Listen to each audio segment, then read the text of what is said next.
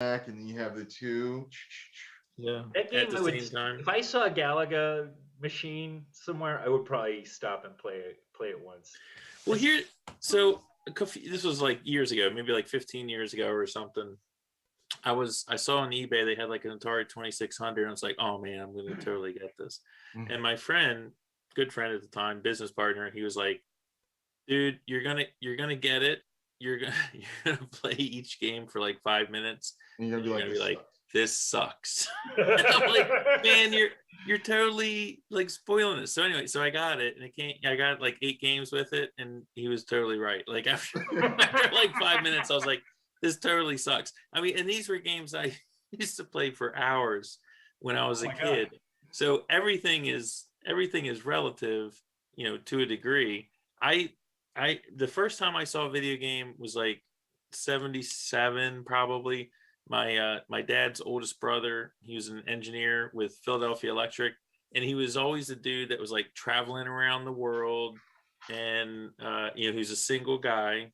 My aunt had died years before, and we would go to his house, and he would like show slideshows of like his trips to like Antarctica and Asia, and I mean he was so exotic to me. It was like, anyway, so he had a TRS 80 or something with like the tape deck that would like load the games from the cassette deck, and he had this game called Pillbox where you had to like put in the vector and then like the velocity, and then you would shoot this little cursor over and like try to hit someone else's like target, and then they would like try to shoot you. And he was always like on the cutting edge of everything. He was the first person I knew that had a microwave. But anyway, that was like my first introduction to it. And then we got a VIC 20, and then we got an Odyssey 2, which was like Magnavox's game system. And I remember that, yeah. They had like everything was a ripoff of Atari. So like instead of Pac-Man, they had like KC Munchkin, and instead of Pitfall, they had like Pickaxe Pete. Like everything was like McDonald's. It's McDonald's. It was like the lower version of it, But yeah, man. I mean, anytime. I mean, when I was a kid, if there was a nice day, we were always outside. So my experience with video games was, it was like because it was raining or it was too cold. Like it was always like the second thing. Like the first thing was like we're outside exploring, BMX biking, jumping ramps, playing in the mud. Video games were always like the hang back thing, Now they didn't care. We played them like freaking all. There was no like, oh man, you're playing that too much. None of that. We played them. We would play them for hours, all night, through the night, to the morning. Oh yeah, I was thinking about those times, and it was funny because a long podcast in mine, me and this buddy that lived across the circle from us, because we lived like in the court. It was Hayloft Court in Sterling, and we would record bits on a tape recorder, like little comedy bits. And it's just funny that this is what it's evolved to in my mind. But I didn't mean to digress from it, but it was just... No, that's cool. But yeah, no, and then at some point along the line, everybody was making systems. I want to say it really didn't... I think there was a lull maybe in the 80s. Like it might have even been close to dying off. Yeah, because the games were crap. They were just putting out a bunch of crap. You could buy 10 games for, $15 or something. I mean, it got really bad. Yeah. And then the 90s hit, and we had our Nintendo 64. I think I had the original Nintendo, Super Nintendo, and a Nintendo 64. I had all of them. But I remember one of the first games that just blew my mind was probably GoldenEye. It's so well regarded. Oh yeah, I think it's probably considered one of the best video games ever made. I think the best video game ever made is Mario Karts. I'm sorry, nothing beats that. And that was the that was the game that I just totally crapped all over when Allison got that for me for my birthday. I was just like, what is your problem? Why would you get that? You know, and then when I brought it over to a friend of mine's house, you know, Darnell. Yeah, yeah. I brought it over to his Met him once house. or twice. Cousin was there, and I had 4 controllers, and we used 3 of them, hooked it up to the TV and everything. And man, we played that game for like 5 hours. It was ridiculous, and we're all laughing. I mean, laughing to the point where the muscles in your head hurt and everything. I mean, it was ridiculous. You know, I just never had so much fun. Yeah, and it was unexpected. You know. That's the cool thing. It was unexpected because I hated that game. I hated that. But you love playing it. Wasn't the paradigm shift with Super Mario Brothers when that came out? That game was like, it wasn't just like an arcade game that they tried to put on the home console. It was like a completely new concept, really, and it just like it was amazing to play that game. Well, the scrolling and everything. It was. I mean, you're in and out, sideways. I mean, it was all sorts of things. That was yeah. You know, they that whole going in and out thing they did by accident, like going behind things. It was accidental. I mean, all the hidden stuff. I mean, it was so intriguing because they had like hidden stuff like all over the place. That really made it, you know, for a kid, because you could just play it like over and over, keep looking for in different spots and trying to find hidden areas that you didn't see the first time through.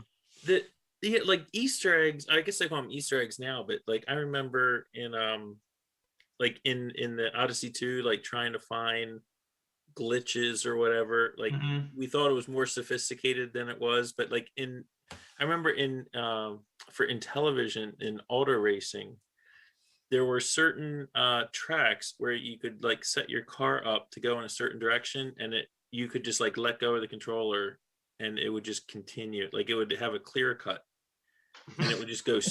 It was like, you know, someone programmed it in there where your car could just go forever. Like it never hit anything. And like finding that stuff was so cool. And like in Adventure, finding like the little Easter, that was actually the first Easter egg. Like the guy that programmed it put a little Easter egg in there. But arcade, I think the thing that I mean, not to be all like grumpy old man, but that a lot of kids miss now is, well, the social. I mean, I know the social aspect now, which I'm not into, is like, you know, playing online with the headsets, and that's cool. Like, I'm just, I don't know anything about that. I mean, that's great, you know, where people are like play online together. Honestly, though, not to interrupt. Yeah. But mostly it's just a bunch of kids cussing and saying racial shit. It's really awful. Yeah, but still, I mean, there is a social. You're not just by yourself. Like you're playing with other people. But for me, or for us, for me, what I remember is the whole arcade experience, and you know, being like a 9-year-old and going into arcade and like putting your quarter down and having like a 13-year-old like pick your quarter up and give it back to you and be like, F you, dude, like I'm next, and like put his quarter down or whatever.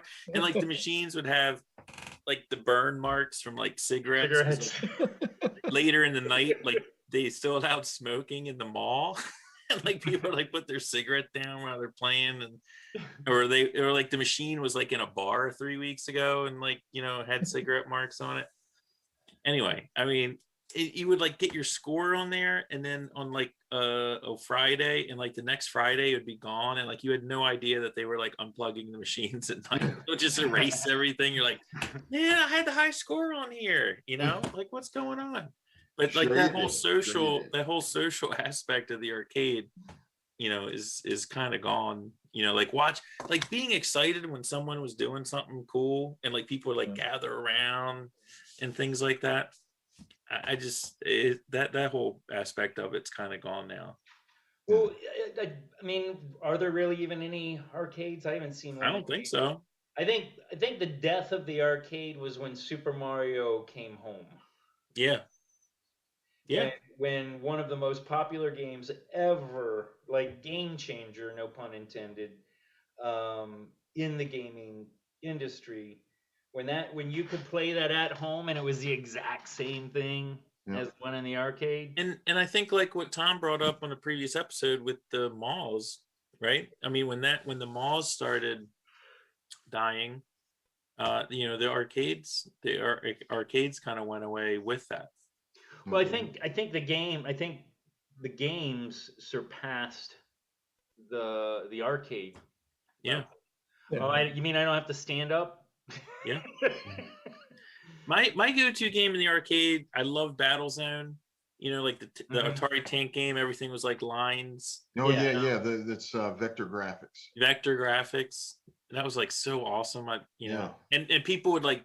Oh, remember they even had the ones where you put your face up, like you were looking in the and it's funny because I remember as a kid, and this is something that came out later, like when Last Starfighter came out, which is like one of the best 80s movies ever. But I remember, like, if you're like 10 years old, people are like, oh, like the US Army is totally in on this game with Atari. And if you're good at Battlezone, they'll call you and like ask you to be a tank commander. Like, absolutely, that was,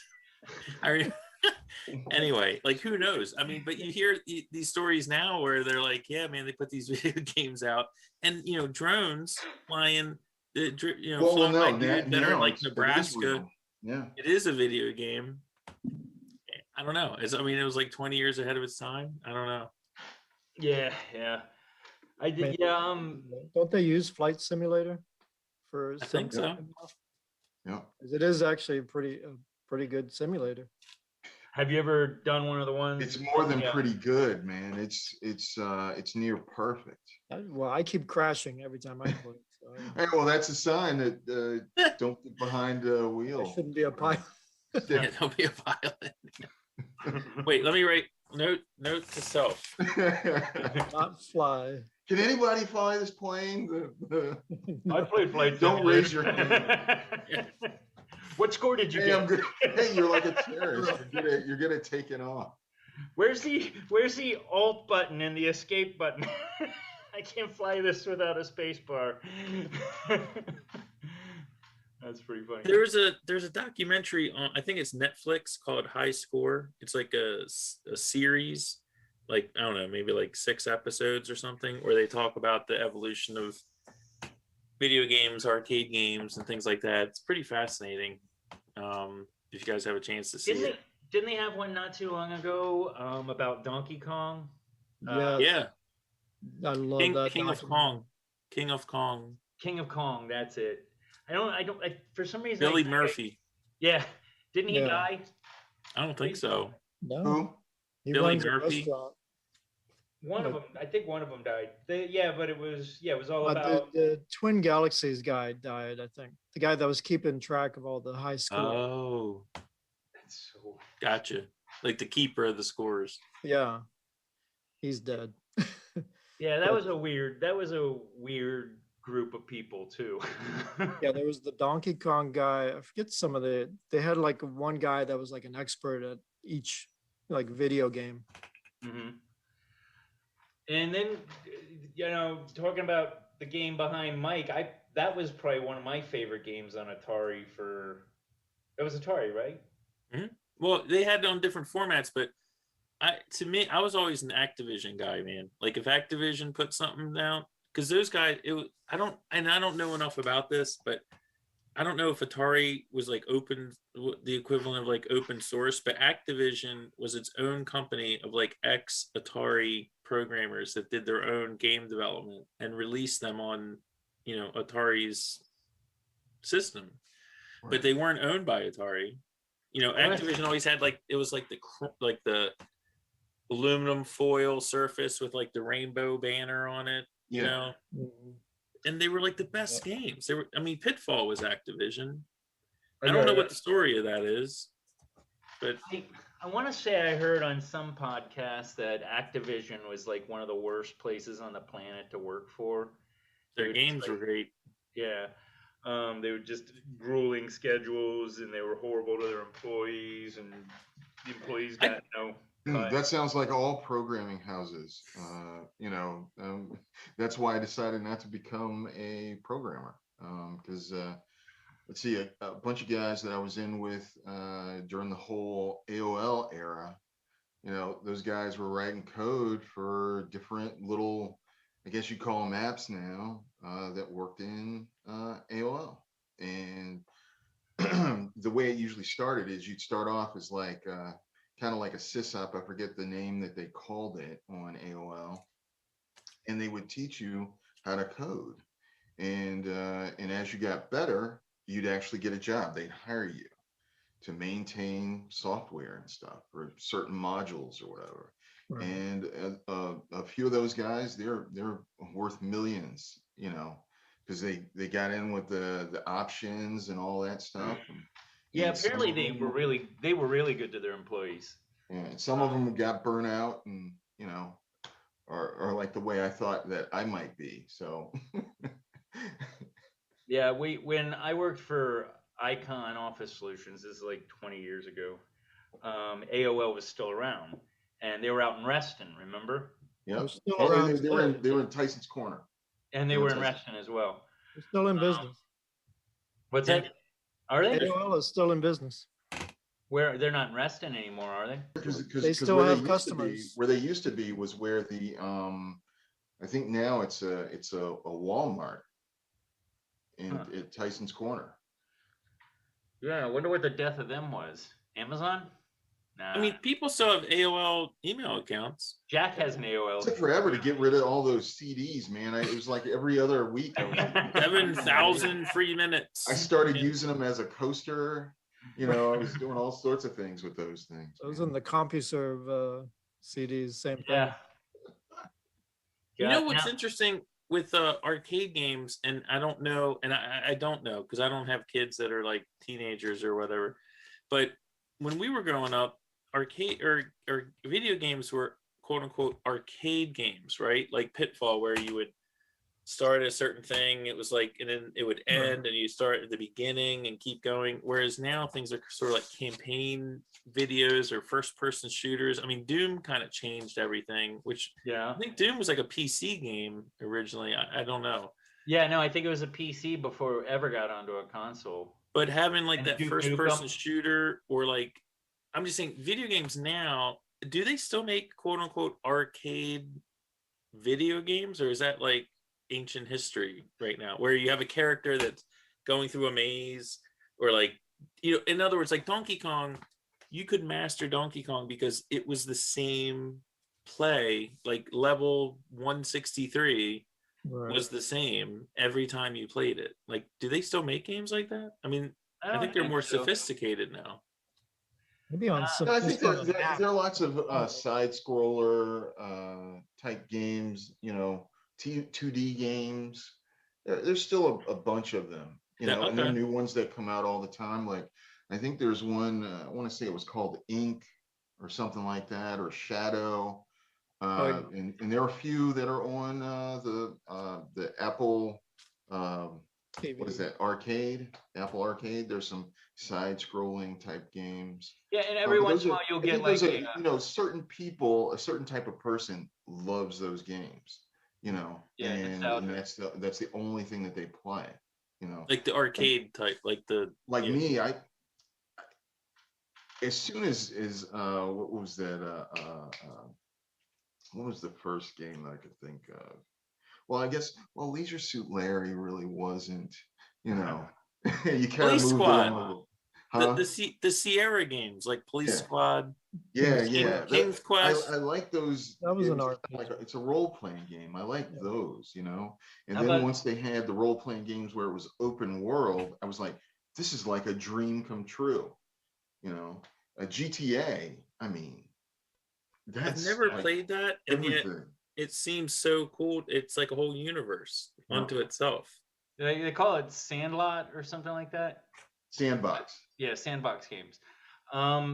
Yeah, do you remember? I don't know if you guys remember, but GTA started out as a game where you were over the head. Yeah, it was It's 2D. I used to play. Yeah. I used to play it. Yeah, it was fun. It was actually fun. I see where they went with that. Yeah, GTA, man, that was a weird one because if you'd play that for like days with people, and then it always came down to like you try and get 5 stars so you could see how long you could survive running from the cops, and you could do horrible things like run over people. But it got to a point. I don't know if anybody else had this weird thing where you were driving and you, for a second, you were just thinking GTA, like you were in the car in the game. Like, what if I did that? Probably wouldn't be good. No, it wouldn't be good at all. Put it on your list. Do not let Zeus drive. Yeah, do not let Zeus. After playing Grand Theft Auto. Note to self. The one I'm playing lately is Call of Duty. What is it? Cold War, and it's all 1980s, so it's like Reagan on the screen. And he's in the game, like directing these covert ops. It's so addictive. Do we think that Reagan was directing covert ops? I think maybe not. I don't know. He was ordering them at bare minimum. It was Ollie North, right? You know, it was another good one. Do you guys remember Final Fantasy VII? Yeah. I didn't play it, but I remember it being a thing. It was huge. Is that the one with the Meister? No, it was the one with Cloud. Oh. It was it was on the Sony PlayStation. It came out around, I want to say 92, 94, somewhere around there. Mm. And that early? Yeah, and it sold like 1 million copies in like a week. It was like the biggest selling game ever at the time. Now it's probably like Grand Theft Auto or something like that. But yeah, it was. Do you remember this with the PlayStation, where some games would require 2 discs? Like you had to pop it open and put in the other disc. Do you remember? Or the double-sided disc? Yeah. But that one took like 4 discs. But the thing that sucks is if you lose one of the discs, you're screwed. So funny. But yeah, I always appreciated the games that weren't like, I used to call them like shoot 'em ups, like before the first person shooter, like for in television, like a game like Bomb Squad, you know, where you had to like defuse. It was one of the talking games, like Space Spartans or B-17 Bomber, and it would present you with like this bomb, and you had to disarm it, and you would have like wire clippers and a soldering iron, and like it was so weird. I was like, that is such a cool game, like, because everything else was like shooting people or doing something like that. And then they had the one where you had to like operate on somebody, which was like very strange, like you were like a surgeon. But now everything just seems to be like a shooting game. No, there's other stuff. There's one I play on my iPad religiously called Hearthstone. It's kind of a card-based game like Magic. Have you ever heard of it? Okay. And I play it daily, at least one game a day, probably. But do you guys remember Dragon's Lair? Oh yeah, that was another. Yeah. That was a game. The disc game. Too. That was the laser disc game. Everybody would gather around, like Mike was saying. When that game came out and somebody was playing Dragon's Lair, there'd be like a crowd of people around watching that. Because they used to have like a TV. They had a monitor up high above it. Yeah, so people could watch. Yeah, I remember that at the beach, man. Like at the boardwalk, people would be playing that game, and it was like a cartoon, right? Yeah. It would have like you do something, it'd be like a pause, and then like the dragon would be like, ah, and like shoot fire at you. Yeah, that was a huge one.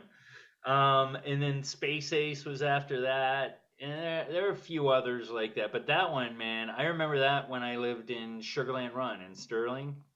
That was at the 7-Eleven. Remember when video games were in the convenience stores? Yeah. Yeah, man. Absolutely. Yeah. Oh, you know, it's a system I never had. There is a system I never had. Do you guys remember one called Neo Geo? Neo Geo, yeah. That had the they were like little rectangular shapes that you pushed in.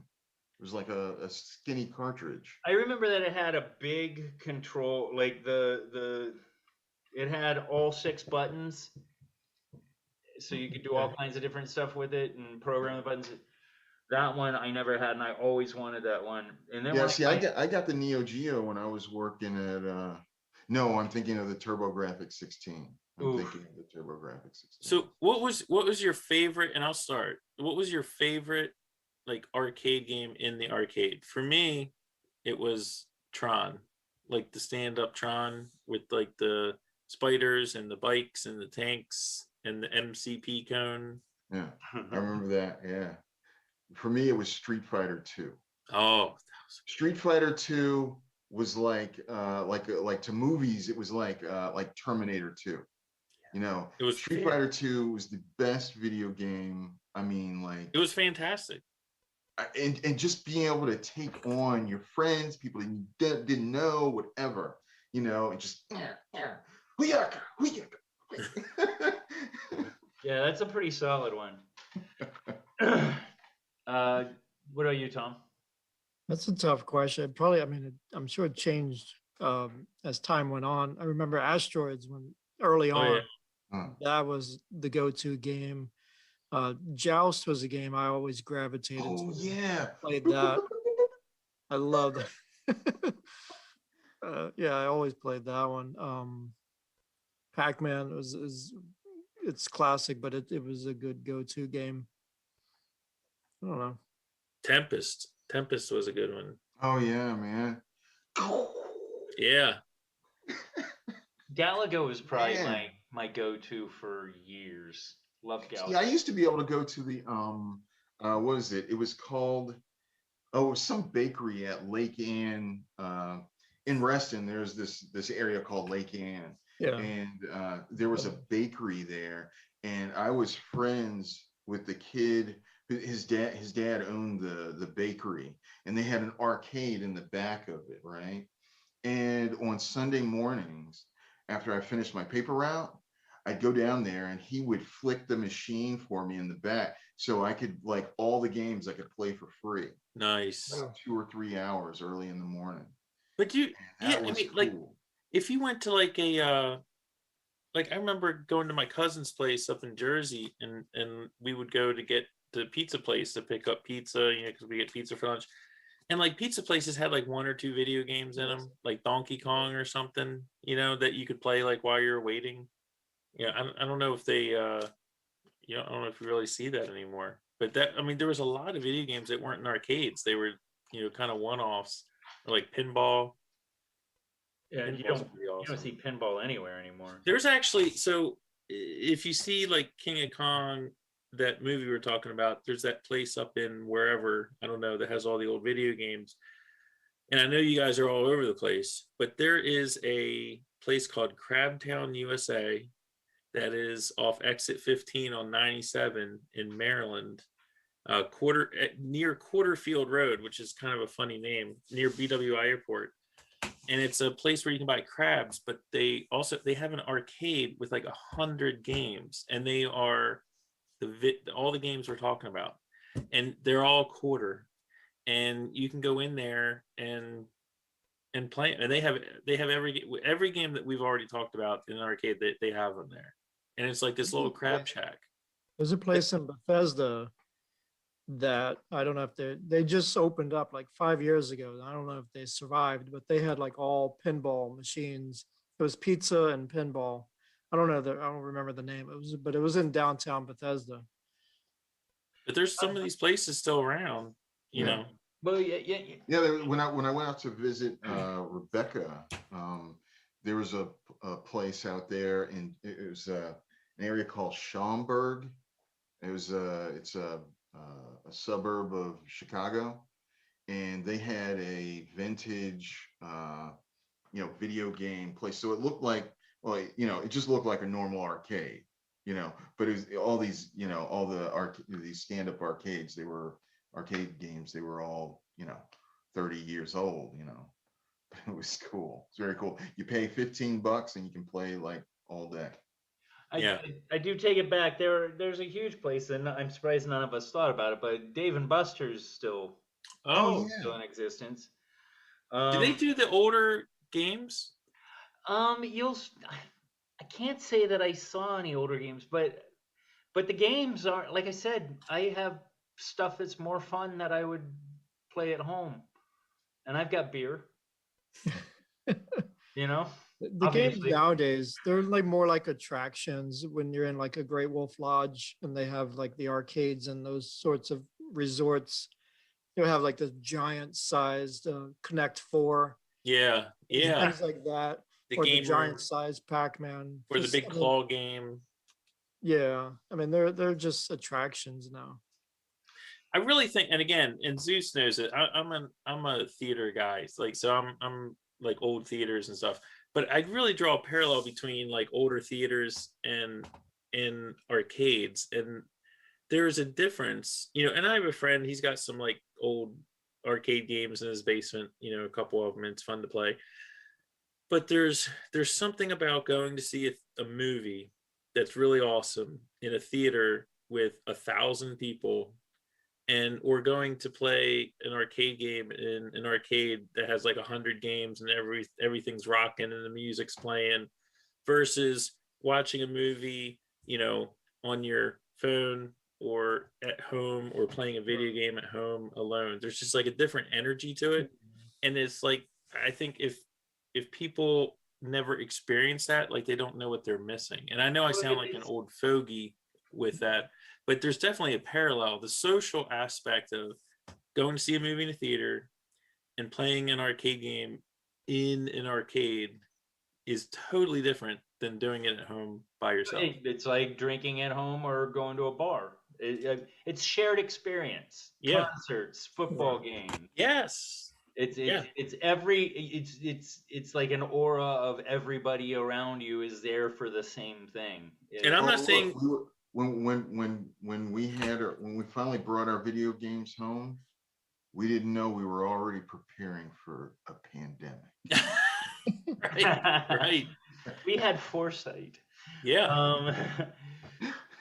Yeah, no, there is something about that. Like one of my favorite stories about going to the movies. I don't know, did I ever tell you guys my experience with Django? When I saw it. Not that I remember. So has everybody seen Django Unchained? Yeah. Okay. So this is one of the funniest things ever that's happened. So you know how they use the N-word like 5,000 times in the movie, right? But at some point in the movie, I think everybody, white people, is kind of uncomfortable, right? Because you're like, oh man, maybe I shouldn't have paid to see this. And they're doing funny things that lead up to it. But there's some point in the movie where everybody just starts laughing. And it's just like because he did it to a point where it became ridiculous. You know what I mean? And I think that was his intent. But my story is they do something funny, and there's these two black guys like 3 or 4 seats down from me, and they're laughing when he says and I'm like, I'm not doing it. Right? And then about 10 more minutes in the movie, I look down over, and then one guy looks at me and goes, it's okay to laugh. And then the floodgates open. But it was just hilarious. I was like looking for permission to laugh at the bad word that was being used in the movie. There's definitely movies that play better with a crowd than without. There was it was kind of an art house film, but The Artist came out in like 2012. Is that the James Franco one? Mm-mm. No, that's Disaster Artist. Oh, okay. This was maybe 2011. It was black and white. It was a foreign film. It was silent, and it was made in the style of like a 1920s movie.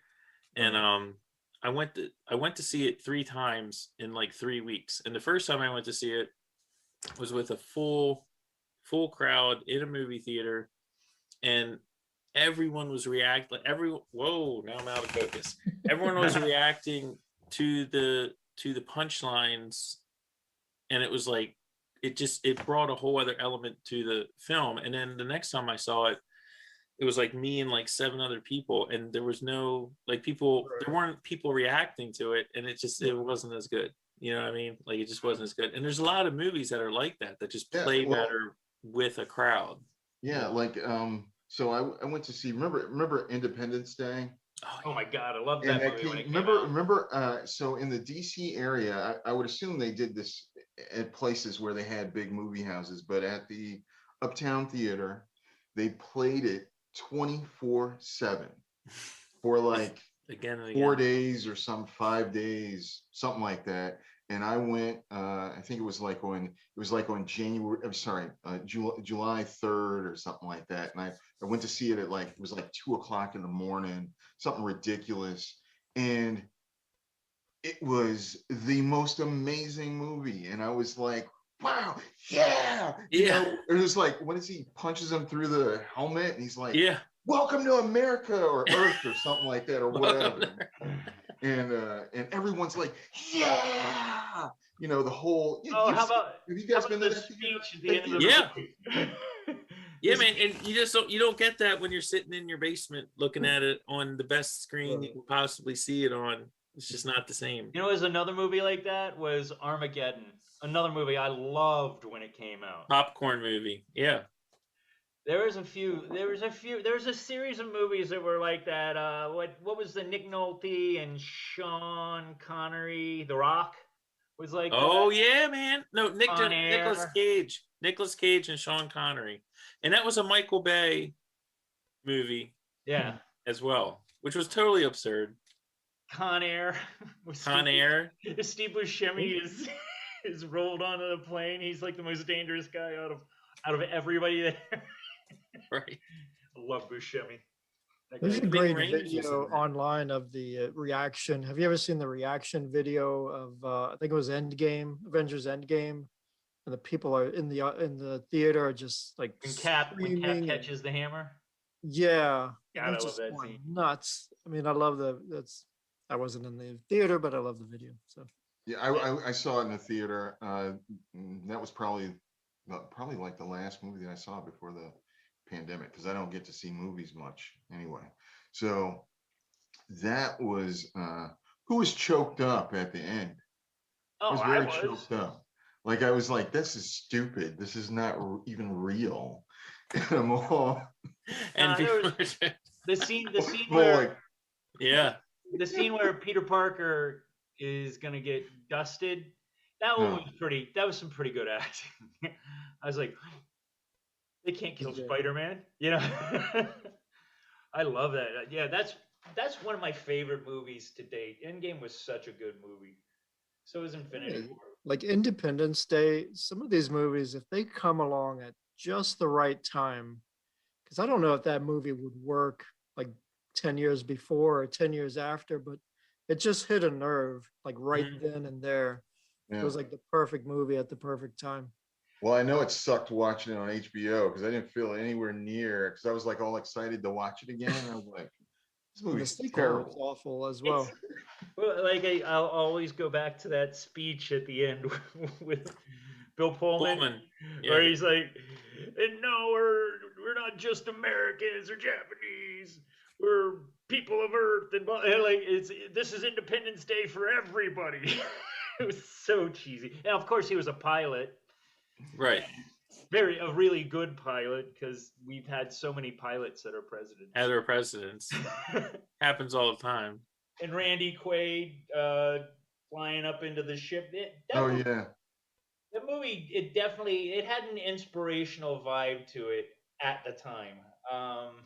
Didn't they make a sequel to that? Mm-hmm. Yeah, it was terrible. Resurgence or something. Yeah, that was not necessary. Some movies some of you just let them die and stay there. That's when I didn't need to see them do.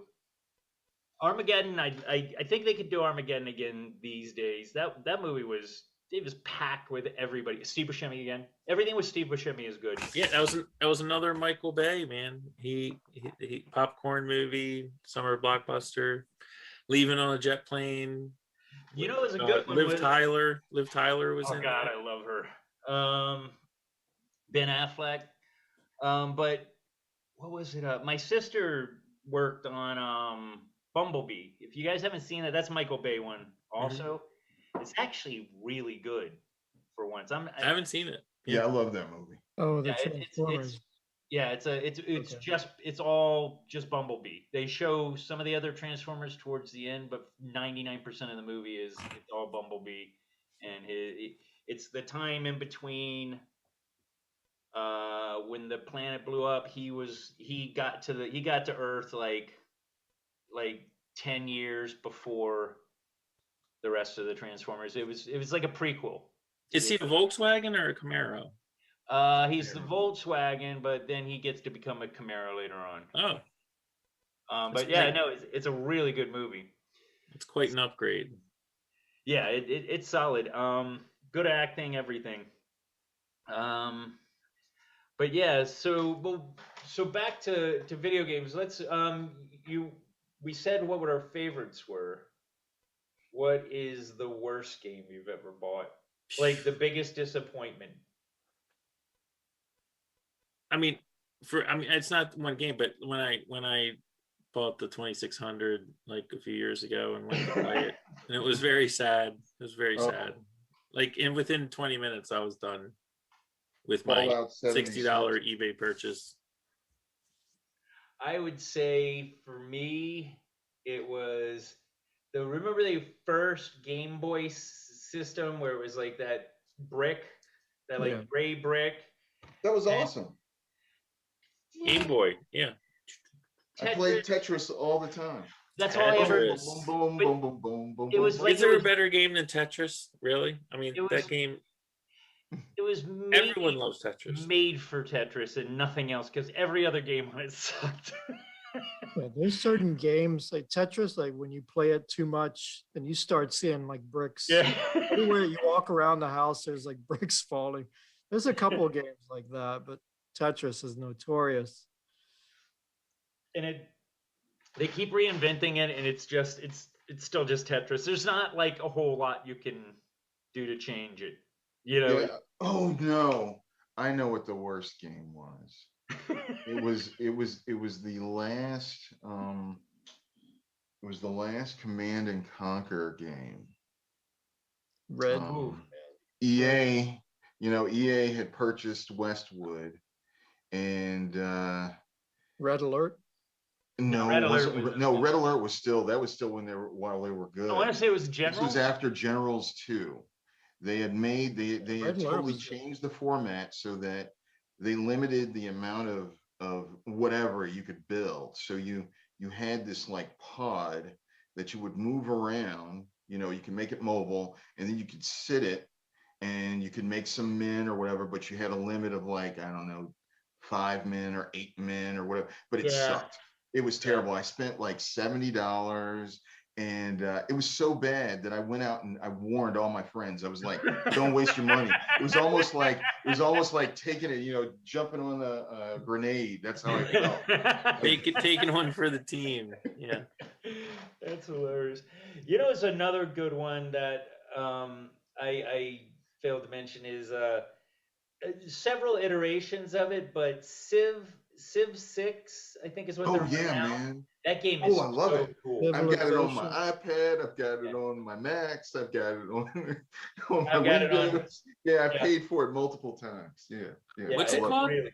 Civilization. Civ 6. Now they're on the 6th version, but it's like a world. It's a turn-based game.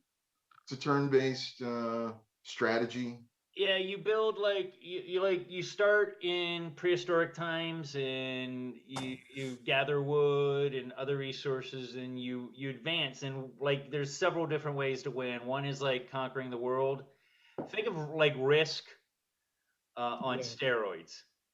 So you gather resources, and then you'll build a city, and once you reach a certain point, you get to another era, like the Bronze Era, and you can focus on, say, currency or a certain type of government, maybe a theocracy or a monarchy. So the ways you win are like world domination or first person into space, or what were some of the other ones? Darcy? I can't remember. Yeah, but there's like several different ways to win. Getting all the world's 8 wonders. Was the first game like that? Like Sim City? Was that like the first game that was like that, or was there ones like that before Sim City? I'd say SimCity's the first one. I That- maybe yeah. Oregon Trail. Remember that? Oh yeah, I remember that one. Didn't do the world building sort of stuff. SimCity was good, and then The Sims came out, and that was a blockbuster. Remember? No, I think the first. Well, but it's sort of a mix, I guess. But you remember the first God game where it was called Populous. You remember that? I remember. You had the these name. people. You had these people that you're like responsible for, and you know they do whatever they want to do, but you kind of influence what they do. Right. So you have to make the land a certain way and make the water a certain way, and you make it rain, you know, in certain areas, and then if you do good enough, they worship you, you know, and you get mana from it, so then you can do more. And I mean, that was a cool game. There's a game called Black and White that was a lot like that. Populous. What was the game? There was a war game. It was called like Lords of something. God, that was such a good game. You'd control like the little armies. They said, "Yes, my lord." And they'd go like over to that area. "Yes, my lord." They'd go. They'd just go wherever.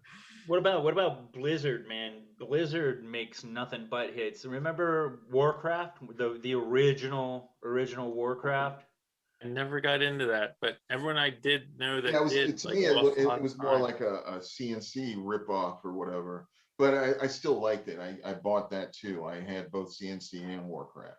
Yeah, you had, what was it, like orcs versus humans, and then they had several other versions of it. And then World of Warcraft, that's maybe the biggest video game ever.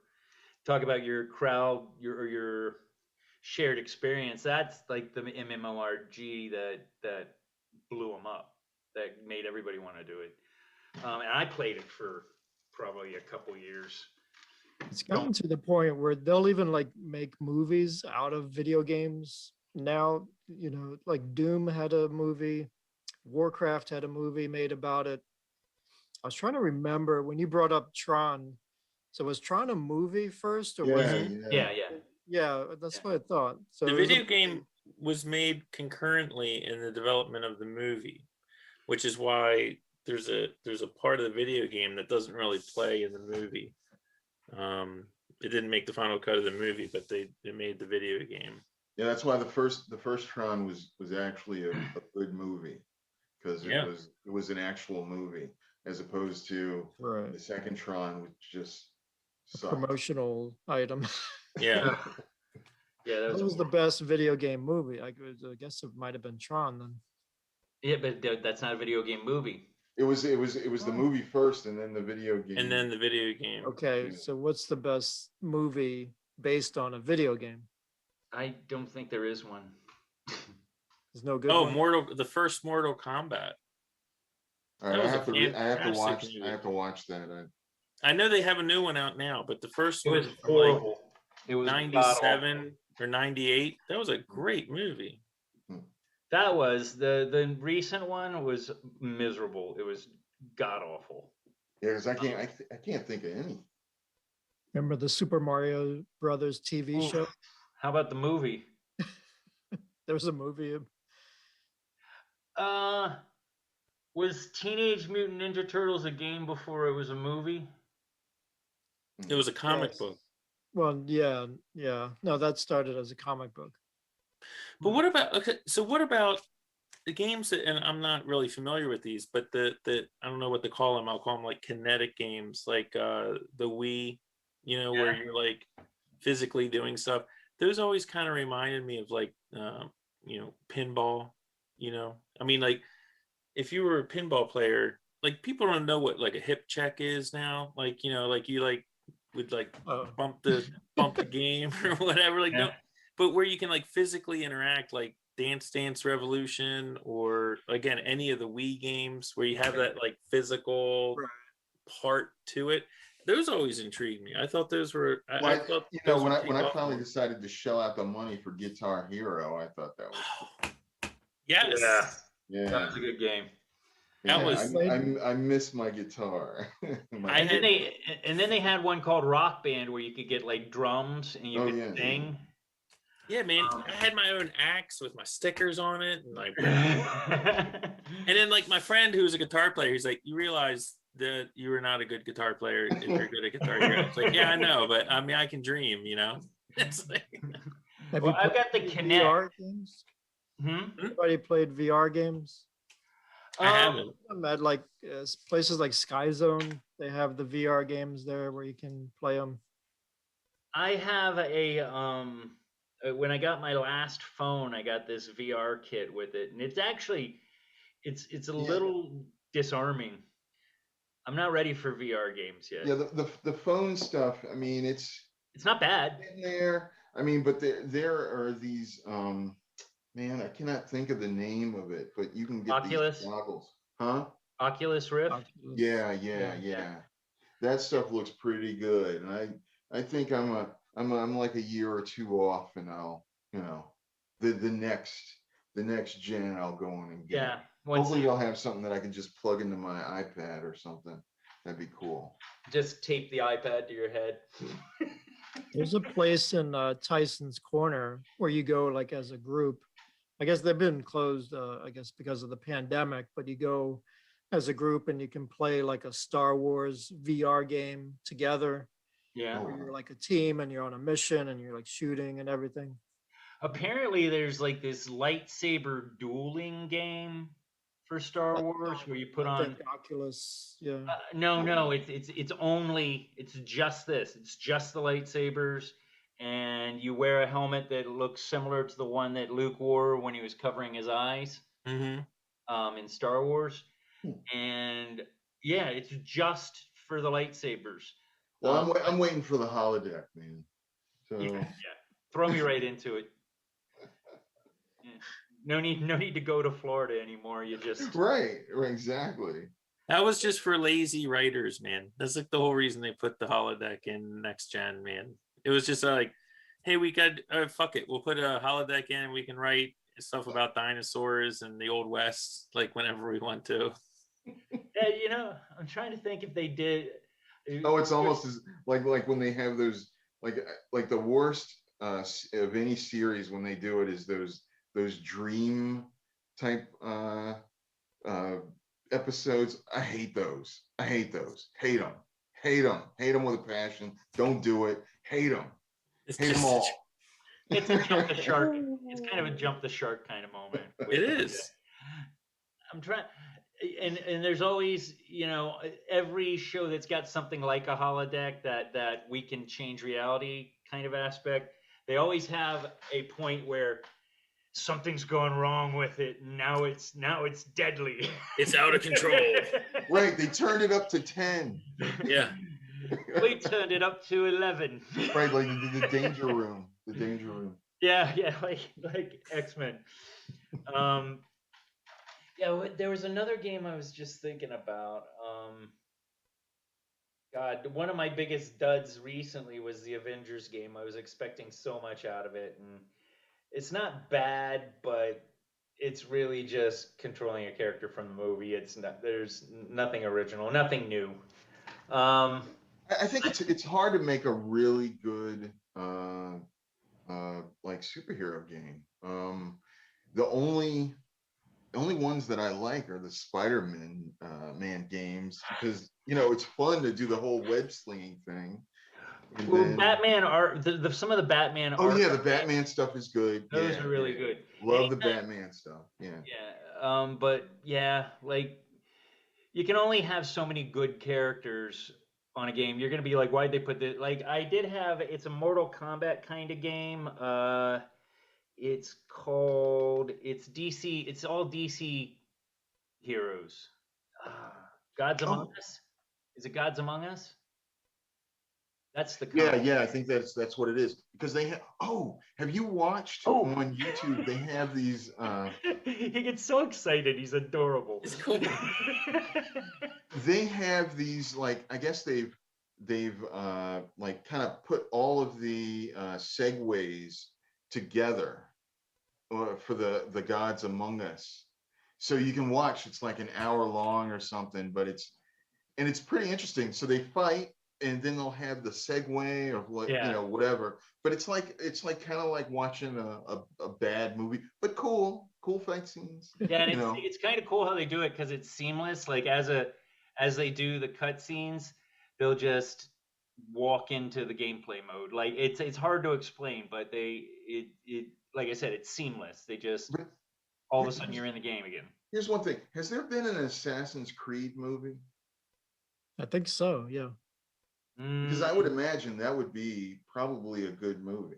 I think there was a movie. Let's look. I know there was a Prince of Persia movie, and that was hot shit. Was that Jake Gyllenhaal? Yeah, that was Jake. Hold it. What's the one with Angelina Jolie? Wasn't that one of those? Tomb Raider. That wasn't very good. Tomb Raider was good. Those made lots of money.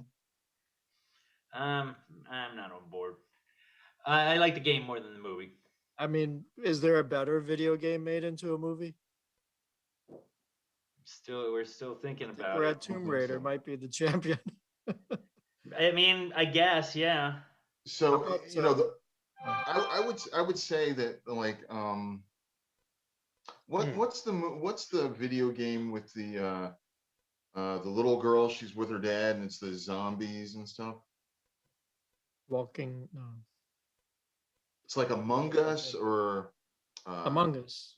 Well, that's no, it's something Us. It's something Us, and it came with the PlayStation, when the PlayStation 4 first came out. But it's a little girl and her dad, and she's at her house, and all this stuff happens, and things are blowing up or things are on fire, and there's zombies or whatever. And it's really good acting in the game.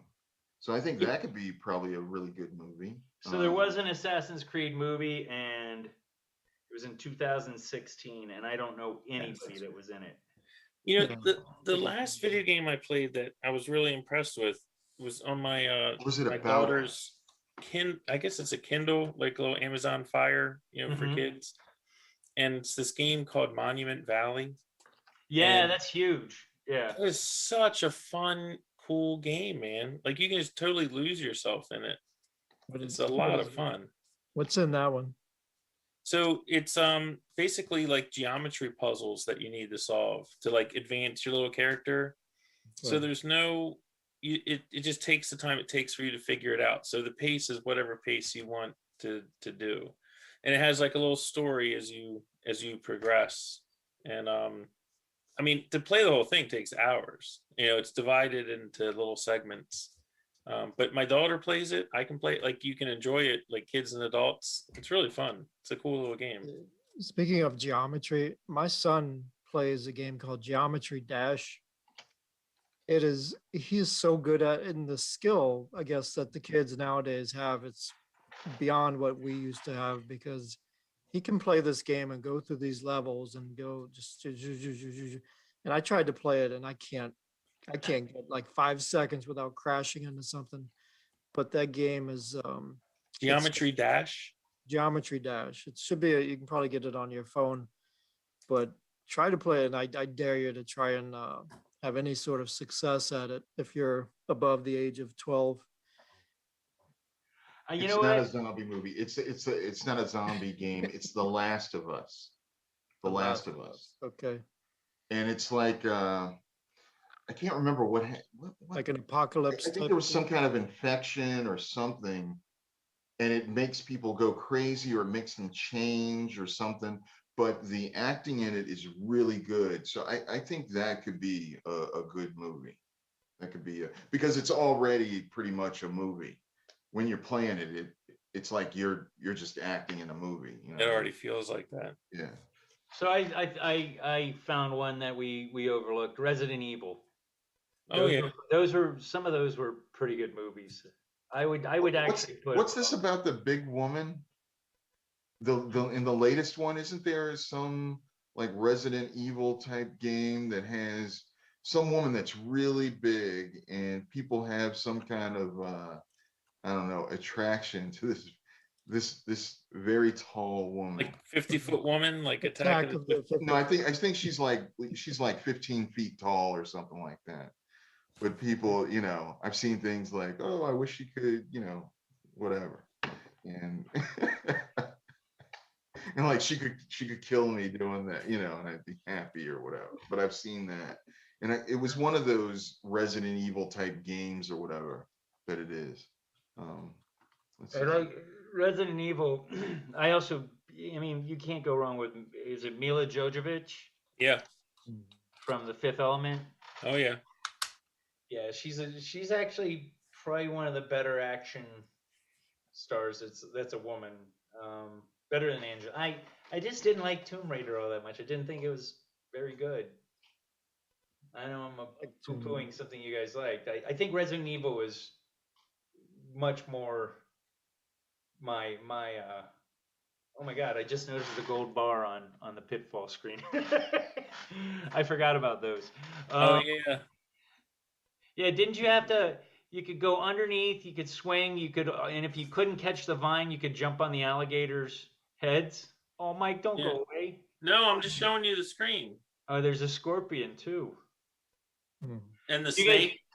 Yeah, do you remember any of the fighting games, Fight Night, like the boxing games? Oh man, Oh, the last Mike one on the Tyson's PS3 Punch Out? was awesome. Punch No. Out. And I'm like, why Uppercut. don't they still make them? left hook.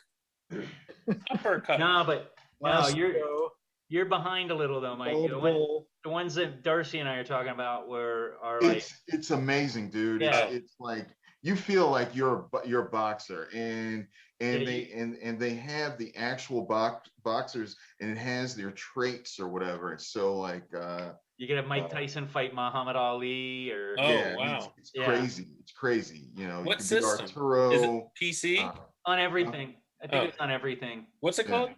Fight Night, was it Fight Night? I think it was fight. I think it was Fight Night.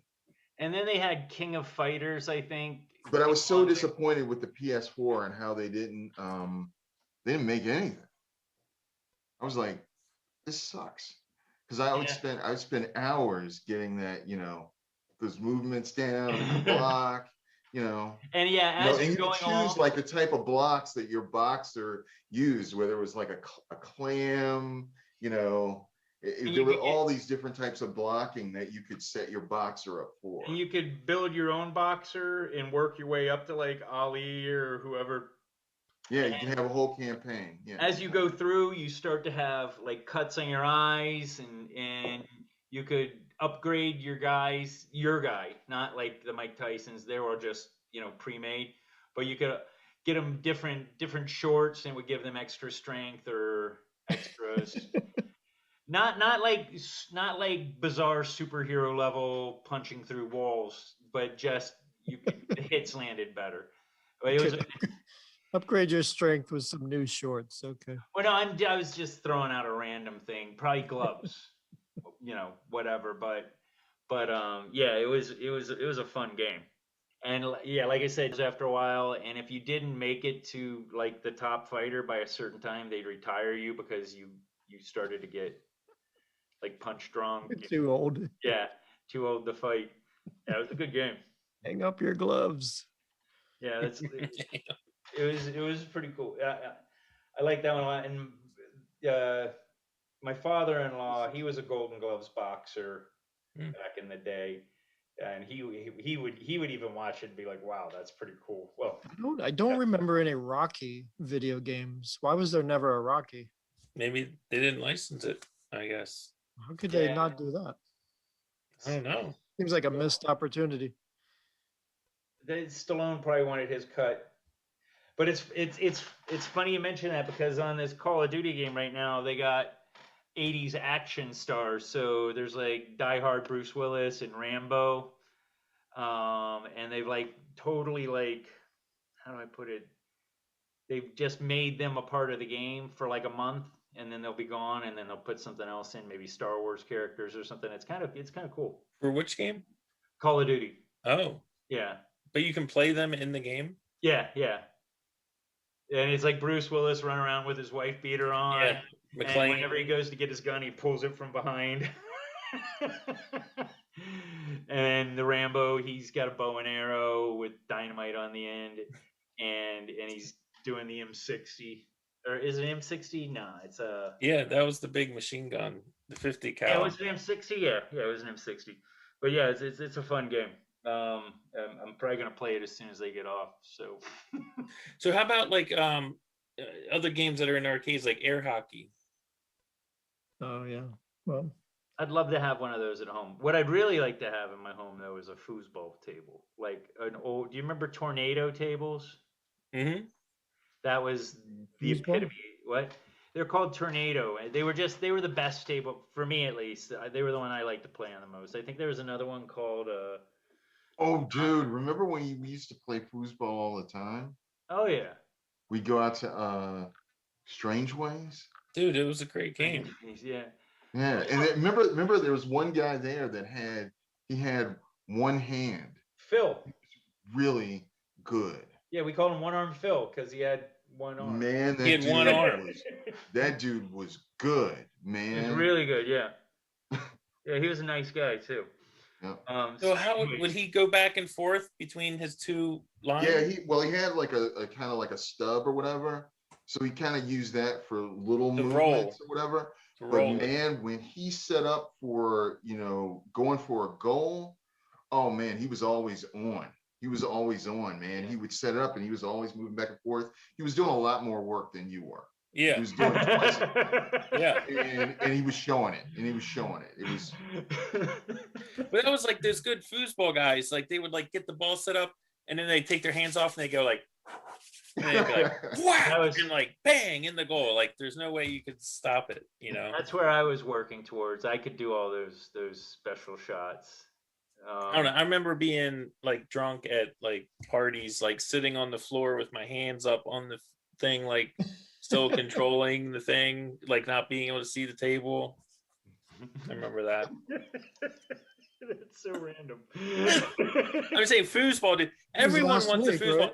If you want a foosball table, It's last night. there's a million foosball tables. You could probably buy them you can probably get them for free. Like because everyone who is like late 20s buys their first house, early 30s, they're like, I'm getting a foosball table, right. and they play it, and then they have a kid, and then they never play it again, and then you can buy it from those guys. There was something so satisfying about smacking it in and it hitting that metal, that pink. And you can't spin the guys, right? Oh no, that's for noobs. That's noobs. Losers. And when somebody did do that, it infuriated you. It was always the girls. The girls, the guys would want to impress their girlfriends and let them play, and then they just sit back there and spin them. And it's like, I'm gonna break. There's up. nothing like, to me, when I see a foosball table, like I'm in a lot of people's houses because I do remodeling, and like I see. I thought you were a serial killer. Well, that's at night, but I see like a foosball. There's nothing sadder than a foosball table that's in pristine condition, because it's like you bought it and it never fulfilled the dream. Like a foosball table needs to be like fucked up, like cigarette burns in it, like the guy's head's missing, and there's like the field's all fucked up and everything. One of the bars is bent way out of shape. One of the It bars smells like the a handle's brewery or missing. something. Like that's a foosball table. Like not the ones that all look polished and nice. That's crap. That's funny. Oh no, Jupiter's Legacy has been canceled. What is that? It was some superhero thing on They canceled it. It was Netflix so good. that sucked. You didn't like it? I liked It it. was terrible. Nah. This is why I love It was this. terrible. And I think. Darcy, you got me into I listened to the whole Secret Wars thing. They've got it on what's the app for the Audible. library? No, not there's one for the library. Hulu. No, Hulu. Hoopla, I think is called. Where if you have a library card, you can like rent audiobooks and things Oh, okay. on your iPad. So I listened to that, and then I found another one. There's one called Thanos Titan Consume. Yeah, I'm gonna get that next month. Oh my God. I listened. It's like 11 hours long, but I went through it in like 4 days or something. That one's incredible. Yeah. That's Right fun. now I'm 11 listening hours. to Loki Yes. and my life. and Carnage. So just a quick question for someone that hasn't heard these. Is it one person who's telling the story, or are there multiple people? So in the with the Secret characters? Wars one, they have a bunch of different There's a actors cast doing it. for that Okay. one. But most of those books, it's usually just one or two people. Okay. Yeah. So is it like the old radio programs? I call it Sorta. programs. It's sort of like old time radio, sorta. Not that cheap, not that. But it's Old-fashioned. modern. You know, it's very modern. So Walking get down on the your horse. steps. There's a knock at the door. It's Zeus on his horse.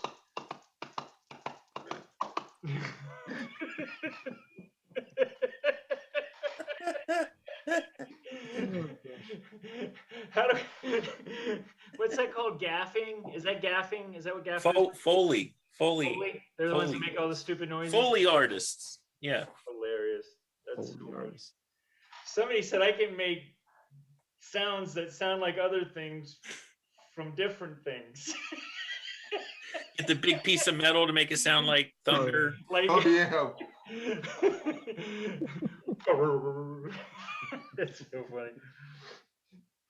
Well, how are we feeling, guys? Do we feel like this is a Oh, go ahead. we got to do a cicada check. So, have you guys noticed that the cicadas start at like 6:30, 6:45 in the morning? It's like if you wake up at like 6:15, there's no cicadas. And then at like 6:30, 6:45, you can hear them ramp up. Do you guys have those? Yeah, I've never noticed that. Okay. Okay. Well, I'm down in Florida, so I don't have to deal with cicadas. You don't have cicadas. All right. So Have any of you had the random one? so but on at you this home, point? there are cicadas. There are tens of thousands of cicadas. Yes. There are tens of thousands of dead, rotting Yes. cicadas. Yes. It's so bad that I hired a handyman. He's coming out on Friday to clean the yard up because it's like a goopy Cicada dead apocalypse. mess that it wafts through the whole neighborhood apparently, but I'm not there. That's sort of like, you know, I'm working, you know, I'm glad I got this extra work that I have to do down here, but I'm also glad that I'm missing that. They're cool, man. So apparently it was so bad they clogged, like I have this Storm. area that I had dug out down at the bottom, like going down the stairs to my basement. I had this area dug out and cemented and everything, and then a bucket put in with a sump pump and everything, right? So when water comes down, it gets pumped up and out. Well, these things decided to congregate down there and die.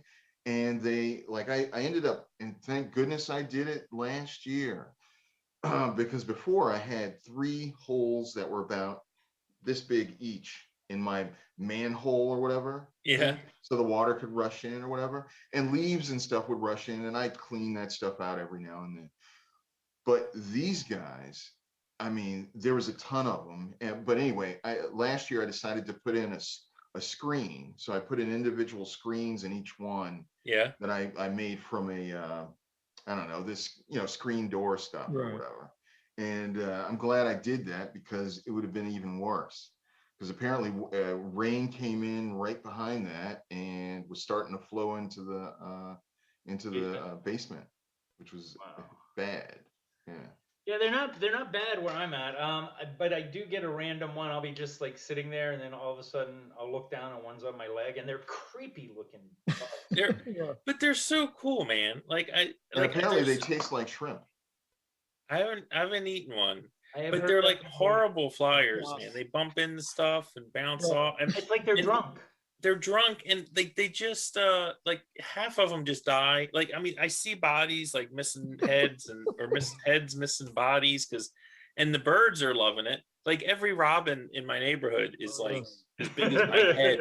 Like they're like freaking huge. They look like the godfather of robins. Yeah, birds are loving it, man. The bird feeders nothing's going out of the bird feeders. They're just eating all these things. They got plenty of food. But I'm just thinking these cicadas, like I said on another podcast, they're like 17 years old, and they're like, "Hey, I'm finally coming up out." They got Like something eats their head. I mean, that's it. I mean, life is hard, man. This earth, this planet we live on, it is fucked Waited up. Like 17 years it for is this? hard, man. Life is hard. Life is hard. That's all I gotta say. Poor cicadas. Yeah, no, I don't feel bad for them. In fact, I got a pellet gun, and I might have shot one. Yeah. No, a friend of mine says he just sits. He's got an airsoft rifle. He said like a few days ago he just sat outside and like shot like 100 of them, like sitting on his back porch, just like plonk, plonk, like just Okay. shooting them like all day. We're gonna have to remove this so we don't get attacked by PETA. I don't think PETA care. Cicadas are fine, man. Cicadas are gonna be. Yeah, cicada you in- know, here, Rebecca, she's vegan for moral reasons, right? And a couple of days ago, she called me and she's like, you know how I'm always like, oh, don't kill the bugs and everything. She's like, oh, kill all these motherfuckers. But she's like, after you kill them, just take them away because they stink when they die. They stink.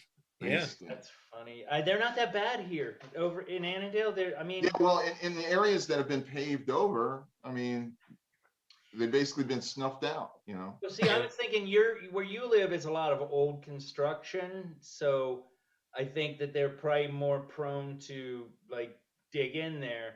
Whereas here, I'm right, at least where I'm at now, I'm close to the highway. Probably all that vibration, it's probably not. What if there's like a giant Godzilla-sized cicada, and There it only is. comes out like once every 17,000 years? Yeah. I'm We like, haven't really seen it yet, What if? but it's going to come out. I love it. What if? Well, the only Just problem all with it is the congregate together structure and form of one big it's mecca. the structure of insects. Cicada. So it's the holes that are in its shell and all that. It Transformer would be cicada. pretty big. It wouldn't be Yeah. able to support itself. It would, wouldn't Yeah. work. Way to kill it, Darcy. Thanks. Hey, sorry. I think they're great, man. I think they're cool. I think they're calling their alien overlords is what they're doing. That hum is actually a signal. But they are. I mean, we went camping up in like near Lancaster, Pennsylvania this weekend, and there were just like a few. Yeah. You know, I thought Yeah, they they would be To up the there. lake, and there was like none at the lake, not a single one. Yeah, It was they're like- definitely geographically like very focused. Are they Like, just in right. Virginia? I guess or there are might they- be certain types of trees that they like to eat off of or whatever. Yeah, are they everywhere or The are they in Mid-Atlantic Europe? area is like, but I mean, in our neighborhood, we've got these. I think I said this before. We have these old growth oaks that I couldn't even get my arms halfway around. How often And do you they hug are these trees? covered with these little pupa shells. But all the new trees and new like not a couple here or there. Hmm. But like the old growth trees and like in the parks where the old growth trees, they're everywhere. Yeah. So that was our cicada talk. I just want to bring it up because it's only once every 17 years. So And you can't poison them because if you poison them, you will poison the birds.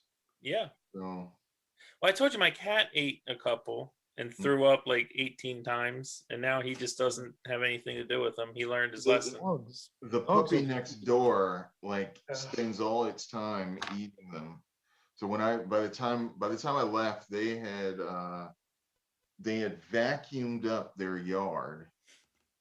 Really, they were out there vacuuming the yard, and they made a playpen area so the dog can't go to another part of the yard, so it won't eat the cicadas. Or it's, I think we're screwing up Darwin's whole theory when we do stuff like that. Yeah. What, messing with? Maybe No. maybe the dog should die from eating cicadas because I think it's once in a lifetime for an animal, right? I mean, they don't know. It's not like they've seen them before. How long is 17 years in dog years? I mean, that's a long time. Yeah, that is a long time. That's all I got. I'm actually kind of just sitting here watching it flounder. Yeah, sure must be a lot of years. Was one year is 7 dog years, I think. No, it's actually different than that. No, I'm not doing this. I think we're done. We're down to dog years. But I think it's like the first 3 years is 7 years, and after that it's like 4.5 or something. Oh, it's a sliding scale. Yeah, something like that. It's like insulin. So have you guys ever heard the thing where, like, if you were a porn star, then your porn star name would be the name of your first pet as your first name, and then the street you grew up on as your second name, as your last name. Have you heard that? Yeah. That you mean those sort of like memes that just collect your private information yeah. on Facebook and Yeah, like if you wanted to be don't respond to those things. No, I'm not. I'm just saying, like, so what was the name of your first pet, and what was the street name that you grew up on? And is it like a porn star name if you put them together? Oh like, yeah, mine totally. Sugar Mom. Mine's Buffy Darlington. That's like totally a porn star name. Mine would be like Mittens Beacon Tree. Yeah.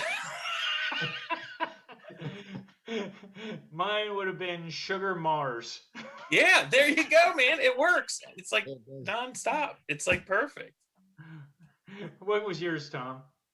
I'm not giving that information. On your security questions, they always. Okay. I don't.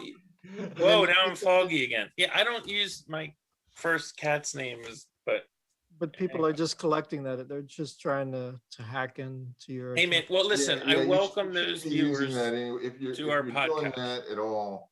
Those are stupid. Things that are about you are terrible. Those are breaches waiting to happen. Oh really? Yeah, those are terrible. You should always have like, okay, so your password should be a minimum of 14 characters. And you can use words and stuff, but you need to break them up with symbols or whatever, and have them be nothing that has anything to do with you, you know? Yeah, that stuff is terrible, because all that stuff you can find out eventually. It's someone that knows you, you know. Yeah, it's too easy. Yeah, if it's somebody that knows me, they know that I don't have anything, so I'd be a waste of their time. You'd be surprised at how valuable something you know, or someone you Could know something about. That's why as soon as someone gets in, as soon as someone is compromised, there's a lot of information you can get about friends of someone. You know, it's deep. The way it all moves, it's terrible, man. That whole. Now he's making me feel uncomfortable. So you should always protect your data about your passwords, because if you don't have any money, your friends might have some money, you know. So it's not a, you know, I don't have anything. Trust me, you have something that's valuable, you know. To somebody. Yeah. Shit. Bitcoin. You got a Bitcoin on your computer. Yeah. Because people do that. They capture as much information as possible. Keep it all in a database. Because they're just crunching it. They're just brute force.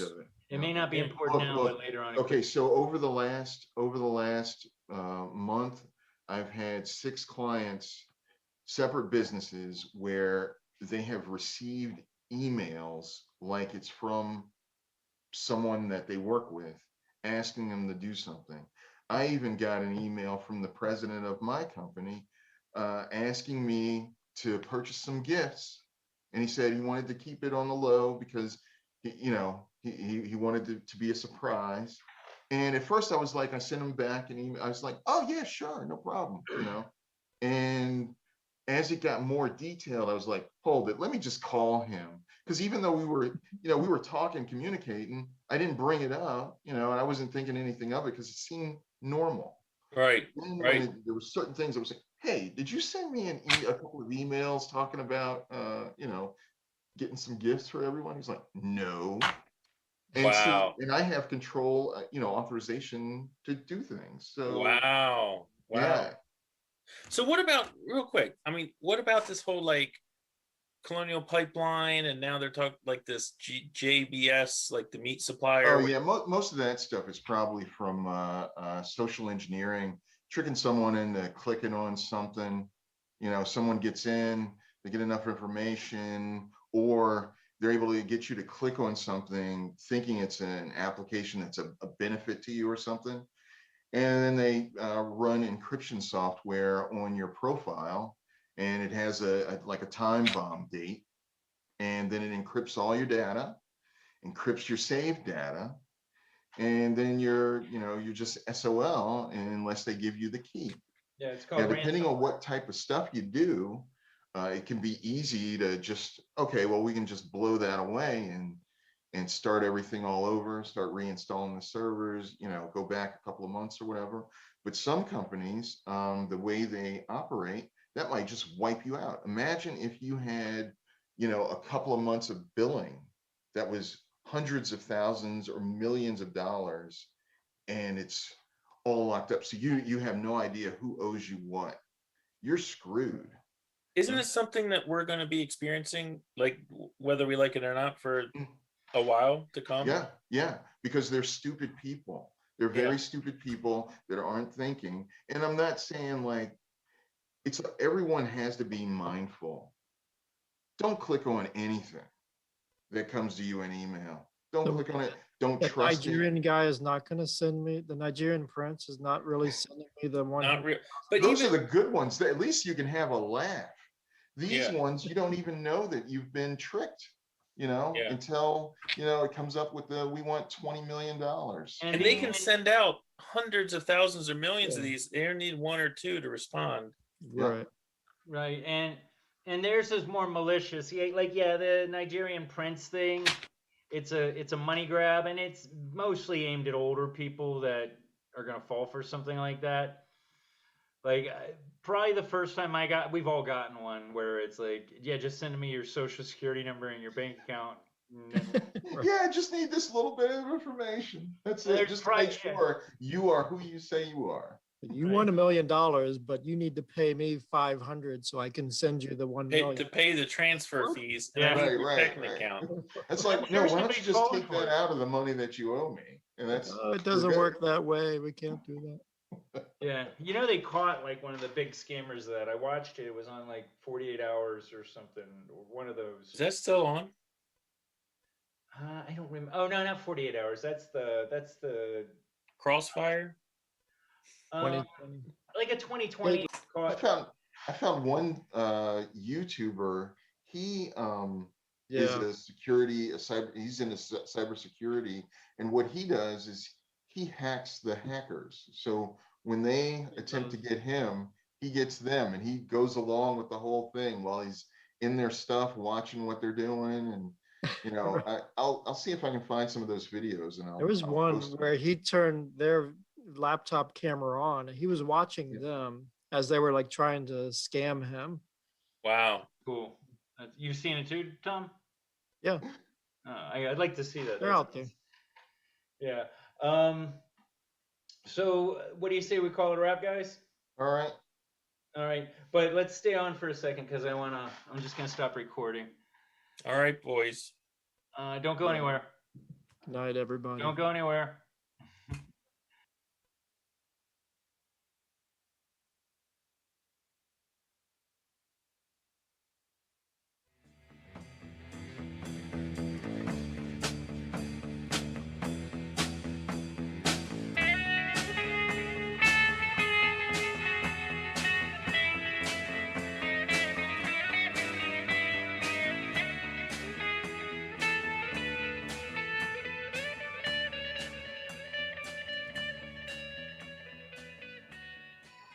Hey, there he is. Oh wow, dude, go back to bed.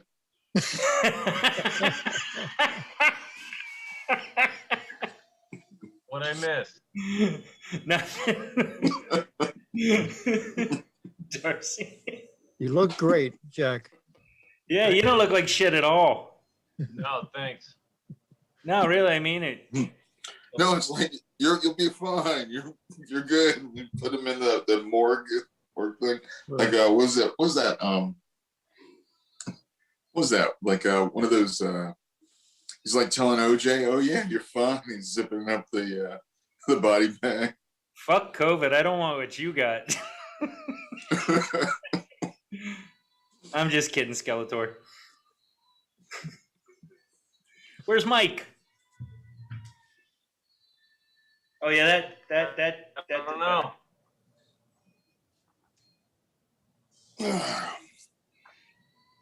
Hey, nice bookcase, Darcy. Yeah, it's real. There's no, I know, I like it. No smoke and mirrors.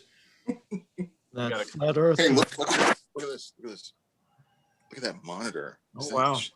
That's Awesome. ridiculous. Is that one monitor? Yeah. Oh, you got one of those curvy ones? No, they got one of those curvy ones. Yeah, I'm just using it. Oh, well, you have Yeah, it's one in nice. front of you. Come on, Mikey. Well, Zeus, what did you want to talk about? Well, I thought we were doing the trivia. Yeah, I'm just messing with you. No, because I like Tom's idea, but I think it's more of it's meatier than just side talk. I think we could get a whole episode out of it. Yeah, well, LGBTQ trivia. Along those lines, the What whole does non-binary LGBT thing, stand for? this whole everything is not the multitude of labels that there are for everything now. yeah. It's getting out of hand. Did you see the 60 Minutes thing? No, it's out of hand to you because you're a guy and you're okay with being a guy. No, And dude. something outside of that, it's Hey, you're barking up the wrong tree, man. There's nobody more. I'll call anyone whatever they want to be called. Whatever. No, Let's get that's off my back. that's not What? what I'm talking about, though. What? I'm saying that there's a multitude of labels, and sometimes listen, you can be on a high horse about that, but the fact of the matter is that No, it's not a high horse. well, It's let me just finish. But you may be doing more harm than good feeding into that stuff, because most people that have sex changes, and I'm talking a large percentage, end up killing themselves. I think That- it has more to do with external treatment than it does with. Nah, people are very accommodating, especially these days, and they're still killing themselves because you know what? They say, you know what? I didn't want to remove that. Can I get it back? And it's too late. I think they're a little too accommodating. That's the problem now. Yeah. There's a reason why when you have a sex change that you have to pass a psychological test. You But the problem with that, don't anymore. No, but this is what I'm getting that's at. the problem. Well, no, you still do, but the problem is that No, they just yeah. push it through. no, I have people. I've had They patients. depend on the state. Yeah. So here's the thing about it, and we'll talk about this more. Let's not get too far into it. But the fact of the matter is a lot of them kill themselves afterwards, and the reason why the psych test doesn't even fucking matter anymore is because they know how to answer all the questions. It's like me. I took an NCLEX to become a nurse, but I looked at every question bank I possibly could. Did I really learn it, or did I just memorize a lot of answers? You know what I mean? So I do have compassion for people that are in that place, and I do think that some of them do really. It's legit. It's like hardcore legit. Right. But I also think a lot of people are confused, have problems, go on the internet, which gives you an answer for everything now, and they hear somebody that's completely insane say that everything's fine and dandy when it's not, and these people take it as gospel and go down that road when maybe they just were in that, experimental phase and confused. Well, like every teenager goes through a Right. questioning their sexuality place, but now they're all just going, okay, well, Really? I'm non-binary. What's that? I said, really? I mean, I was Yeah. never confused. Not confusion on a my life is upset and in bad places way, but in a I find it weird that I think that I'm like that person this much. You know, like it's just confusing because you don't always have those feelings. Oh Man, my God. Oh, I think Mike's Are you buying putting hats some every week. chicken on the barbie? In Australia again. can't hear. The dingo ate your baby. All right, I'm not in Australia. Oh, bullshit. This isn't Australia, man. This is the Wild West back here. Ah, Oh, No, how many hats do you own, Mike? Many. a lot of hats. hold it. I said I didn't have much use for them. I didn't say I didn't know how to use them. Oh, nice movie. Quickly down on trivia mode. We're already in trivia mode. Oh, you got, That's a great movie. Good. Yeah, I God. love that movie. sorry, I'm Alan The late. whole Rickman. time I'm like waiting for the end. I'm like, Sir Alec Rickman. Good one. Probably Tom Selleck's last good. oh, Too. somebody's got some slow internet. Yeah, what Who's was that? Huh? Who's got the Zeus. slow internet? You How so? keep on like, you go still, like everyone else is moving and you're like, Well, I'm at a bar, so I'm gonna have bar level internet. Ah, bar level. There's something growing out of the top of your head, Zeus. Oh, better? There it is. All right, so Jack, your show. All right. Well, I thought we would have some fun doing like trivia, but unfortunately, I hit a major brick wall the last 2 days because I've been sick as a dog. Mm. But I thought maybe we could do interactive trivia. Like I'll ask a question, and then if somebody says "bam" or "I got it" or raises their hand or something, they want to answer the question. If they get it right, they get a point, and then they can ask something from whatever they want. All right. How's we'll that try work? that. Okay, so I'm going to start with, oh geez, I'm going to start with 80s one-hit wonders. Okay. All Depeche right. Mode. No, not Depeche Mode. No. All right, here we go, guys. Interactive though, so if somebody gets it right, you ask a question about whatever you want. All right. All right, so here we go. What European artist gained fame in America with Rock Me Amadeus? Falco. Boom. Who was that? His name was Falco. So wait. So now I have to ask a trivia question. Yeah, you should. You're Yeah. trivial. You know something. Not really. Well, I can just tally up scores.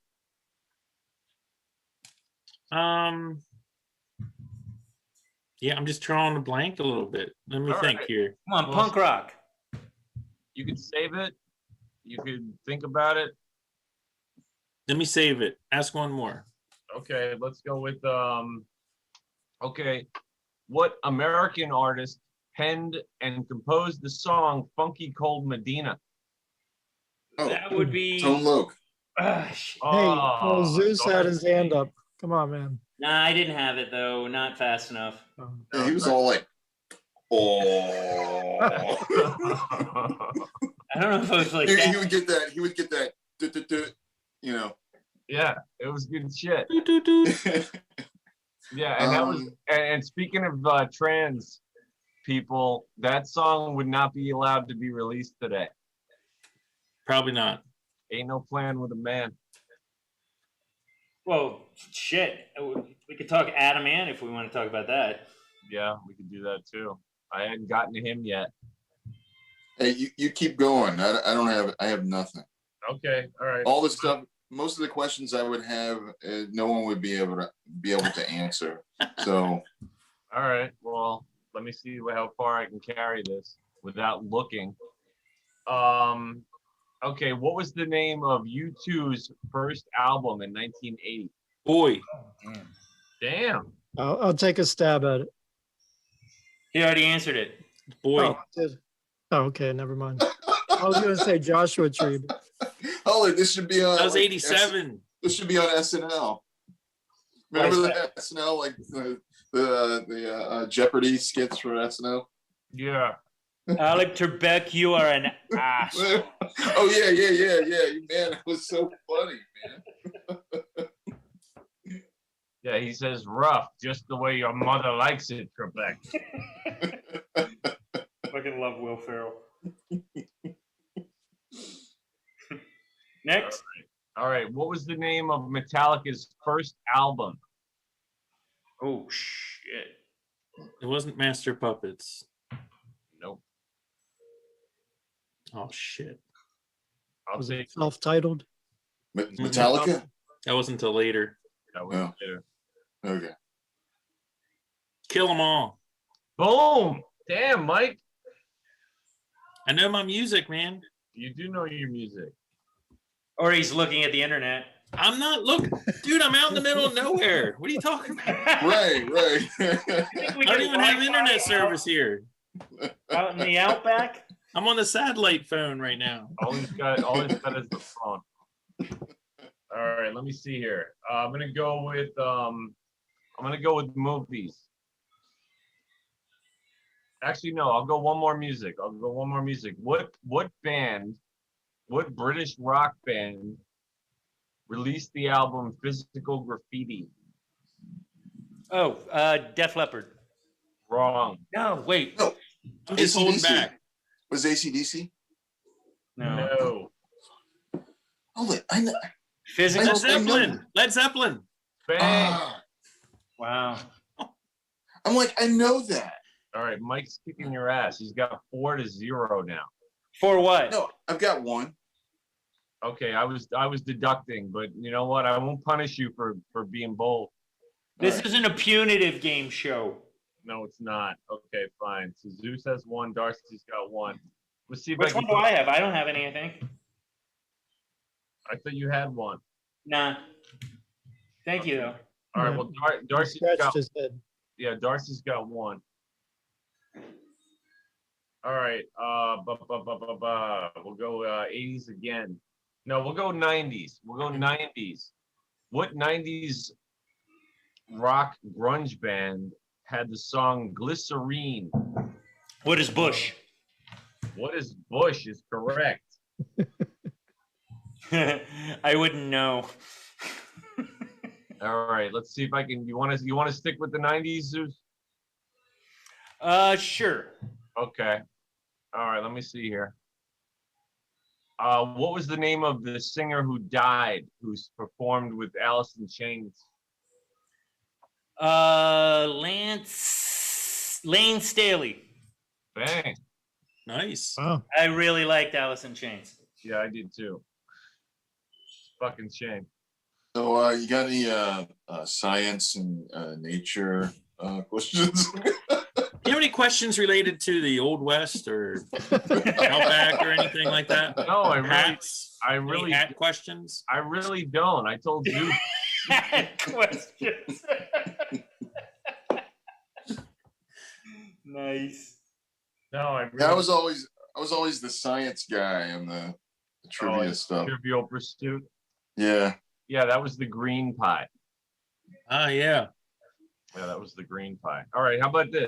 How about I'll name a book, you name the author. Uh-oh. Yeah. I mean, Yeah. they're classics. So This is for me though, right? Because no, how many do I have now? You should have me for 2. I think I got you for 2. I got 2 says stuffs. You got 2 says stuffs. 'Cause that's what you do. You just say stuff. You just say stuff, man. That's what you do. Just say things. Just say things. Oh yeah, now he's gonna try and change his tagline. All right, what's the book?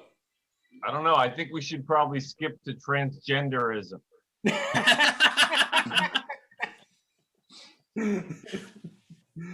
What kind of trivia is there about transgender? I mean, like, It depends. I know that the deputy secretary of health is one of them. Oh, yeah, that's right. Yeah, that's right. Why aren't they ever like hot? Oh, stop it! You know why? Oh, well, I some of take them were hot. Speak That for Lulu, yourself. that Lulu chick, she was hot. the one from Octopussy. Yeah. Yeah, she was pretty smoking actually. And apparently, the James Bond, the Who was love it? So interest, Grace Jones was in Octopussy, right? she's a And woman. Christopher Walken. Yeah. So who are you guys talking about? The love interest. Yeah, she got changed, like, I want to say in the early 70s, right? Yeah. Something like that. She married some Greek, some rich Greek guy or something. I never knew this. You didn't? Yeah, she's hot. She's hot. She's pretty legit. All right. Well, I got a '90s movie question. All right, let's do it. All right. What was the name of the movie that featured an IRA soldier who falls in love with a man who's I love this Crying movie. Game. woman? Amazing movie. The Crying Game. Mike, you're running away with this, Mike. Forrest Whitaker, great role. Yeah. I didn't remember that was IRA guy, but No, Forrest Whitaker wasn't the IRA guy. Here's a trivia question. What No, no, science no. fiction movie was that? Actor or actress, whichever you prefer. What Stargate. science fiction? Yeah. Stargate. Holy crap. Yeah, Yeah. she was the Ray Davidson. she was the leader. All right. Well, Zeus. Who? Davidson. How do you guys know that? Stargate had the first half of Stargate was one of the best science fictions movies ever made, and then the second half was not. Yeah, I just remember. Don't get too wordy. I just Mike. remember. I remember seeing it Great in the quote. cinema and thinking it sucked and almost falling asleep. No, it was Kurt- They're like, holy, Stargate was a movie? Oh Yeah. yeah, yeah. with Kurt Russell and James Spader. Oh, was Kurt Russell too? That's a shame. He had Holy, like a was that crew whole? cut, There was Stargate like series, right? SG-1 and all. Right. Yeah. There's like I think it was 9 That's of the them. one where Atreyu killed himself. Atreyu. Oh, Remember that? I don't know. What He was like a kid actor or whatever. No, that wasn't him. Never-ending Story. What do you mean? No, that wasn't him. That kid's still Never-ending alive. Story. I'm talking about Atreyu No, from Never-ending I'm telling you, that kid's dead. He's But it's dead. not He killed that himself. kid that killed himself in that movie from that show. Guaranteed. I was No. just reading something about it. I don't Okay, know. here's a trivia question. Do we know any music trivia from any musical group from this decade? Oh, From boy. this decade? Sure. From this decade. Actually, maybe not. No, we're what do you mean old. from the 2020s? I'm telling you, just- I watch SNL sometimes, and I watch the musical guests because I love Billie music. Eilish. And most of them Not a I've never bad- heard before, but at least half of them I'm like really impressed with. I'm like, Oh yeah, the music is awesome. This is I think the music now is kind of like it's getting close to the 80s level. yeah, man. Yeah. There's a lot of trash, but there always was. Yeah. But there's a lot of good stuff. Yeah, I listened to it straight, like especially when I was sick. I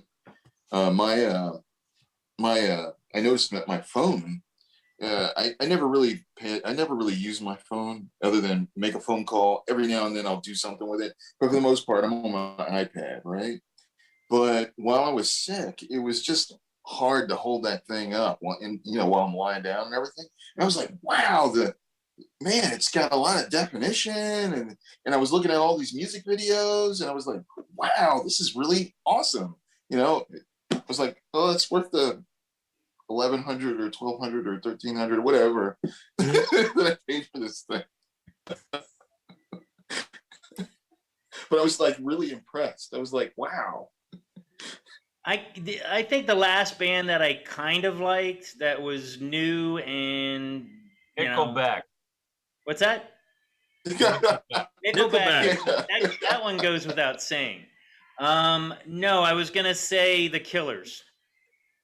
I kind Oh of yeah, they're awesome. Yeah, the Killers were good, man. I'm just saying, there's a lot of good stuff out now, but it's hard to get exposed to music. right? Because everything is filtered to what you want to hear already. So it's hard to hear things that are outside your bubble. Well, that's what was so good about Napster. Exactly. I mean, Napster, I found a lot of music that I would have never tried to listen to. I'll tell you one that I really like, but they don't have a huge catalog yet, is this band called Lucas Graham. They have a song called 7 Years. Have you ever heard it? No. Really good. But then again, maybe it's just me. I like it. But yeah, the Killers were good. But man, yeah, not a lot of stuff that I've liked in a while. What about you know who else is pretty good? Turn of the century was Muse. You ever hear them? Nah, I mean I've heard of them, but yeah, Muse was good. yeah, I'm not. Those are like the last two. The last two that I listened to were probably the Killers and Muse. Yeah, which is sad. Which is really sad. I mean, I actually see, but I like some stuff that's like Billie Eilish is she's actually kind of legit. I like her. She's got something a little different, a little punkish. But I'm not moved by it. You know what I mean? It's not like I think she's spectacular. I'm just like, for what's out right now. I like her voice. I like her. Yeah, who else? Yeah, my girlfriend likes Billie Eilish. She's not bad. She's not great. I mean, you also have to consider that she's like 17, so she's got a long way ahead of her. She's probably older than that. Huh? She's probably older than that. She's not much older than that.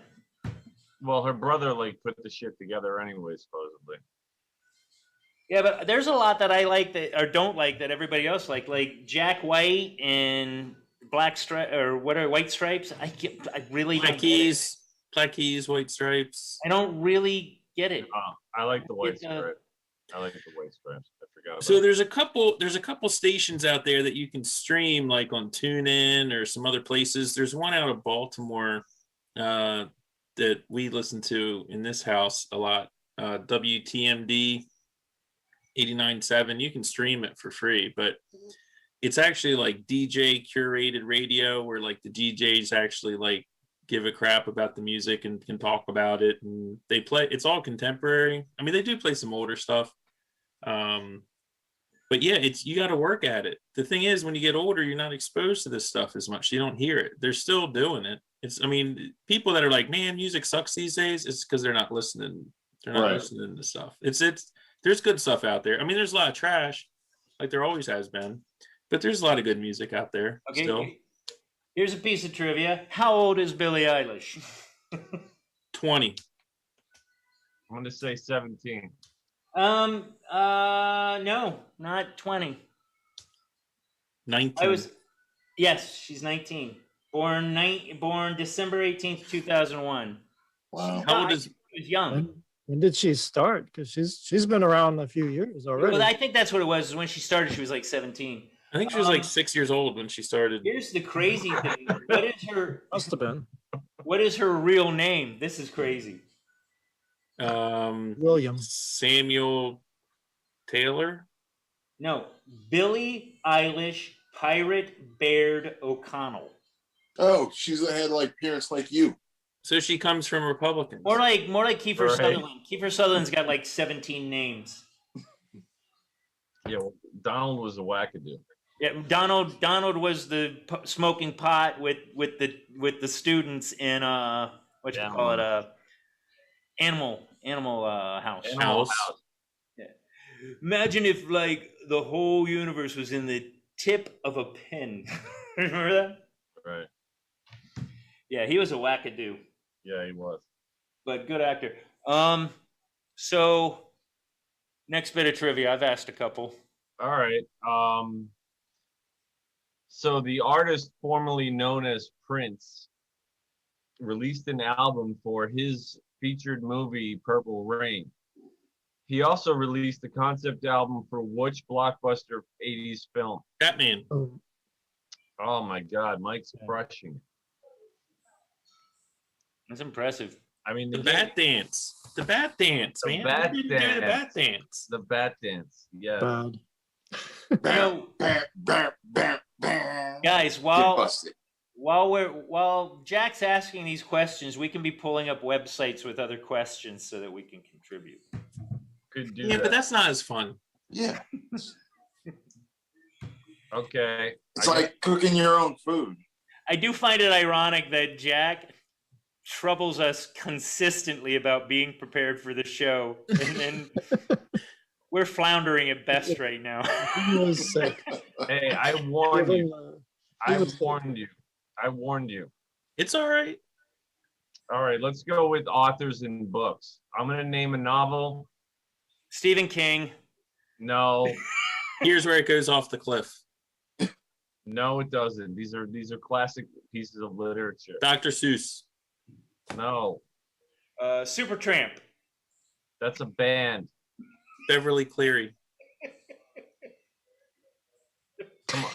He's changing his questions. James Joyce. He's like, damn it, I have to change my question now. No. Margaret All right. Weiss. All right, so Tracy Hickman. name the author. Connecticut Yankee in King Arthur's Mark Court. Twain. Samuel Clemens. You idiot. It's Samuel Clemens. I think he actually wrote it under a pseudonym. I think Mike just won this game.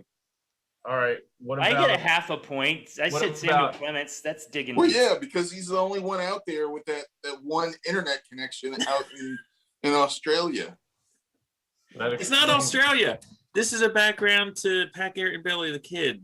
Right, Yeah, sure yeah. is. Right, Billy the Kid in Australia. The Australian version of Billy the Kid.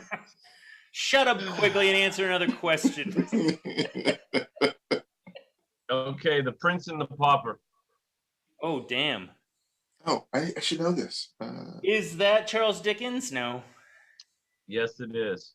Oh, wow. Yeah. All right, Zeus got Nice. another one. All right, Zeus, you got a big 4.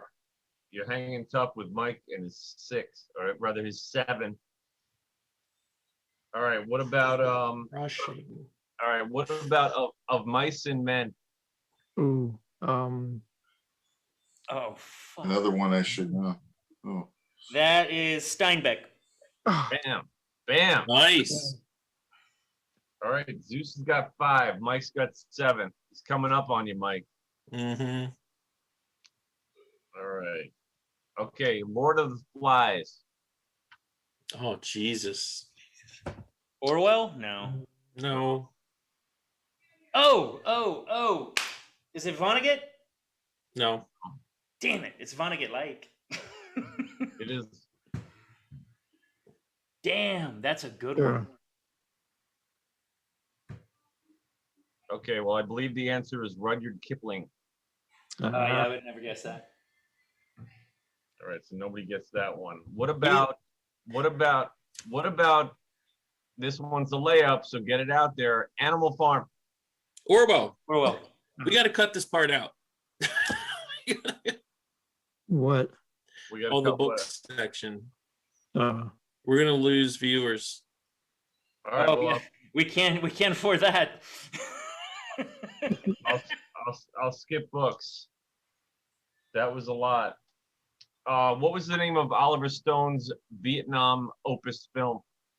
Platoon. Was him, yeah. Oh, Jesus Christ. Jesus Jesus Christ. Christ. All What was right. Oliver Stone's best film? Platoon. JFK. It's probably Eileen Platoon. It's kind of I mean- open. Eileen Platoon. Wall Street. Nah. No. Platoon crushes that. Defoe dying like. Yeah, That's a great movie. I think it's Platoon or JFK. What else did he do? Platoon. He did. Natural Born Killers. I didn't like that all that much. Oh, I love Natural Born Killer. It's okay. It's not great. It's Tarantino's movie anyway. It's a story. He stole right. it. Stone stole it from him completely. Yeah, I love that soundtrack. That is like the best soundtrack. It's a great soundtrack. It's got Patsy Cline. It's got I Leonard just, Cohen. I like Woody Harrelson. I have a hard time taking Juliette Lewis seriously. Me too. as an actress. Me too. I think I liked her in Dusk Till Dawn, and that's maybe it. Liked her in Cape Fear. That was a yeah. She was great That's in a- Shakespeare. What People about don't talk about that one enough. That's a good movie. What Yeah, about- that was actually like very disturbing. Mhm. what about Juliette Lewis in Old School? No, I Nah. don't remember that. Will Ferrell movie? Yeah, Was in that? Hank the Tank.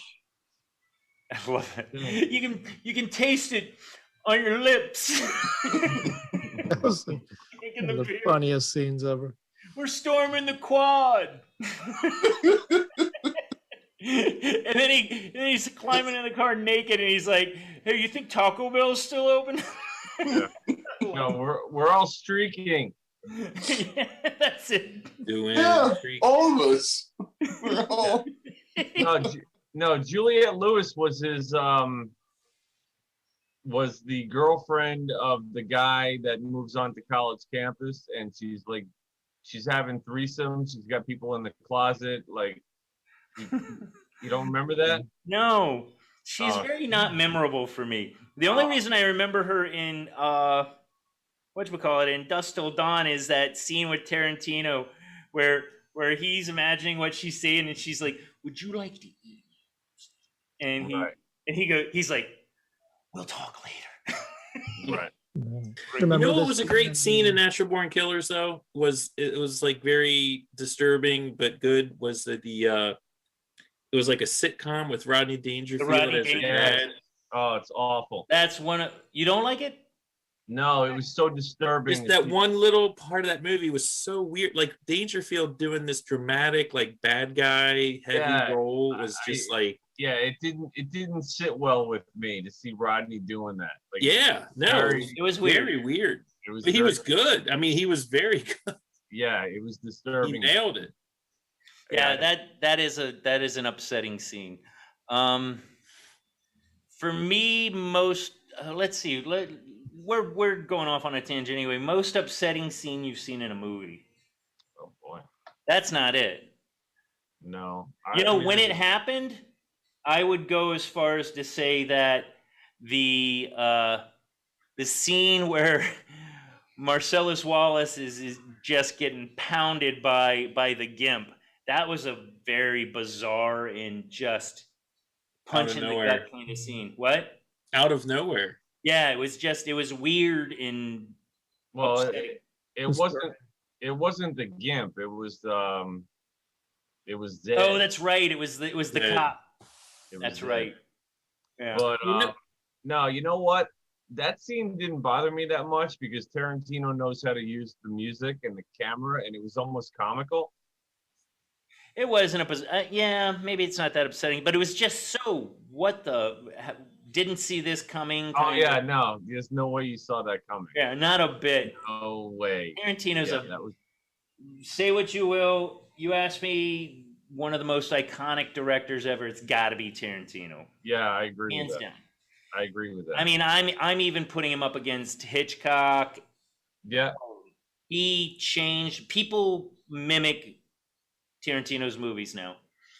well, like- I wrote down a couple of those too. As far as Tarantino goes, if anybody's willing to go out on a limb, name 5 Quentin Tarantino movies. I can do that. Like, Reservoir Dogs. I'll do them in order. All right. Well, Give me- Killing Zoe was actually kind of his first movie, but he then didn't it direct was. it. He What? didn't direct. He wrote He it. didn't direct it. He wrote it though. I mean, Yeah, we're saying that his doesn't film, count. so I mean. No, I'm talking okay, about he so directed then the Reservoir Dogs, followed by Pulp Fiction, followed by Kill Bill 1. Mm-mm, Jackie Brown. movie. Oh, Jackie Brown. Jackie. Okay, well, okay. But I can still 5 more: Inglorious Bastards, Hateful Eight, Yeah. all right, you got Once it. Upon a Time in L.A. You skipped Jackie Brown. I love that movie too, dude. That was there was an upsetting scene in that movie when he's talking to when De Niro is talking to Bridget Fonda. He's like, "Shut the fuck up! Shut the fuck up! Shut the fuck up!" And Oh he yeah. shoots her right in the face. I Yeah. was like, "Whoa!" My favorite scene, one of my favorite all-time scenes is Help a Brother Out. What was that? Hold it. Was that that movie? Which movie? Which was the one where Samuel Jackson has the guy in the trunk? Oh, that's that movie. All right. It's And right after he shoots him and closes the thing, he started playing Strawberry Letter 22. That's like, I love that. Just the way, you know. Yeah, that's the guy he kills is Chris Tucker. Right. Yeah. Yeah. Who I Oh, love. look at the truck all day. I don't. Helping it out. Mike, you're looking like I'm looking. Like I'm not. I don't. Oh, I you're don't saying remember. in Jackie Brown. Yes. Okay. Oh, okay, gotcha. One of the greatest scenes in a movie, and arguably I don't think anybody's done anything like it yet, is next time you get a chance to watch Reservoir Dogs, there's this really brilliant scene where Mr. Blonde goes outside. He leaves the warehouse where he's been cutting the guy's ear off. Yeah. And the guy's screaming. And I forget what the song is that's playing right then. But anyway, the music stops. Dealer's wheel, yeah.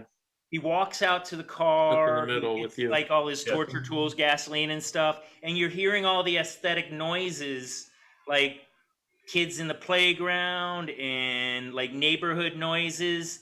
Yeah. And then slowly as he gets closer, you start to hear the screaming from behind the door. And then he's in there and it's back to like chaos. It's really, really well done.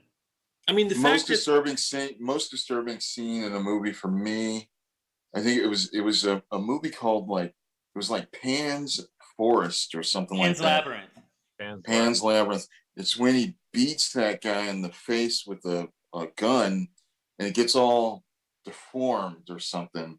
He beats him with something, but as he's hitting him, his face just, you know, of course he's dead, but he starts all deforming, you know. How about this is probably all of our first disturbing scene. I'm willing to bet you guys agree with me on this one.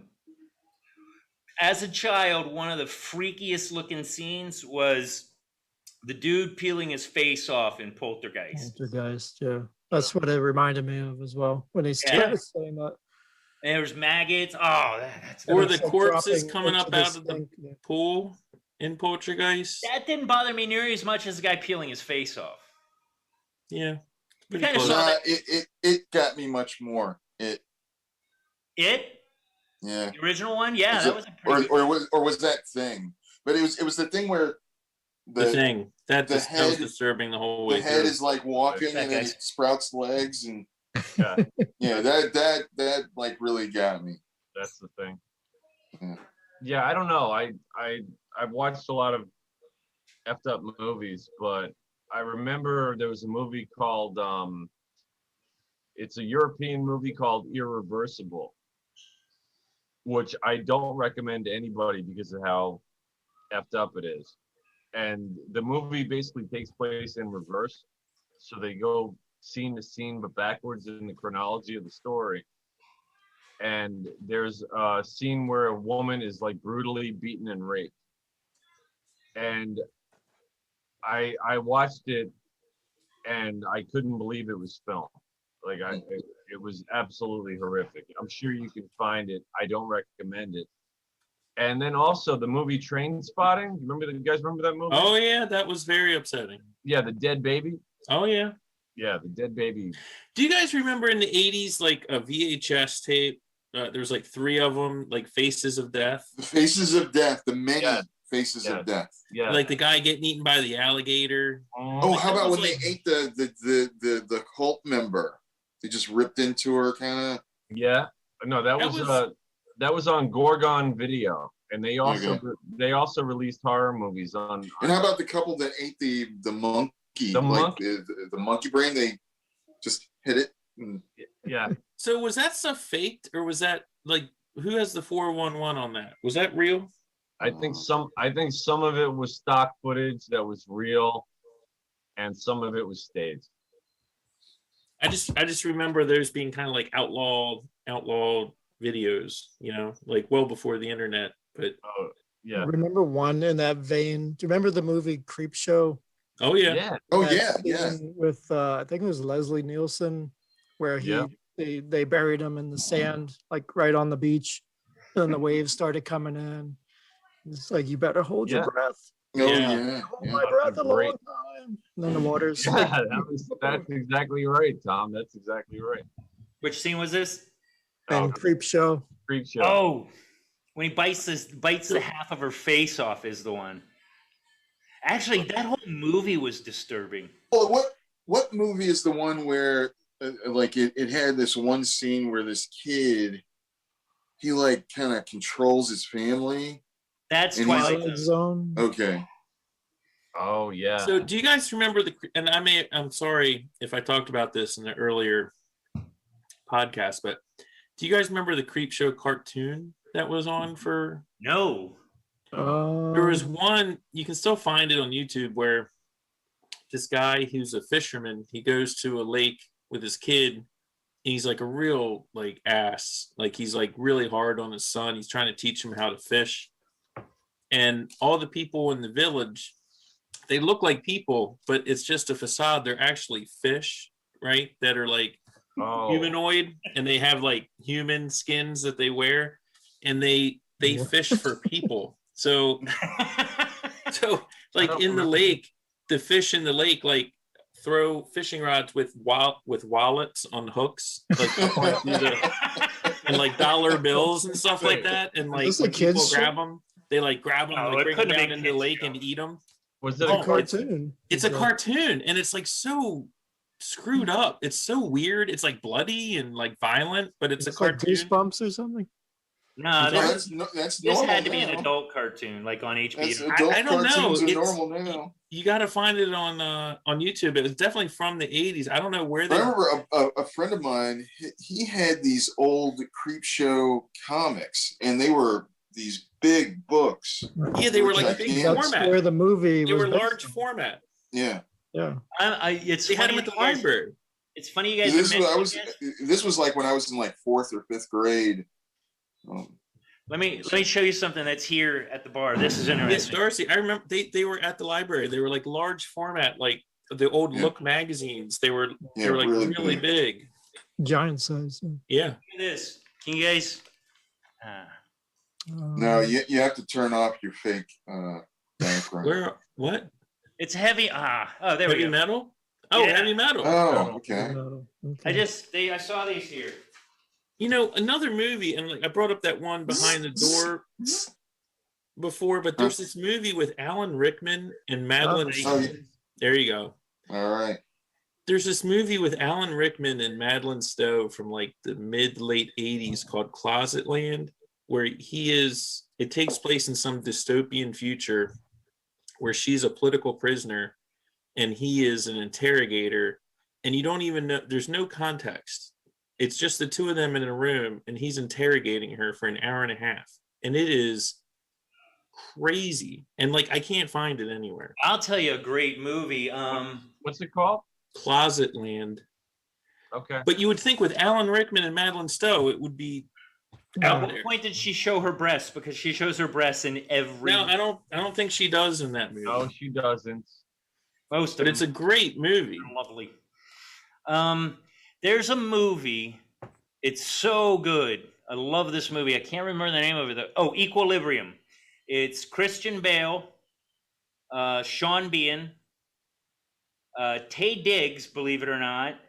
And it's such a good movie. It's this whole, is anybody familiar with Harrison Bergeron? No. That's a Kurt Vonnegut story. It's about these people, they put these halos, like these metal bands on everybody's head, so everybody's the same level of smart, right? And so people Sean Astin is in the Harrison Bergeron movie. It's really good. But Equilibrium is along these lines, is when sometimes the halo wouldn't keep how smart they were down, so they take those people and they go and run things in this compound. It was basically a statement on socialism and how somebody's got to run shit even though it seems equal. But Equilibrium is like, they put Prozac basically in the water throughout the whole world. So everybody's like emotionless and dry and, kind of emotionally dead. Christian Bale's the lead guy in it, but it's got this Matrix vibe in it, where there's these certain people that are the police, and he's one of them. And they do this thing called gun kata, where it's like karate moves, but you have a gun at the end of it and shoot the people. but it is. I'm telling you, it sounds like nonsense, but it is such a good movie. And I mean, like, well done, great story. And again, you know, the statement on socialism, there's always somebody at the top that's got to be taken down. You know, it's brilliant. If you have a chance to watch it, you gotta watch it. It's very good. One of my favorites. I found Closet Land. If you got $75 for What? a VHS. Oh, so it's not. Did you find it on any streaming service? Or? No, I found it VHS, $75. Jeez. Yeah, I've looked for it, and I saw it in the theater when it came out, and then it just disappeared.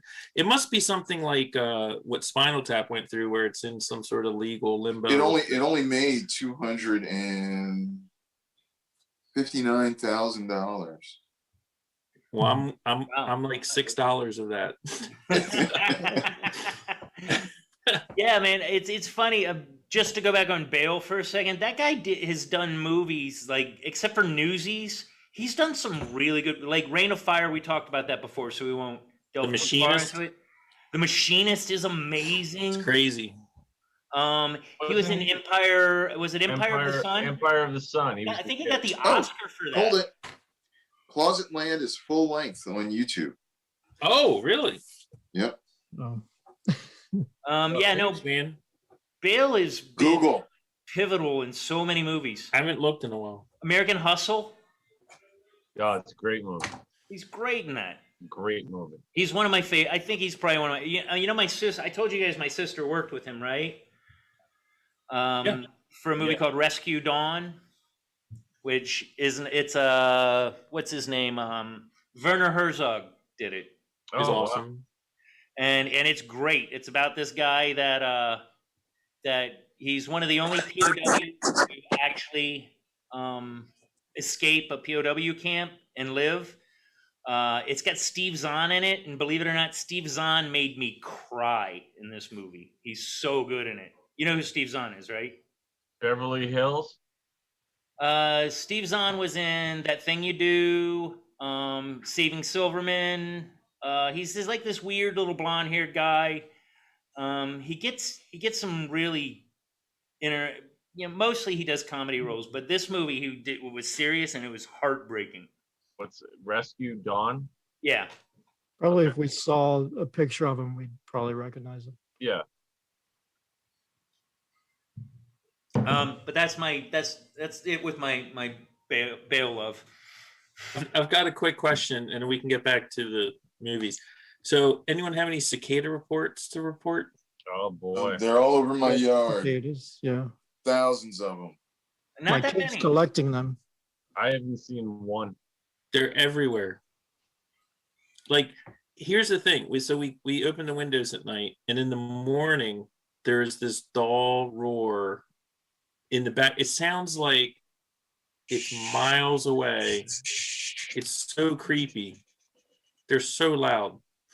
And there's dead ones everywhere. Like, there's the ones that get halfway out of their little pupa stage and then die, or like the birds. Like, I've got plenty of where their bodies are missing. Look, the heads. It's so bad that It's the like birds aren't eating the bird seed. Yeah, it's like cicada Birds are holocaust, man. I'm telling you, I think birds there's are going to be full. a second crop of birds. I think I did talk to someone who's a fisherman, and he's like, the fish are going to be fat, like the bass, and because they just eat the holy crap out of these guys. Awesome. So much. Oh, is that your guy? Yeah, Steve Zahn. Didn't do it. Like half of them. I don't know who that Let me try another one. Keep going. But I look at these cicadas, like they get halfway out of their pupa. These guys are 17 years old, right? And they were born in 2004. They go in the ground, they suck on tree sap, they come up 17 years later, they get in their pupa, and then they die. Like, they don't even get to fly. And they're horrible flyers. They bump into stuff, they crash into things. Like, they're drunk horrible. on tree sap. Yeah. Are they surviving? Is it just by sheer numbers that they're... It's just by sheer numbers, man. So it's funny you mention that, because we're outside. I'm out with She Who Shall Not Be Mentioned, and she Asian? This lady walks up. and she starts talking about like she gets all religious about the cicadas, like you got to be kind because they're gonna fly off to heaven soon, like just all this weirdness. And the funny thing about, but the funny thing about this is most people in these modern times don't just start spouting off about God. And I'm not saying it's bad, but it's bizarre when somebody starts to do that. There we go. Oh, I know who that guy is. Yeah. He's amazing in that movie. But in the psych world, we call it hyper religiosity, and it's just, like for instance, in the last month, I've had one patient that thought she was married to God, and just going off like everything she says is God, this, God, that. Another one said my wife. My wife was there. Yes. She's not leaving either. Send her back home. You owe me. The other one said that she's really bizarre. Her name, she goes by Eve, and she thinks that she's pregnant with Gabriel's archangel, or no, I'm sorry, Michael's child, not yours, Michael, because that would be infidelity. That would be slander. Yes. But Archangel Michael. But so, yeah, Archangel Michael's, but hyper religiosity. And this lady was completely a whack job, but the person who shouldn't be mentioned was just like eating up everything she was saying, like it was the gospel. And I'm just like, how do you not see the insanity in this woman? And this woman was trying to tell us about how the VDOT will pay her to walk around neighborhoods and pick up trash. And Virginia I'm like, DOT? What? Virginia DOT? Yeah, VDOT. And I'm like, yeah, I don't think that's a program. I think maybe family members are paying you money to get out of the house. Or she's been in prison. No, this lady's like Yoda old. This lady was old, but it was just surreal. There's a lot of weird stuff that goes on in that complex. Mike, you live there. I've told you. Oh, the dam has broken. He's gone. Or he may be going to vomit. It has to. It depends. Yeah. How does Jack have one of those old like hotel room air conditioners? Yeah, what's up with that? I didn't think. What's the bet that chair has duct tape on one of them? Are we even sure that heating unit works at this point? That looks pretty old. Right, it starts off, it goes.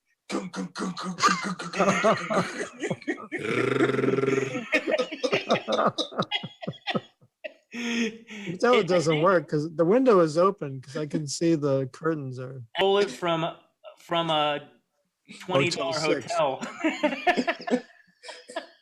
Right, a Red Roof Inn. It's got like 4 buttons and one of them's brown, but you don't know why that one's brown and the other one's somewhere there's a Super 8 that's missing its furniture.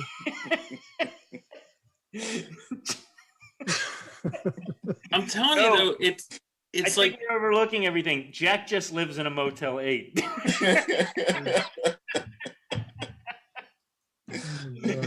You talk about like technical advancement, so let's look at like air conditioning. Like back in like pre-air conditioning days, at least in urban areas, when it was like really hot during the summer, people sleep out in the park, like in cities. Oh yeah, man. In Baltimore, they did it in major cities. People would go sleep outside. I think they're called homeless people. No, this is like back in the 30s, 20s, 30s, 40s. Well, there was also houses where whole communities would go out to the park and like sleep in the park under the stars if it was too hot. I think that makes sense. I mean, you can't stay in a house that's 110 degrees. That's what I'm saying. This actually happened. I'm saying I can't imagine people doing it now. You know. I mean, when I was a little kid, I grew up without AC. That house that I'm in right now, It didn't have any kind of AC until I moved there. Not even window units or anything? Wow. Yeah, I mean, it No. was, I mean, the house I lived in. My grandparents didn't believe in it. You know, it's funny. It didn't exist until mid 20th century, really, for most people. So Just Jack, my mom's bedroom had like the AC in the window, but the rest of the house was just fans or whatever. I lived in trailers. I had window units everywhere. Jack, where'd you get that Super 8 heater back there? Air conditioner. Oh, does it do both? Yeah. Yeah, that came with the apartment. We were just saying it looks rather old. Yeah. Does it work? Yes. We spent like the last 5 minutes joning on you, dude. You shouldn't go use the bathroom. So, but you'll see You it. don't actually live at your mom's house. You're actually living in a hotel right now. All right. No, that thing keeps the room cold and warm. At the same time. It works. It does both. Yeah, it's like tepid. It's lukewarm. You know, it's funny. We're talking about all this, like going out and sleeping in parks, but kind of along the same lines. It's weird because still in Florida, you've been. I think a few of you have been in Florida. People live with their windows open all the time. Front doors are almost never locked. It's a weird thing about Florida. Like you can literally walk to your next door neighbor and open the door, and it, you know, be a serial killer or whatever. That's probably why serial killers go there. Dude, I remember that as a kid. We almost never locked our door. Like the whole thing with like latchkey kids. Like I remember coming home from school and just walking in my house. My babysitter was an Atari 2600. Serious. And the whole thing is, here's the truth, man. If you lock your door, I don't care what lock you buy. If someone wants to get in, they can kick that shit in like 2 seconds. Like it doesn't matter what lock you have. Yeah, it's just it keeps honest people out. Well, It keeps honest people Slows them out. down. Or cowardly. People that aren't going to wantonly kick the door in. You know, I mean, there are people that. But Well, it's an extra charge, right? There's breaking. You can have entering and then breaking and entering. I don't know about it. I think breaking and entering is when you. Yeah, it's just crossing. You actually have to crossing the threshold is breaking in. Yeah. Yes. No, that's just entering, right? Jack's a lawyer. No, breaking and entering is going where you're not supposed to go, period. Yeah. Really? Why is there two different things? It's like, for instance, a lot of people think assault. That's a good question. Yeah, what is breaking and what is I think there's a distinction there. I think it's breaking the plane of the Right. door. It's like hockey. Right. It's I like said crossing the threshold. It's Yeah, I think if you Oh do yeah, anything- but if you want to use breaking in the term, you could say breaking that plane, going past Right. outside into inside. You're breaking the plane. But it's Isn't like that entering though? people always think assault and battery. They think. What does the word entering mean? What's that? What does the word entering mean? I don't know. Well, that's the entry. well, you've broken it and you're in. So here's a You question. can't Let me break just the plane and then enter. let me throw this out there. I'm curious. Have any of you ever had your house broken into and robbed, or have anything stolen? Yeah, I've had my car broken into. I've had my car broken into. Yeah. I had my car stolen, but not Oh, my house I broken. had my car stolen. Sorry. No. God, that was like 98. 98. So I had this in the early I guess it was like 2000. I had a 1990 Chevy Silverado pickup truck, lifted. It was like, I mean, not real big, but it was kind of a big truck. And I walked out of my house down the driveway with my keys out, like in a movie, with like my lunch bag and my key, and like I looked up and it was gone, like it was missing. And I lived in Baltimore City, and I called the police, and they didn't even want to come out, and they didn't come out actually. And then they found it like 2 weeks later down a hill behind a strip club on Route 40, and it was all screwed up. And I was like totally ignorant, and I was like, so did you guys get like fingerprints? And it was like Big Lebowski. When I saw Big Lebowski, I was like, that was me. Like, because I was like, do you have any leads? Like, do you have any fingerprints? And they're just like, no, dude. Like, you're lucky to get it back. Like, no, you're not lucky to get it back. You don't want it back. 2 tires were blown. The front was screwed up. 4th gear was blown. And but yeah, they don't even investigate that stuff. But no, I'm just curious. I mean, having someone break in your house, that's like a super violation. Somebody got into my car. I left it unlocked. So somebody overnight got into the car, rummaged around. You know, the glove box was open. They didn't take anything.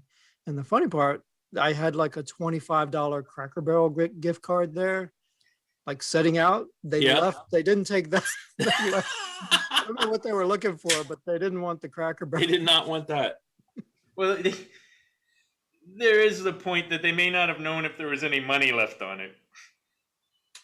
That's true. I mean, in my case, it's funny because it was very. And now that I'm thinking about it, it was like the Big Lebowski because they were looking for papers. A lot of my neighbors said that they'll go. They'll try to get papers or anything where they can create like a license or identity or something. Get your identity info. Yeah.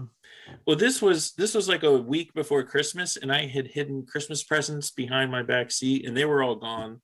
And I had because it was 1990, the tape deck was blown, so I had a radio in the front seat that I could play like music on, and I had this tape that I loved. And they stole the freaking radio. I didn't even care about the radio, but they took the tape that had it was a great mix, and their songs on I've never got back again. I was so pissed off. That reminds me of a story. See, I used to work at Geico over in Bethesda, Maryland. Oh, at the headquarters. And yeah, on Connecticut Avenue. Okay. It's set back away. It's like a block off. I know exactly where you mean. Yeah. So I worked there. I was kind of like a short order cook for PCs, kind of. For them, they have this whole thing like when someone comes to a department, someone's hired into a department, I have to look them up, what they do, and piece together a PC for them, and then have it shipped to them or have it set up or whatever. That was my job. Anyway, I worked under this guy. I guess I'll say his name, man. It's been a long time. He's probably not even alive now. His name was Bob Welcome. And Bob Welcome was Bob Welcome. Oh yes, no, Darcy's talking about you right now. Yes, no, thank you for calling. Bob, we'll talk to you later. Okay, thank you. It was bound to happen. I know. Sorry. I know. He's a big guy. He kind of reminded. He's Native American. He kind of reminded me of like Billy Jack, kind of. Okay. Yeah. And every year he would go off on like a 2 or 3 week sabbatical. And what he did on this thing is he would go out with a Bowie knife, a bow and arrow. And when I say a bow and arrow, I mean not a compound bow or anything like that. It's just a regular bow that he made himself. Old school. Right. Out of a willow tree. And he would hunt a bear. He would hunt a bear. All right. But he wouldn't kill it. He just wanted to let it know he could. he hits the bear, and it sometimes it might take him a week of going after this bear, to get it first. Okay. Yeah, crazy dude. But anyway, like tracking it. Yeah, that's cool. So now getting back to your whole radio story. One time we're talking, and he tells me, "Hey, I just needed to let you know he's a wild guy." But he goes, I'm on probation. And I was like, because I'm thinking, man, he seems pretty straight edge, he doesn't drink anything. He's, so probation for what? And he goes, well, people, where I live, he lived down in Fort Washington. And his car would get broken into, people steal his tape, steal his radio, all that stuff. So after a while, he decides, hey, I'm going to switch to 8-track.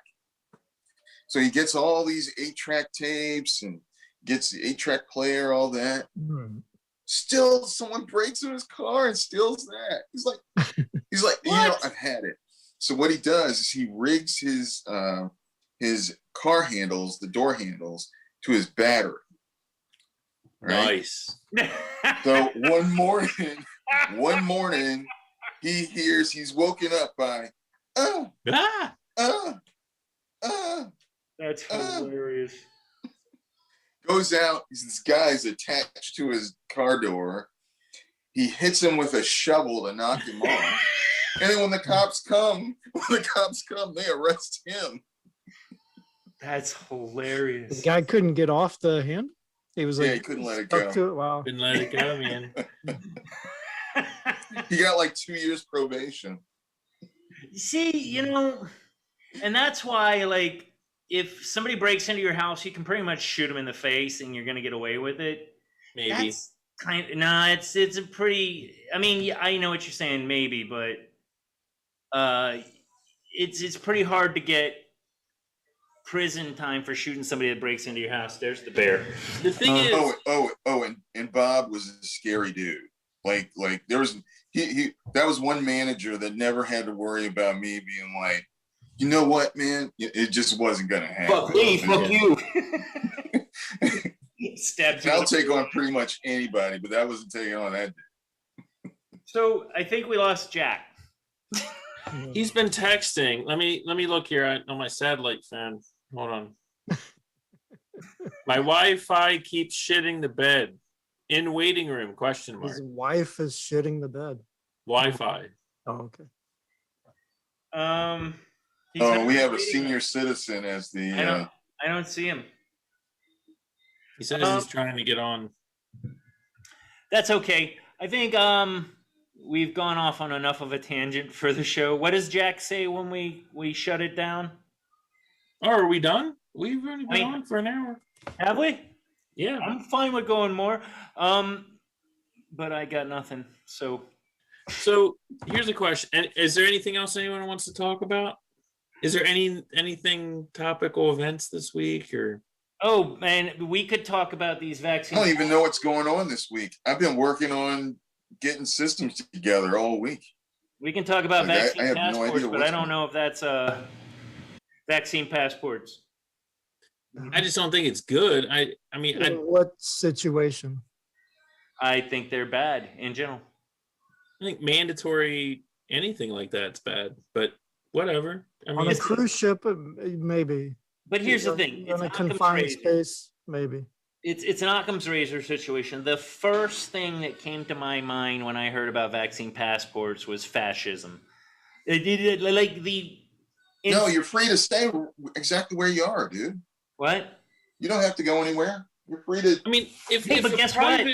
2 years ago, wait, hold on. Yeah. 2 years ago, I was free to go wherever I wanted to too, except I didn't have to have a piece of fucking paper that says. No, but that's your choice. No, you did. But it was my choice before. I don't have a choice now. I mean, if you're going into a private business, the private business has a right to ask things. But if you're going to the right, I have a right to not want my patrons to be infected. But if you're going to a public park, then that's a whole other situation. I mean, how about this? You're basing it on a test that's 50-50 at best, and that's going to be your credentials for whether you're able to go into a business. Fuck that, man. Fuck it. Nah. Well, it's like what's next. I mean, I always look at like what's next. Like it's not about like what's next. Right. Like, this is a paradigm shift. Slipping slope. The slipping slope is a fallacy. Don't even start that. That's all it is. But it's possible.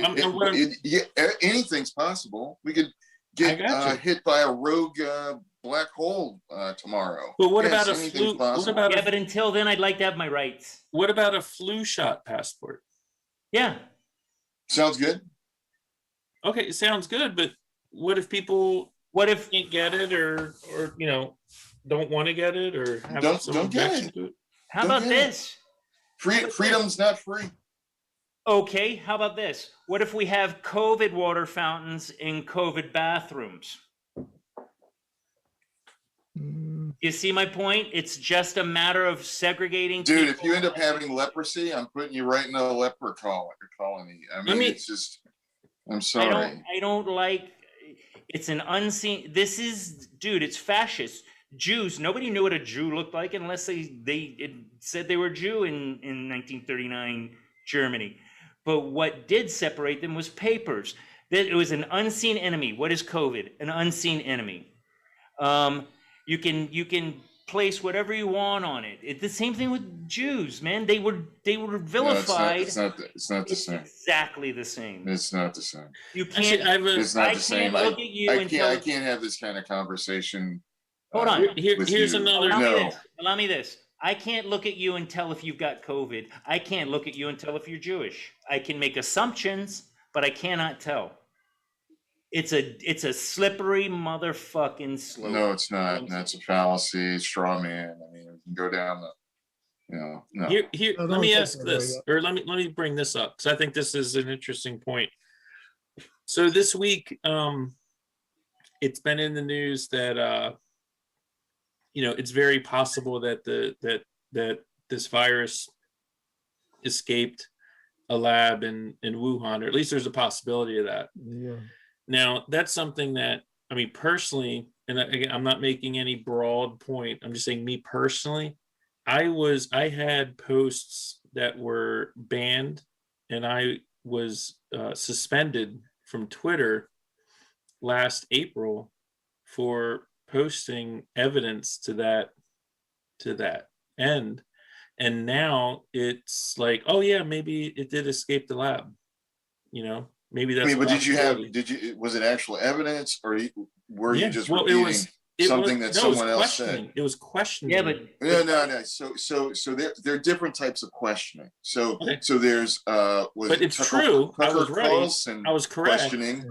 I was correct. I'm just I got asking. Suspended. But Darcy, Mike is far from offensive in his questioning. When he makes statements, he generally tries to be as benign as he can. But there's evidence, and then there's evidence. But again, you're saying we should have passports based on. Well, hold on. I'm sorry, Mike. Yeah. You're saying that we should have passports. No, Zeus. Right now, let me finish.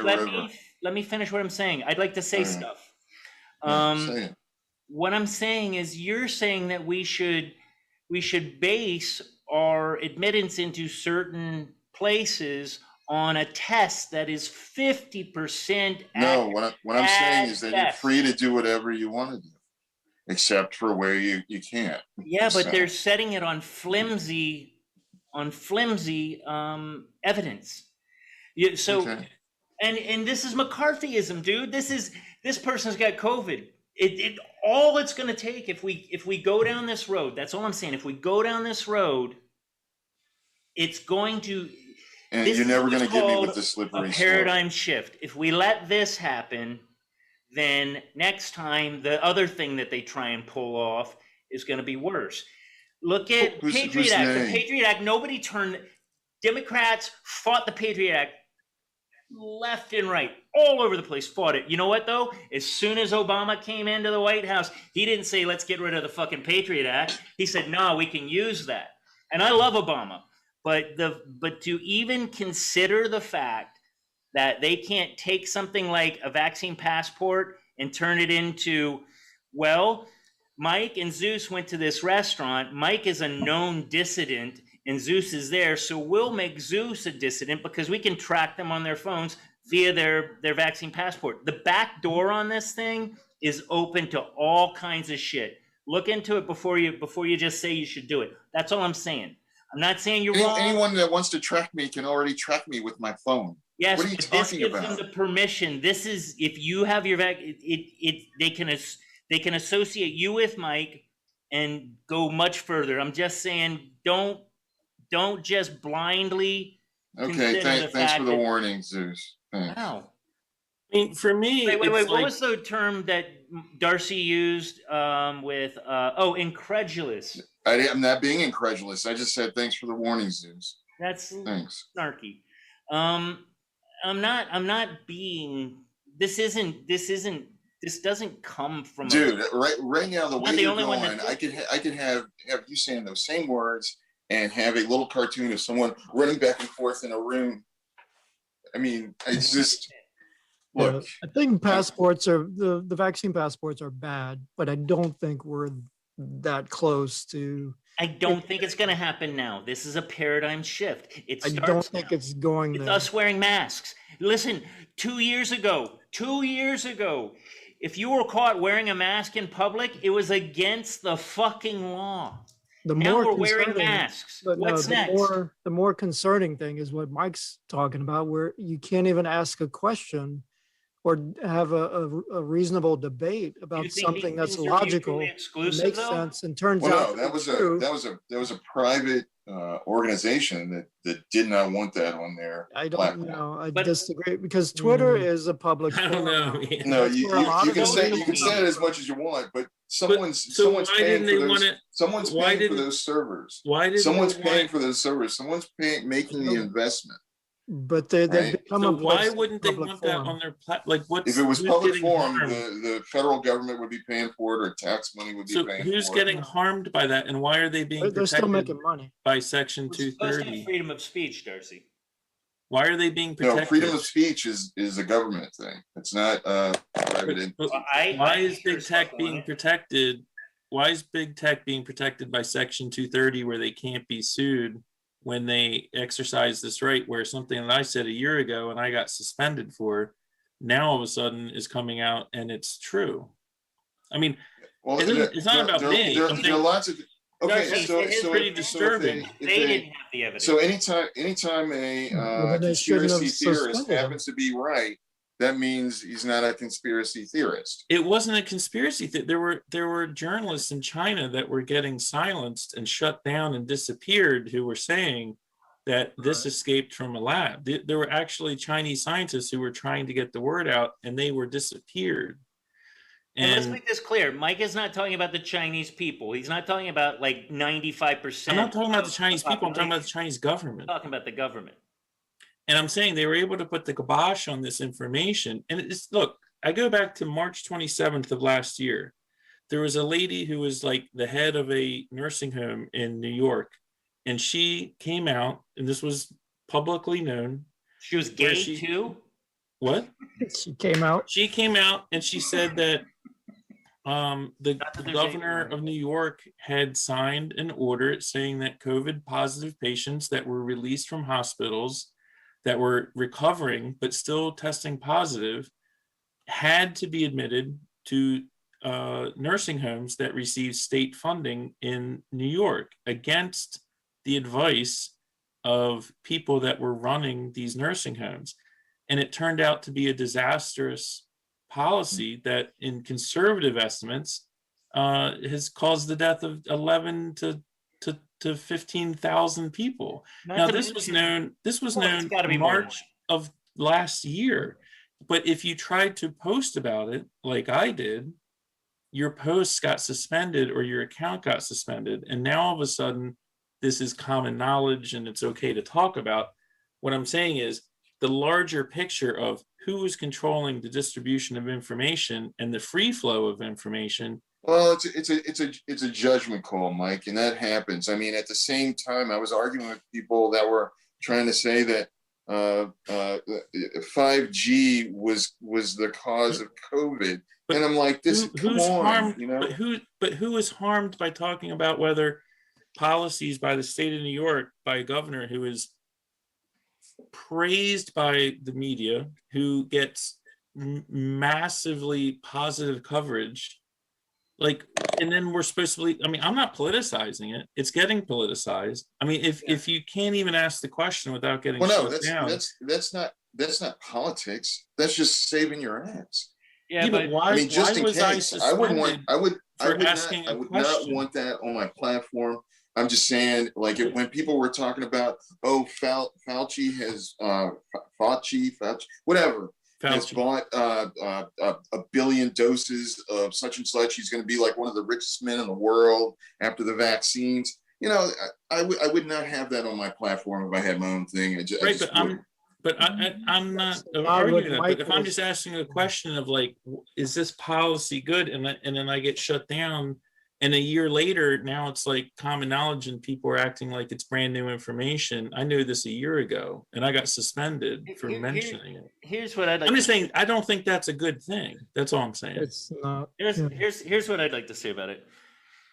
and Darcy, you know I got much love for you, but it's a slippery slope when we give away. Man, God, man, you can't just stop it. That's not going to work with me. I hate slippery slope. I But it hate is, let's get it our is. arms around. There's so many. They're little terms that just like trigger me. You know what? You know what? Mine's bucket list. I hate bucket list. I get what you're saying, but I have to listen to people say it all the fucking time. So what I'm saying, and pet peeves. That's another thing that. What I'm grinds my saying gears. is we don't even know where the bodies are buried right now. We don't know who really died of COVID versus somebody that died with it and had COVID. Right. Not because of, but with. It's like dying in a car accident. You know, if you stab me and then I run the car into a tree and we both die, did I die of the car accident or did I die of the stabbing? You know what I mean? Both of us died in the car accident. Just for But asking these questions. But the thing is, like, look, And it's here, not dark- I'm sorry, Mike. I hate to do this. yeah. But I won't get rid of this thought because this is what I was getting at. We have this forum, the 5-6 of us that sit and talk, and we don't agree all the time. What if one day you who disagree with us, Darcy, are in the power position and we're the bad guys, but instead we're vilified, we're destroyed in our jobs, all these things. So don't tell me that freedom of speech isn't worth it. Freedom of speech is tantamount to everything in this society. The one thing that makes America really great. What I would focus on, gentlemen, is when you make a claim, make sure you have actual evidence. That's all I'm saying. I just wouldn't say certain things unless I had actual evidence. To be wrong too. That's a beautiful thing. All right. Or just ask questions. Like, yeah, but unfortunately, many times people pose questions in a way that's that's true. But sometimes it's just you need legitimate debate, and look, that's how science works. It's not Darcy's job to counter. You know, I know Darcy and I disagree on a lot of stuff, and it's not Darcy's job to answer to all these questions or whatever. I mean, I'm posing certain things, and we disagree on things, and that's fine. And I'm just saying. Look, I'm just saying. I have seen, as someone who has been a student of media and a student of how information is transferred for 20 plus years voluntarily. It's just something I'm interested in. I don't want to be. I wish I could make money at it because it's my passion.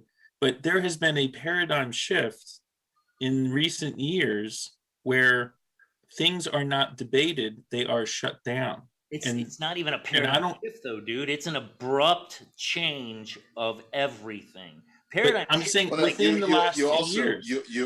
You also didn't have the ability to say whatever you wanted to say. So many people at one time. It's not the same. It's.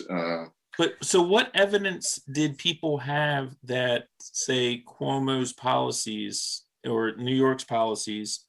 What evidence did they have that it wasn't causing a problem? What evidence have we had? But that's not a problem. They don't. But what evidence was there the that person making the claim needs to have the evidence? I'm sorry. But if I'm saying, if you're asking that people that you're asking a large company to take on the responsibility of what could arise from your claim, like letting it be allowed. I mean, if I'm in the business of making money, right, and I don't want to be sued, right, or deal with any of that, I would just shut you up. I mean, Darcy, he's Mike Wilkes. He's not Tom Cruise. He has millions. What I'm saying is, we used to call this journalism, right? Like we used to search for sources and facts and things like that, and again. Asking a question is not making an assertion, and that's a big difference. No. And people are getting shut down for asking a question. But now, many times, asking the question is the assertion. So they do it in a way. They do it in a way. Who's creating the reality, Darcy? Like, who's saying what is true then? And what evidence do they have? Exactly. I don't know, but I mean, you can always just not use Twitter. Twitter decided not to use me, man, and that's fantastic. So you And can, I'm much say happier it somewhere now. else, or you could get a bullhorn and yell at. You're not. Your rights are not being taken I'm not saying away. my rights, but would you recognize that? But Jason does. Wait, let him. But I mean, would you Zeus does. But would you recognize that if you look at, like, you know, NBC, CNN, CBS, ABC, these are all owned by like 4 or 5 majorly huge corporations, Comcast, AT&T, right? They all row in the same direction. They all push the exact same narrative, right? Well, of maybe course, we we're shouldn't free have voted not to for listen people. to it. Well, but maybe we it's like should have what I voted get for back people that allowed all those companies They- to merge together. Darcy, I mean, this that's- didn't start. This There's didn't too start in the much last merging. 4 years. This No, it wasn't the last word. This is over the last Yeah. like 35, 40 years. I spoke the truth on 2 topics a year ago and got shut down for it that are now being broadcast like it's brand new information. Darcy's That's all I'm point- saying. To Darcy's point, you were speculating, but my argument is Based you on were. evidence, speculating with. based on. I didn't just pull it out of my ass. These were people that were. These were scientists in China. No, Chinese scientists but that evidence came out. Listen, that risked their lives. They risked their lives. And People risk posted their lives for lies. Okay, these all were the time. Chinese scientists that got on YouTube. These were Chinese journalists, citizen journalists that went to Wuhan, that ended up spending time in solitary confinement afterwards, that reported this information. They were shut down, and the US media took their reports and they shut them down. And if you repeated them, you got shut down, right? So we're not just talking about like some benign, like there's this general area of ideas that are getting discussed. No, that's not what it was. It wasn't free. There was a it cost them their lives. Approved narrative that was pushed, and if you disagreed, you were shut down. That's my concern. And listen, I care less about the actual individual story, and I care less about the specifics of the story. I care more about the but you weren't really shut. You weren't really shut down. I mean, you could have started up a website and you weren't. To compete. You could have started up your own. My own Twitter. No, now don't. I can start my own Twitter. No, Darcy. No. I'm starting my own Facebook now. There's nothing on the level. I can start of my own auto company or my own YouTube, gas station company. Yeah. Okay. Google owns YouTube. I mean, if that's what it is, then all right. Instagram. Like I guess I could start Parler, right? Because they were allowed to exist. They didn't get shut down by Amazon, right? Well, here's Parler was allowed to hold do on, what hold they on. were doing. This is going inflammatory. What I want to get to It's just is truth, man. Either you are for the free exchange of ideas, or you're not. We have. I'm for everyone having the freedom to do what they want. Now, it's not consequence free, right? So a private company shouldn't be forced to host your message. And a private company should say, we're going to let people use our service, but only if they do what we like. Because then if they did that, then I'd say, I don't want to use that. That's exactly what they do. That's why it's a private company. But I can serve you if I want to. No shoes, no shirt. It's No discrimination. service. No shoes, no shirt, no mask. Discrimination. What about no service? How about, dude? That's I'm bothered by you saying that at all. There was a time. My whole life it's been no shoes, no shirt, no service, and I've always been. And I goes in with no shirt. Darcy, you can't. I've seen people go in with those. We're a nation of supposedly freedom. We're a But here's my nation of point, and I just said it, but you didn't hear whatever message. Listen, you didn't hear me when I said it a minute ago. There was a time not too long ago when you couldn't have walked into the same place as me. We're not talking about the same. But they're thing. But Darcy, they're private companies. They can choose who they want. You see my point? You can't say it like that. It's not. Yeah, then that's fine, dude. Fine, dude. But it's not right. If you think it's the same, fine. It wasn't right then. If you think it's right the now. same, it's just fine. it's a different flavor. If you think it's the same, bullshit. fine. I shouldn't have to take on the risks of what you want to say. That shouldn't be my burden. Nor should I, but you know what I do? I've quit jobs over African American people getting fired because I knew they were getting fired because they were African American. But that has nothing to do with what Mike was talking about. I'm basing it on what you just said. All right. Darcy, wait, I'm basing it on what you just said. I shouldn't have to, but what I do is I rise above the shit. Okay? I am the one that says he or she, depending on what they like. Okay? I can have my opinions about it, but I respect those other things. You cannot just simply say, if you have a company and you start it up. No. What you have on. is you have You don't even know what I was going to say. You have a narrative that you might want to put out about something. You don't know what I was going to say. What? Go. If you have a company and you say we are here, it's called social media.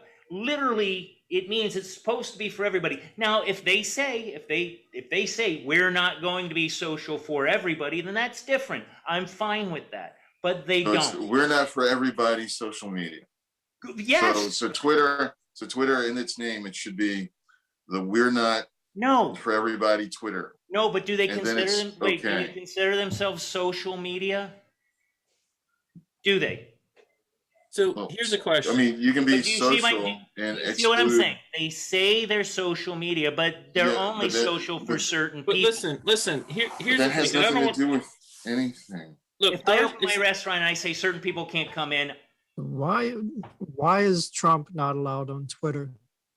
I don't give a shit. He's an asshole. But why is he not on Twitter? It's a good question. Actually, guys, this is really riveting, and we should have a whole episode on this, but I'm at a bar that I have to leave. But not because of my beliefs, but because they're closing. So the answer to hate speech is more speech. Yes, bingo. Listen, love you, Darcy. Disagree with you a little bit. But and listen, guys, look, it's not coming. Darcy's job to look. You know, I love Darcy. It's not his job to defend all this stuff, right? And no, but really, if I had something like that, I would want to control what goes on. You know, if something seems a little too, I don't want to touch that. It's like, no, I get that. Okay. This is the last thing I'll say on it because I've got to go. You say if it's a little too, but what I'm saying is that little before it's a little too is the actual problem. It's the slow growth into bad things. We have to see things before they happen. It's the slippery slope. I get why. It's yes. Well, no, it's the. You said it in a different way. No, but it's more of a. No, I'm not saying that. Give him an inch. Guys, listen, we have subtle changes. It's not. We have to demand. If you give him an inch. We have to demand accuracy. All you want, but we have to demand accuracy in our social media, like reporting about Russian collusion for 4 years. We have to demand accuracy. And on that note, well, remember the Russian collusion. We were never expecting to see a voice call between Putin and Trump. That was not it. Just saying. The you have to demand that level. That would be Trump going right. If you have anything, we have to demand that level of accuracy in our social media. Let's blow. Okay, guys, this is our new send off. No, wait. Okay, wait. I'm gonna be Jack. I'm gonna be Jack with 2 sets of books. Illegal. I'm gonna be Jack. Okay, boys. Have a good evening. Mwah. Love you guys. This is a good one. I don't know why it was a good one, but it was a good one. It was good. Take care. It started off really slow, man. Yeah, we crushed. No more trivia. Jack is you not didn't ask any. There was no science trivia. Wait, who's up? Wait, is Jason up next week? Yeah, but who knows if we'll be on? It'll probably be you. If he won't, I'll be ready, and I have my topic already. And all right, sweetheart. Like it. It'll be good. It won't be all this. It'll be good. All right, Pumpkin. Okay. Tom, you have to talk more next episode. Yeah, Tom, come on. All right. Love you guys. Night, everybody. Peace.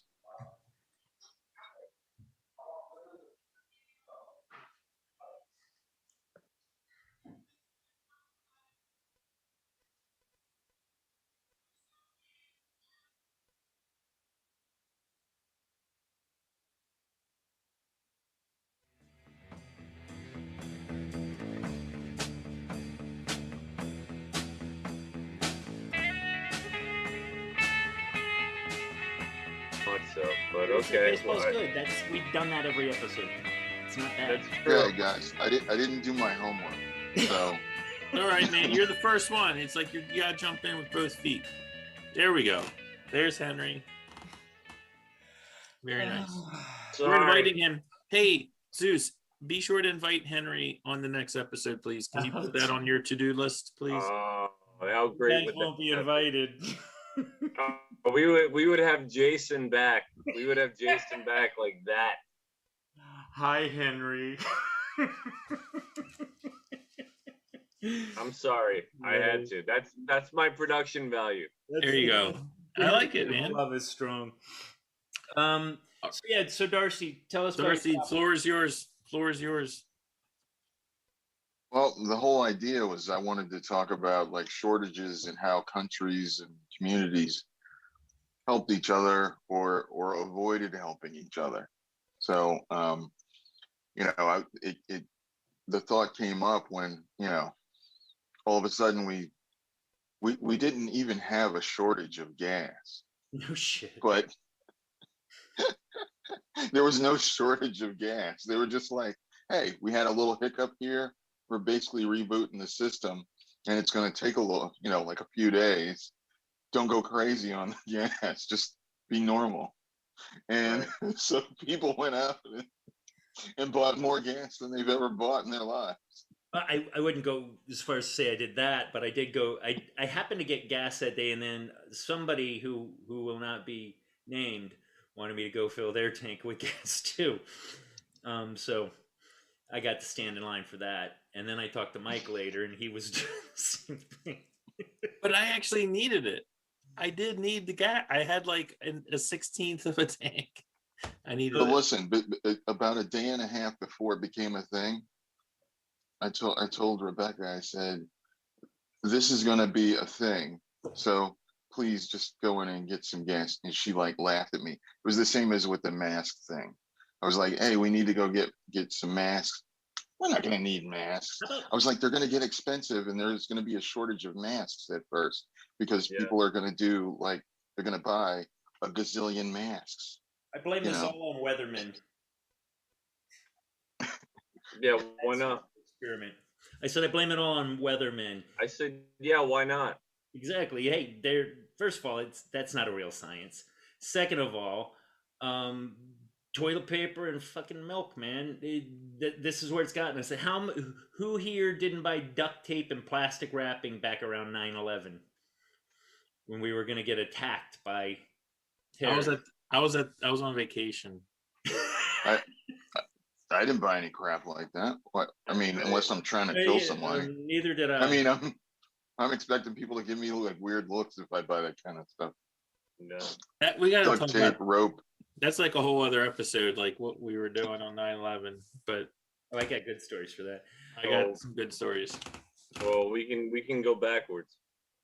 So here, the thing with the gas, I thought was because I knew it was going to be a disaster as soon as things were good. They were talking about things being short. But here's the thing: there's people. It's hard to judge, and I don't like judging people, but there's people that are contractors that maybe like lawn mowing companies, and those guys need gas. They go through gas like freaking crazy with their lawnmowers and whatever. I can see them needing to whatever. And there's people that just need to get to work. They need to top off their tank to get. I get that, but yeah, I mean, there were people like that. That picture I sent out. The lady in front of me was filling up 5-gallon Home Depot buckets, like 5 of them, and putting them in her car. I mean, like crazy stuff. I was putting in garbage bags. And the garbage lots bags. of people. We learned lots of people. Have no never idea. Participated in their chemistry class or anything no like idea. that. Like, it's like the gas itself is not the problem. It's because actually, just plain old gas, minus the fumes, is very hard to light. Yeah, it's the fumes, man. It's like, yeah. There's no, I love when somebody gives you a fisheye at the gas station because you got your cell phone. oh. Or if you leave your car running while you're fueling up.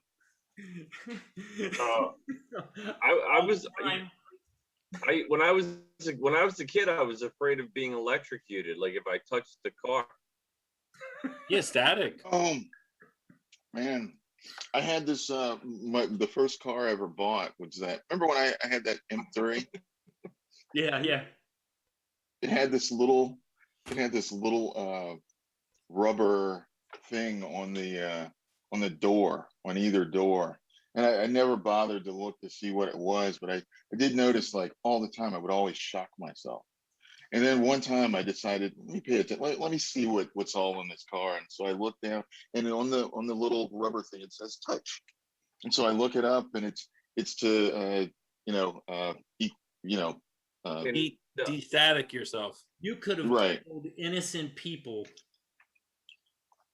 I could have, because I watched a video about people getting back, and like women usually women are the number one people that start fires at gas stations in the wintertime because they generally they go back to the car and sit inside the car while it's filling up, so it increases the chances of having a spark.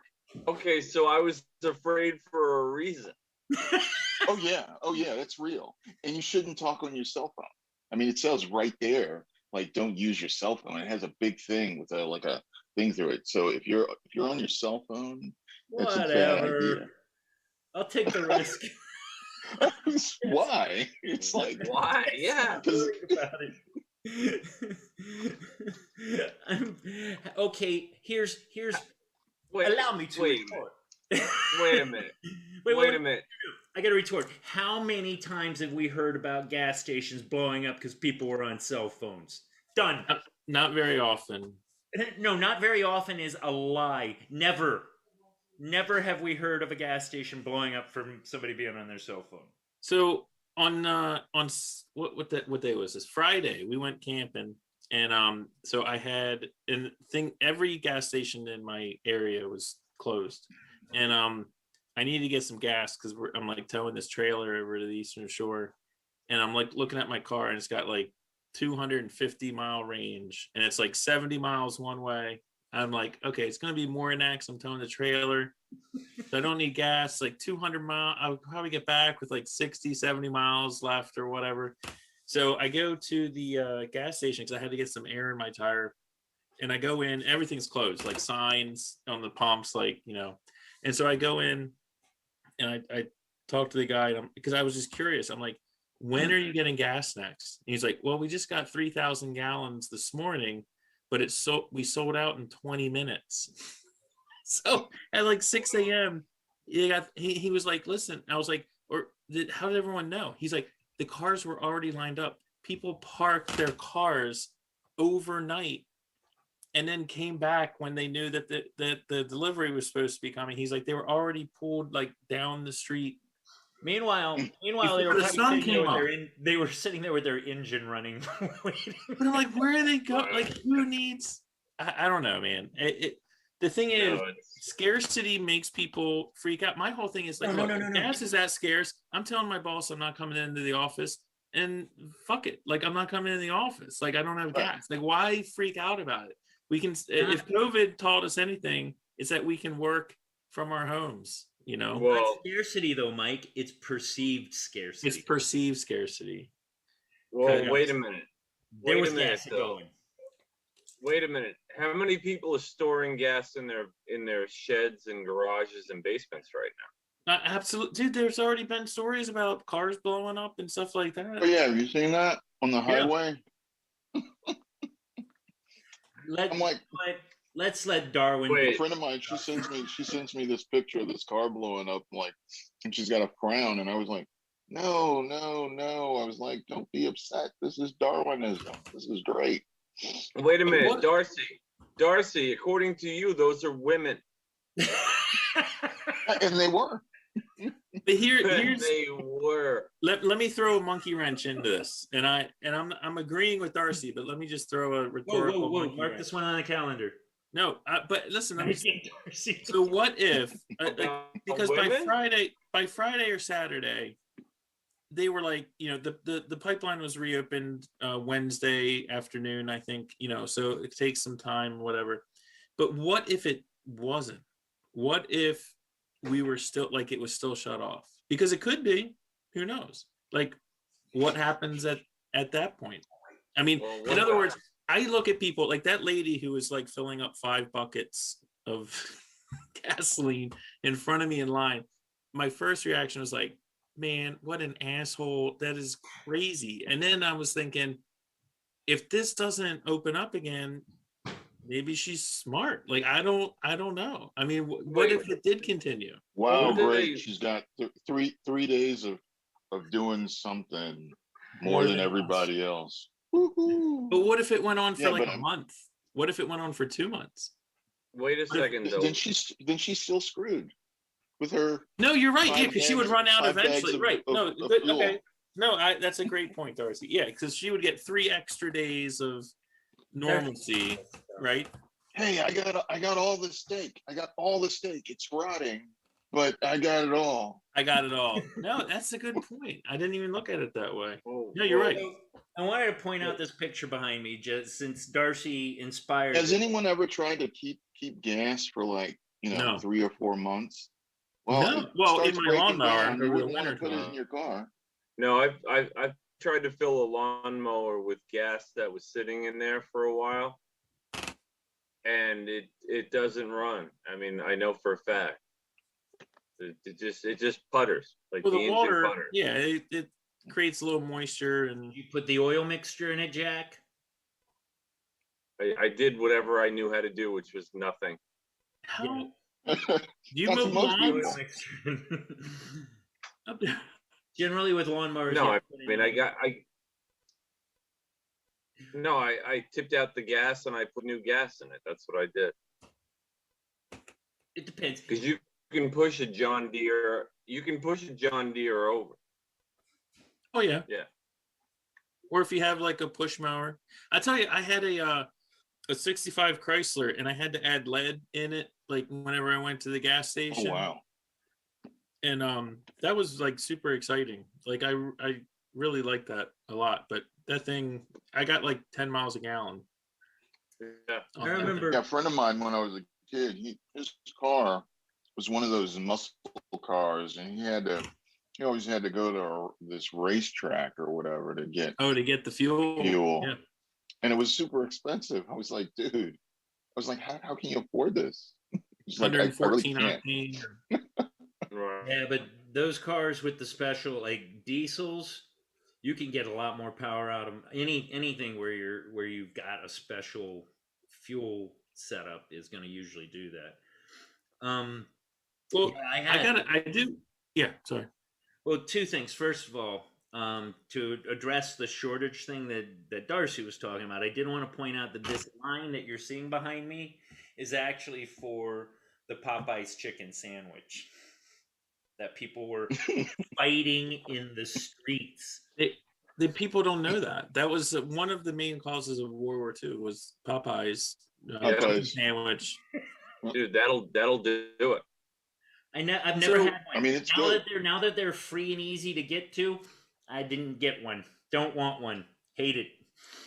I didn't get one until the lines were gone, and it was good. It was good. It was so good. But was it fight in the streets good? Yeah, I punched my mama. Here's a little anecdote that I love, and I thought of this when Darcy first posted this topic. So there's this restaurant. It's based. I think it started in the Philippines. There's only like 30 of them in the United States, called Jollibee or something like that. So it's Filipino chicken spaghetti. It's like a super sweet spaghetti, and some few other dishes. Well, they opened up one near my house here, and the closest one is like 6 hours away. It's right next to the bank I use. So when it opened up about a month and a half ago, there were police there, Montgomery County police. There were lines at the door. It was like the biggest thing in the world. And like at work, our guy who's our bookkeeper, he was like, he comes into my office one day. He's like, "You live in Silver Spring?" I'm like, "Yeah." He's like, "They opened a Jollibee in Silver Spring." I'm like, "Yeah, I don't even know what that is. I thought it was a rest or like a dessert place or something like that." Right. So I've eaten there. It's good, but it's not stand out in a line for 2 hours good with policemen like hanging around. But I'm just saying, it opened up. It had hype. There was no place anywhere around here, and there were lines out the door into the parking lot for a month. I'm saying, Wow. human behavior, if anything is scarce, and it's like the joke that we were talking about before the podcast started, like with Zeus's picture, you know, the old joke of like, you know, if you're in the Soviet Union, like if you see a line, you get in it, right? Because like you don't even know what the line's for, but you get in it because it's like, you know, it must be good. Maybe you need it. But human nature, I mean, dude, back when COVID started, and I'm gonna tell this story to my grandkids.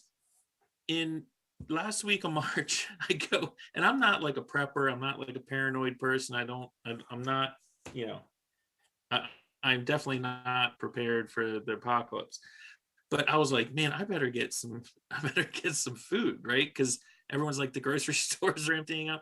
So I go to Safeway, and because I have no idea what I'm doing, I go and I get like canned potatoes. I think I talked about this. All this other crap, like stuff I would never eat, but I would last. Never get. I still have it. My wife was like, "You better come up with a recipe to cook." Right. Right. No, like, save it. Dude, Mike, save canned it. potatoes, canned, you know, green beans, like all this stuff that could survive like 10 years. Yeah, no, you know what? Save it. Save it. I guess I should save it. Yeah, I never had a problem. Like and so the one thing we did, because so what I do is like when the toilet paper and paper towels, I always buy the biggest thing, you know, and I put it away, and I'm like, okay, I'm good for, you know, 4 months or whatever, because I hate buying crap over and over and over again. That's annoying, especially that. I mean, you know, it's like, oh damn, we got to get paper towels again. It's like, why can't we just buy the big fucking thing and just be done with it? It's not like buying an Xbox where you're like, man, I got this Xbox. It's like fucking paper towels. Like there's no excitement for buying it. It's just work, you know. But wait a minute. What was funny hold too it, toilet tissue. Getting the, you know what I haven't been able to find, the one with the vitamin E and the you know, all that stuff in it. Those are the ones that I love, right? The ones like aloe and all that. Those are hard. That's hard to find. That is like nowhere. It's gone. It's gone. Matter of fact, I just assume they don't even make it anymore. That's what I see. Well, that's what was messed up about this virus, because not only did people completely like go nuts on toilet paper and gasoline and water. The thing was, because this was a virus, those Clorox wipes. Oh yeah. Oh yeah. They were like gold. Yeah, I just went and bought the outdoor Clorox, and I was like, hey, we're good for the next I don't know, 2 years or something like that. Yeah, I mean, if you had a big enough thing, but that Clorox. Well, no. The outdoor Clorox, it's something like 9 times the concentration. So, and it comes in the same, you know, the same form factor. You just need to, you know, water it down. Well, water, of course, not gas, Zeus. Oh, wow. Reapply. Nice. Yeah, man. Well, no, hand sanitizer. Dude, I spent $14 on an 8-ounce hand sanitizer at a gas station in Falls Church, Virginia. Why? Because I needed some it was like April of last year. You know what? I'm proud to say that during this whole COVID, I just washed my hands. I washed my hands with soap, and that was it. I didn't touch my face. Now there were a few times where I was like, "Hey, dude, what the fuck are you doing?" You know? Interestingly enough, no, I would touch my face when I was adjusting my fucking dirty mask. Yeah, that was it. Okay, Am I the only one that doesn't have like 6 masks in my car? Yeah, I've got I've two. got like 4 masks, and they're washed like every couple of days. What? Yeah, man. They're gonna be in a museum. Yeah. Yeah, this isn't over. I've already talked about this, but Oh, wait a minute. Redskins logos on masks, it became monetized. It became something that somebody wants to keep around. Plain and simple. We are sheep. Well, that's why everybody's mad now, because Fauci and the rest of them said you don't need masks anymore if you've been vaccinated. And now people don't want to believe that. They're saying, yes, you do. But you do said need it. Yeah, I know. It's ridiculous. No, you don't need it. You don't need it. Stop. You got vaccinated. You're all set. Well, one thing, like, So dumb. back to Well, Darcy's- vaccination doesn't mean you don't get sick. It just means you get less sick. So Yeah, good enough.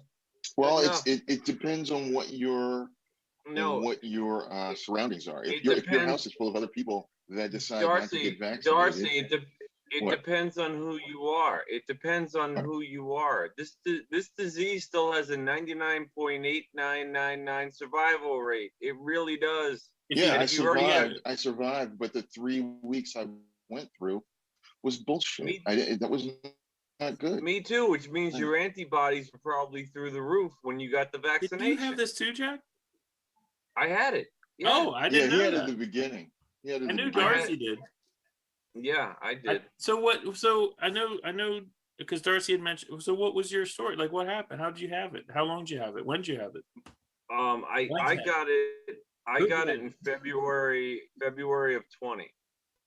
And yeah, my mother. So that was like way early. Yeah, and my mom got it a week before I did. Wow. And she was sick as a dog. Like, she was a wreck. And they diagnosed her with like bronchial infection, and they gave her a Z-Pack, and they gave her an inhaler, and they gave her prednisone, which is the opposite of what you should do because it makes it last long. Actually, that's not true. Is that a steroid? Yes. What they're saying is that they actually needed to put, if I'm not mistaken, they're saying you need to have actually higher doses of steroids. Even though I know what you're saying, because it affects immunodeficiency, but the positive effects, I believe, outweigh the negative. Well, either way, this was COVID, so she had it for a month, like literally almost killed her. And like then I got fever, and like everything. what? Well, everything, coughing, exhaustion, like being able to eat, or like gastrointestinal, like the whole everything. And then I got it a week after she did, and I still have a hernia from coughing so hard, and I had bruised ribs. Jesus. Yeah. And then while I had it, we found out all about COVID, like, because I live in ground zero. Like, New York is right there. We have commuter trains, bridges, buses. I was actually taking the bus to visit my kids, and so I got it, and she got it first, and but either way, like, we had it, and then it was over. And so so with you, since you have the antibodies, you can't get it again, or just for a certain amount of time, or what's the science on that? No, it depends on it depends on who you believe. That's like everything, there's different studies. Like, there's one study that says that you're more likely to get hit by lightning than catch it twice. And then, like Darcy said, you could. And then, like Darcy said, even if you're vaccinated, there's some studies that say, or some theories that say, you could get it again. Yes, it's not a could. You can be infected with the virus again. It's very simple. Well, it's just that your body has already been exposed to it. So instead of your body going, oh my God, I'm infected, it goes, Darcy, oh, I've already seen this before. And it starts working. And Darcy, then it's up to you. Like, if you want to get vaccinated, vaccinated to get vaccinated. If you want to like walk around all the time, be at home with a mask on, then do that. You know what I mean? And if Darcy, if you make a rule in your own house that says you have to wear a mask to be in this house, then God bless you. Dude. The most states don't have the mandate anymore. So that's but you can wear one when you go out. You can wear one when you go out. You're vaccinated and you could wear a mask. Yeah, nobody. So what are you worried about? My point is, what are you worried about? You're vaccinated. You're masked. You're better than vaccinated, actually, Darcy. Having gotten it, you're probably in better shape than people that got vaccinated. Darcy, real quick, are there extra side effects to the vaccine for people that have had the virus previously, or is there no? Well, you're gonna feel it both times. There's no like, the first shot is nothing, and then the second shot is, you feel it. Are you more susceptible to side effects if you've had it? So you're definitely gonna feel it. If you've already had it, you're gonna feel it. So like when I got that first shot, I was down for a day, and I had the problem with being able to sleep and all that stuff. The same way I did before. Darcy, didn't you do a podcast with us like right when you got vaccinated? The first one, yeah.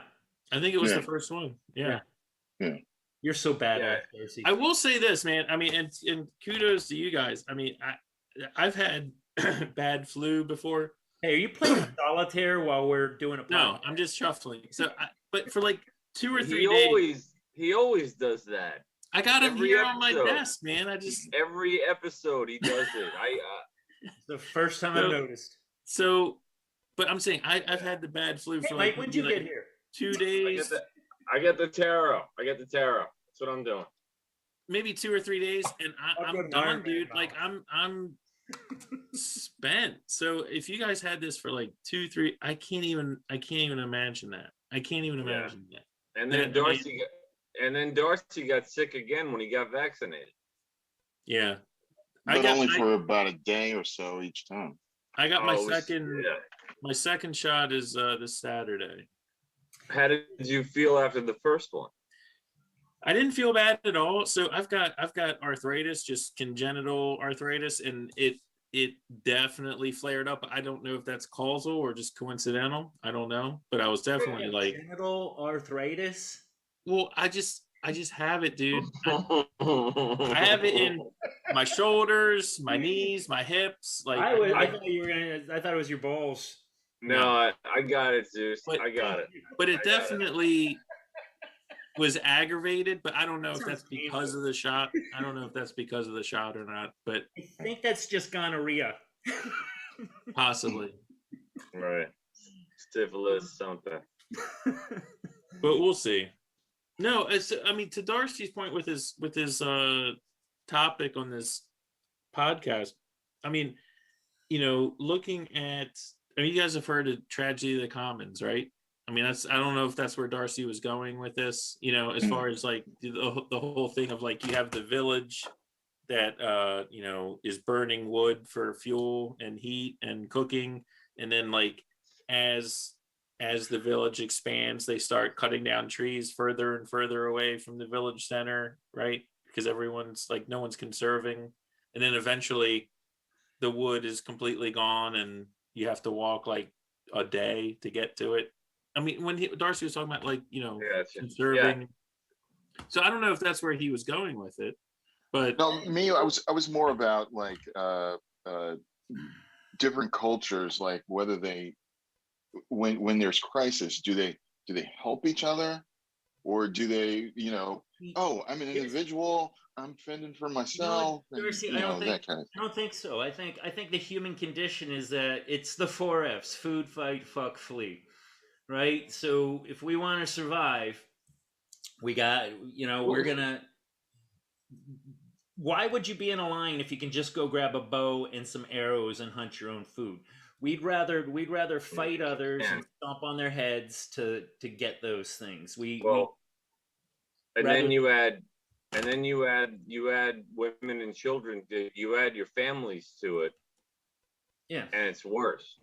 If you got kids, it's worse. Now, but that doesn't, to Darcy's point though, that doesn't justify why you need 80 rolls of toilet paper when there's a line of people to get into the store. Like, Yeah. you know, I mean, come on, like, get a washcloth. You have a washcloth. Yeah, in your house. I saw one video. This lady, I guess she was one of the first people at a store, and they didn't have the limit of 2 or anything like that. She had a big, one of those U-Haul trucks. Yeah, I and saw everybody's behind her, and she just filled that whole thing up. And Yeah. it's Wow. and it's shameless. Well, They will look also, at you with ire. Like there's no part of down me. if There's you no even part of me that question. ever. That doesn't even come into my mind. no, Like, but also Darcy, that's the worst part of this, is that's price gouging. That bitch was probably storing all that shit so she could sell it on Amazon.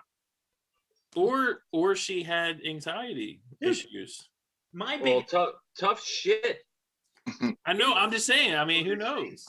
here's the thing that's driving me nuts with the shortages is I've got money set aside. I turned 50, had a birthday, Christmas. My mom sent me a bunch of money so I can get the new Xbox Series X. oh You yeah. can't get it anywhere. Actually, They're you selling it for like you just $1,200 on eBay. you have to be relentless. Okay, You get it. so.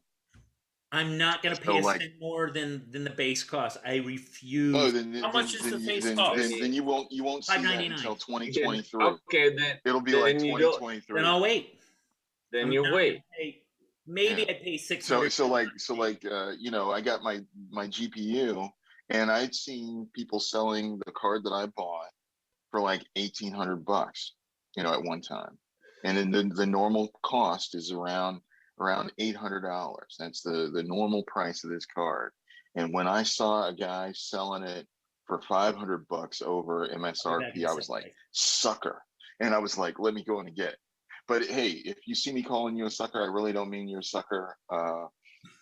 And I want to buy more from you in the Yeah, future. exactly. But But there I is, just want to be Right. nice to that guy. I mean, Right. supply and demand. I mean, the whole thing with gas, like people talk about price gouging.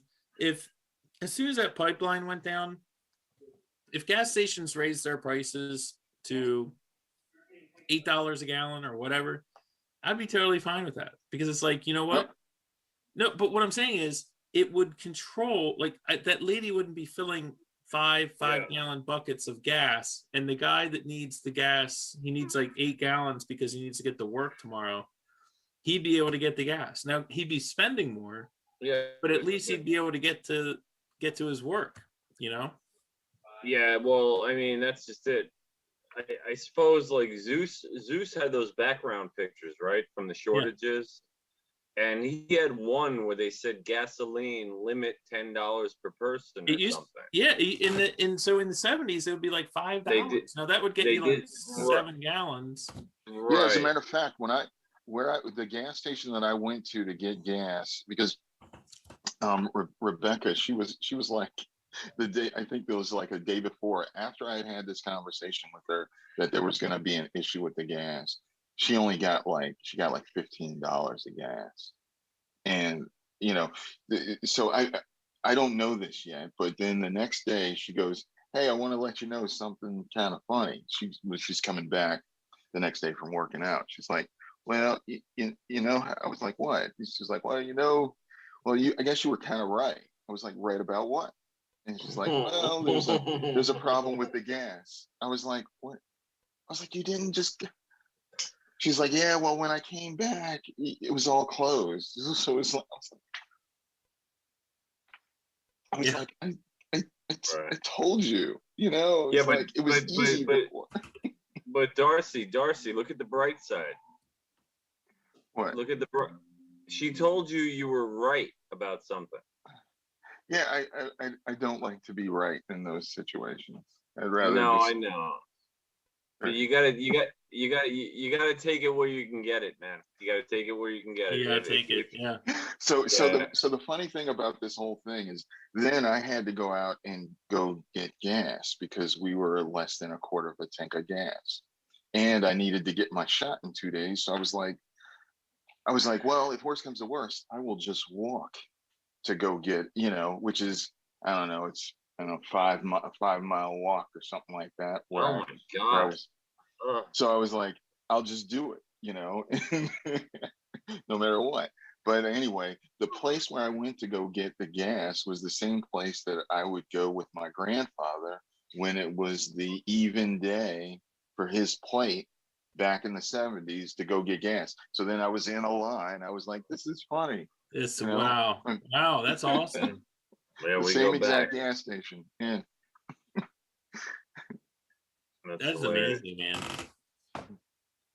And that whole thing, you look back at the gas shortage in the 70s, it completely changed and defined automobile manufacturing through at least the mid 80s.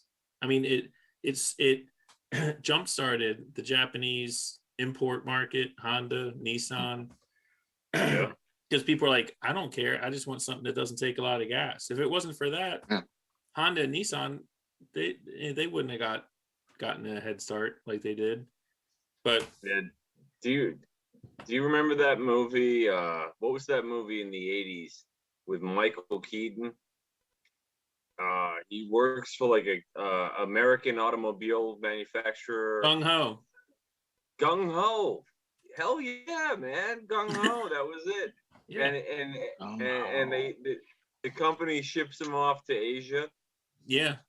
Yeah. Oh, it's a good flick. It's a good movie. It's certainly like one of those like put it in a time capsule movies. No, absolutely. You know what I mean? That sounds so familiar.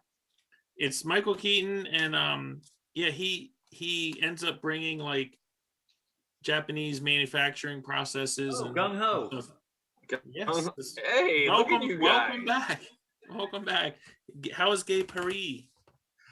Gay. Oh, okay. Not good. With the happy definition. Oh, okay. Yeah. Not that there's anything wrong with that. Nothing wrong. No, there's nothing wrong with that. Well, if you hold on, there is something wrong with the French, but gays. Yes, a lot. So, yeah, they can't win.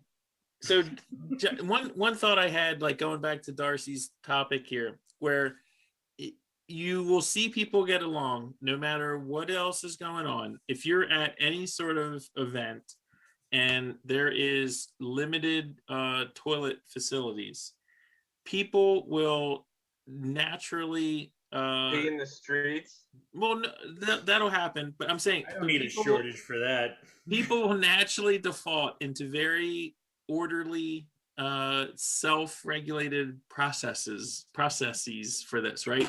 They'll self-queue. They'll like challenge each other if you're butting in line. Like everyone is focused on fairness. Like it's a limited resource.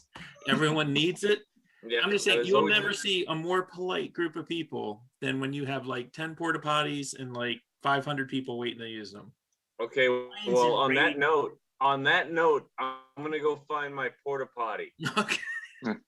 No, wait. Yeah, it's funny about the whole, going to events and, having access to the type of bathroom that you can have access to and all that. I would only go to any event if I could make sure that I had the best experience with going to the bathroom. So if I went to a basketball game or something like that, someone's like, hey, let's just go get some seats. I'm like, are you crazy? Where are the seats? Right. I'm like, if we've got a booth or a suite, man, I'm all for it. But if it's not one of those things, I'm not going. And so like when I would go to those golf tournaments, like I went to see Tiger play a couple times. I always paid that extra so I could get the the really nice bathrooms. The nice you walk up, it's AC, and you got a guy there, and you still have access to the AC bar. Yeah. Sometimes you got the attendant. No, I like to stand in line to go and sit in a box that smells like urine and feces. Look, to Darcy's point, if you've ever been to a PGA event and they have public porta potties like in the trailers that have attendants in them, that is that's a PGA thing, man. I mean, unless you're going to some fancy wedding, I don't know if you've got access to all the bars and everything, and a constant AC while you're outside, which is great. As cultured as I am, being from France, yes, I'll never forget the first time that I went to like a really decent club in DC, and I go in the bathroom and there's a guy standing there with like wet towels, and I'm like, yeah, I'm like looking, I'm like, why are you in here? Well, he wants your money. He wants your money. You know what's interesting? And he's got a bunch of colognes and breath mints. Yeah, man. Here's the thing. The interesting thing is you go to Poland and you actually pay to use the public bathrooms there. Like how much? Like a quarter or whatever. To get in. But they'll give you the fisheye if you try and walk in and not pay. And, you know, again, me being the cultured person that I am, you would think I would have known this. I'm always just trying to walk in, and they just look at you like you like your social etiquette is just the worst. But can you imagine that, having to walk up and fish out a quarter? Yeah, and you got to pinch out a grumpy. Yeah, you know, it's ridiculous. What's the matter, Jack? I'm not sure I understood the context, but I think I did. So I was saying in Poland, at least in Poland, I think it's other places in Europe too, you actually have to pay to use public restrooms. Okay, yeah. So I was right. I was right. I got it. Yeah. You're talking about taking a shit, basically. That's no. To go into the bathroom, you have to pay a fee. Yeah, you're talking about pushing out a grumpy or something like that's. We're totally going off the rails now. Oh my God! Sorry. Don't involve me when I sit down because I did a little research onto and thinking on Darcy's topic here, and some other people who are smarter than me were basically saying the real dividing line when you start having like resource hoarding is if people feel that the resources are held in common and that everyone that is associated with using those resources has a vested interest in them, you'll generally see more cooperation. But when the resources are held by others that you have to pay for, or that are not, where there's no ownership of the group, that's when you start getting hoarding. That's when you start getting, people, fat ladies fighting in the aisle, punching each other in the face or whatever like that. But if the resources are viewed to be held in common, that everyone has equal ownership of it, you usually don't see that, which I thought was an interesting point. Mike, so then where does that put toilet paper? Well, they're not held in common, right? So it's owned by the supermarket. It's the Popeye's chicken sandwich all over again. It's wait, so is that the best solution is just buy a bidet. We should be using those anyway. I actually am one of the few people on this podcast that probably have some bidet stories, but I'm not going to tell them right now. Man, when I went to South Korea, like Hanwha, all their bathrooms, all bidets, nice bidets. I mean, nice, man. Yeah. They're awesome. You can adjust the angle, everything. And it had a whole bunch of stuff that I was like, how can it have this many controls on it? Like, what are people doing? I'm like, wow. But I did stay in there like a lot. Then it's funny, the guys that I went there with, they met me down in the lobby, and I was asking about the bathroom, and one of the guys goes, he doesn't know how to use the 3 seashells. I was like, nice callback to Demolition Man. Oh yeah, man.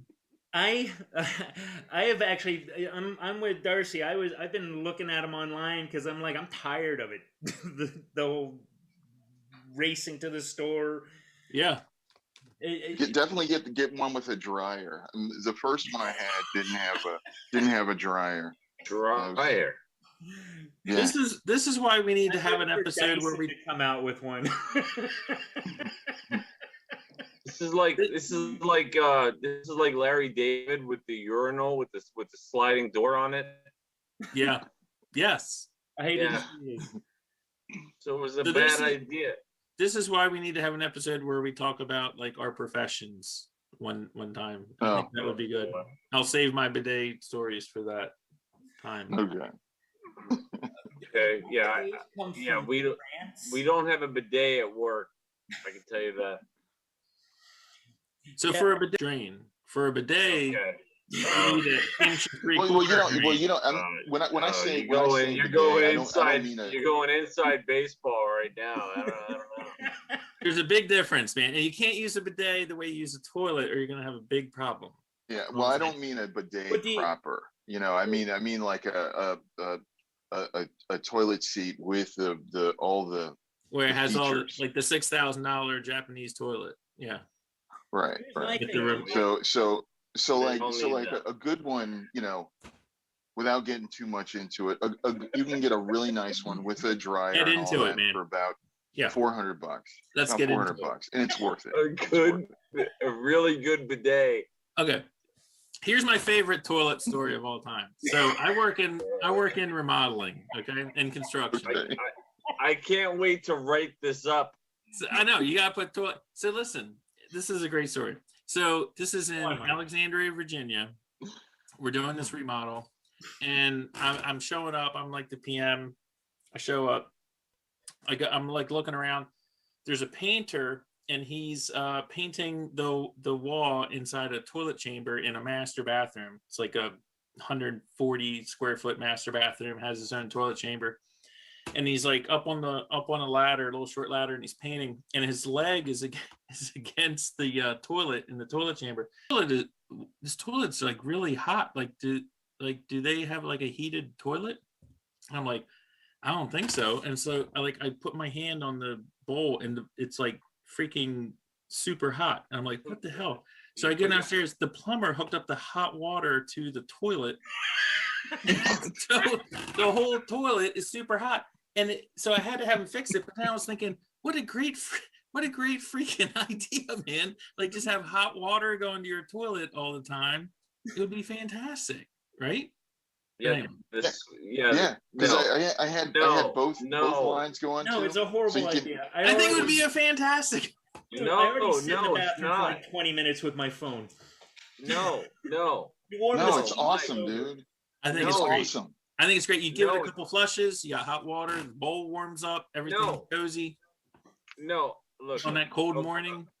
No, I'll toilets. Jack's. You want? No, you. All right, I can't believe I told that story.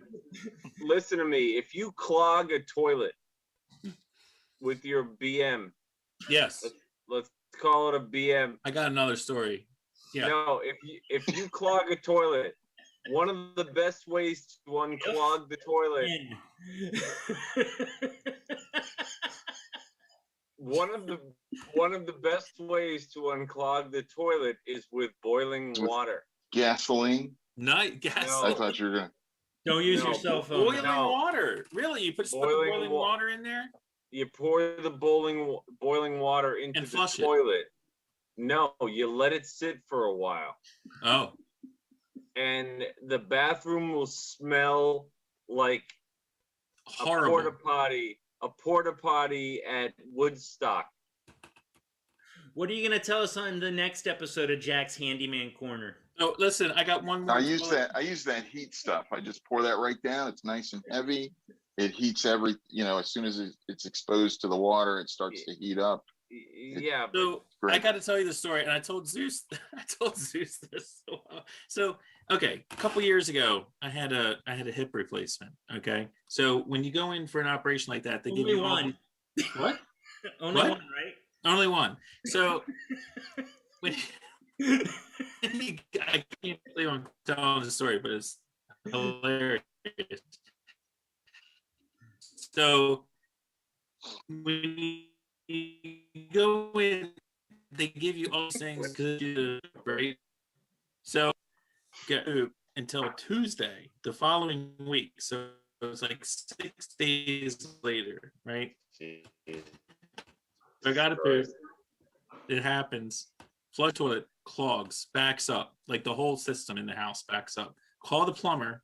Plumber comes out, does what he's got to do, gets it going. He's like, this always happens. Anytime anyone gets like a hip or knee replacement or like a surgery, we get caught. It happens all the time. Like when it happens all the time. And I'm like, you know what? They need to tell you that in the hospital when they're like telling you to prep for like the surgery, like what to expect. Like make the appointment with the plumber so that he comes to your house like a week later. Like it just needs to be part of. It needs to be part of the preparation. I love why does I don't know. I have no idea. I'm not a plumber. I don't know, but apparently it's a common. He was like, "Oh yeah, this happens all the time." Like multiple. I love how the plumber knows more about hip surgery than the doctor. That's what I'm saying, man. He was like, "Oh yeah, you had a surgery. Okay, yeah, this happened." I mean, this guy does this all the time, like 3 times a week. He gets this call to go to someone's house because they've been recovering from some surgery. Yeah. Anyway, Hey, Bob, we got another old lady. Here's the other point. Yeah, they should put their cards up in the hospital. Plumbers do not make enough money. Yeah. Plumbers do not make enough money. That in all of my experience, plumbers do not make enough money. I've seen plumbers do things that I just want to faint. I love the guy. A good plumber will pull in like 200,000. And we're not editing anything. Well, we'll talk about this. All right, well, hey Zeus, shoot me a text. I'll take care of you. What time is it? Oh Jesus Christ! Jesus Christ! It's 11:05. No, I mean on the episode. Oh, I have no idea. Oh, nobody knows who's recording it. I am. Oh, of course you are. You wouldn't know. It doesn't show the time on it, but we'll figure it out. Yeah. Well, yeah, I've got a lot of plumber stories, but that's for another time. Yeah, we'll talk about your job at another date. Yeah. But they're underpaid, is what I'm saying. I think they deal with so. Dude, I've seen guys jump down into a septic tank underground, like just like, okay, here I go. Like right down into it. Oh, Jesus. Makes me want to pass out. Yeah, I don't do I don't have any work stories like that. Yeah. Yeah, just no piles of magazines with. I got some poop stories. I'm a psych nurse. Yeah. Yeah, an interesting phenomenon in nursing in psych nursing is that the patients, they love to clog the toilets. It's a constant thing. With like toilet prison. paper and stuff. Yeah, I was gonna say, they're lighting up toilet paper rolls and throwing them at you. But it happens all the time. It drives us nuts because it's just pointless. It's like, why are you guys doing this? You're just being. It's really just. Assholes. Yeah. What I like to say is that some psych patients are sweet and kind and innocent people, and they don't deserve what happens. But some of them baseline at asshole. Well, I got a question. This is something I thought about before, but I'm just throwing it at you. So for your patients, do they have like family, like support networks, like, or most of the people that you're dealing with, they're like on their own? Like, in other words, are there people coming in like, oh, that's my Uncle Steve, or that's my sister or brother? Or they're not allowed. They're not allowed to. But are these people kind of like already cast out by their social network, or are they supported by people? So when I worked at the state hospital, a lot more on. Now, working at a where all my patients are like insured, it's a different story. They do have more support? They do have, but here's the thing. They have support from other people that are complete fucking lunatics. Their families are quite often just as bad as they are. Oh, gotcha. So yeah, there's a little column A, a little column B there. Just curious if they're, on their own or. Yeah, it is definitely. There are a lot of times where you just want to punch people in the face, and another thing that's really awful about it is you see these people, they come in and you just know bad things happen to them from the people that are bringing them in, which is, for me, that's where I want to get a cape and a mask and just run around beating the hell out of people, because I can't stand it. It drives me absolutely crazy. You want to do that anyway. What's that? I said you want to do that anyway. Well, yeah, I mean, most people would want to do that, but I'm talking about the worst violations of people. I was kidding.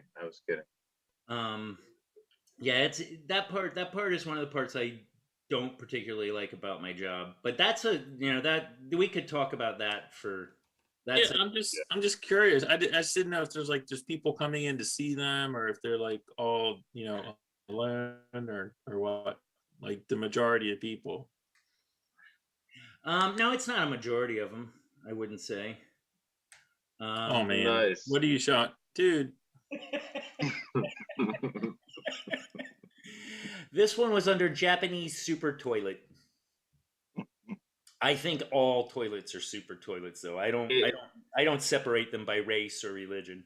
It's kind of making a mess on the wall there. It's hitting me in the back of the head, actually. Yeah, it's pretty exciting. Yeah, I don't want showing the force at which the water hits your hiney hole. Oh, I see. Yeah, makes sense. It looks like a cigarette butt. It really does. It does. It looks like a cigarette. Yeah. Sometimes you'll see it where the bidet is sitting next to the toilet, and I'm just wondering about that shuffle over to the other. Yeah. I think you're gonna have the combos, and then they have the ones that are side by side. Yeah. Darcy's got the combos in his house. I would like to have one, but efficient use of space. Yeah, that's important. Yeah, talk to Mike. Talk to Mike. He's Mike's the PM. Well, here's the thing: you can't just get one. You have to hook up a water line to it. It's not just you just.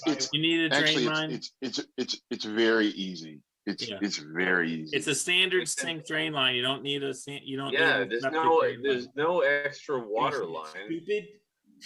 Yeah, I did it myself. I did that. I had both cold and hot water, and I can adjust the temperature. It's great. I can't wait. Party at Darcy's. Yeah. We'll have barbecue. Yeah, barbecue. So since we're talking about parties at Darcy's. No, Zeus, what? Mexican night. Yeah. No. Indian curry. Oh Jesus. Test the waters. So I looked at the map that Darcy sent the coordinates of. So is that the trailer, Darcy? Is that the camper? I saw it's no. So that was before he put that there. So that is a cargo thing that he has there.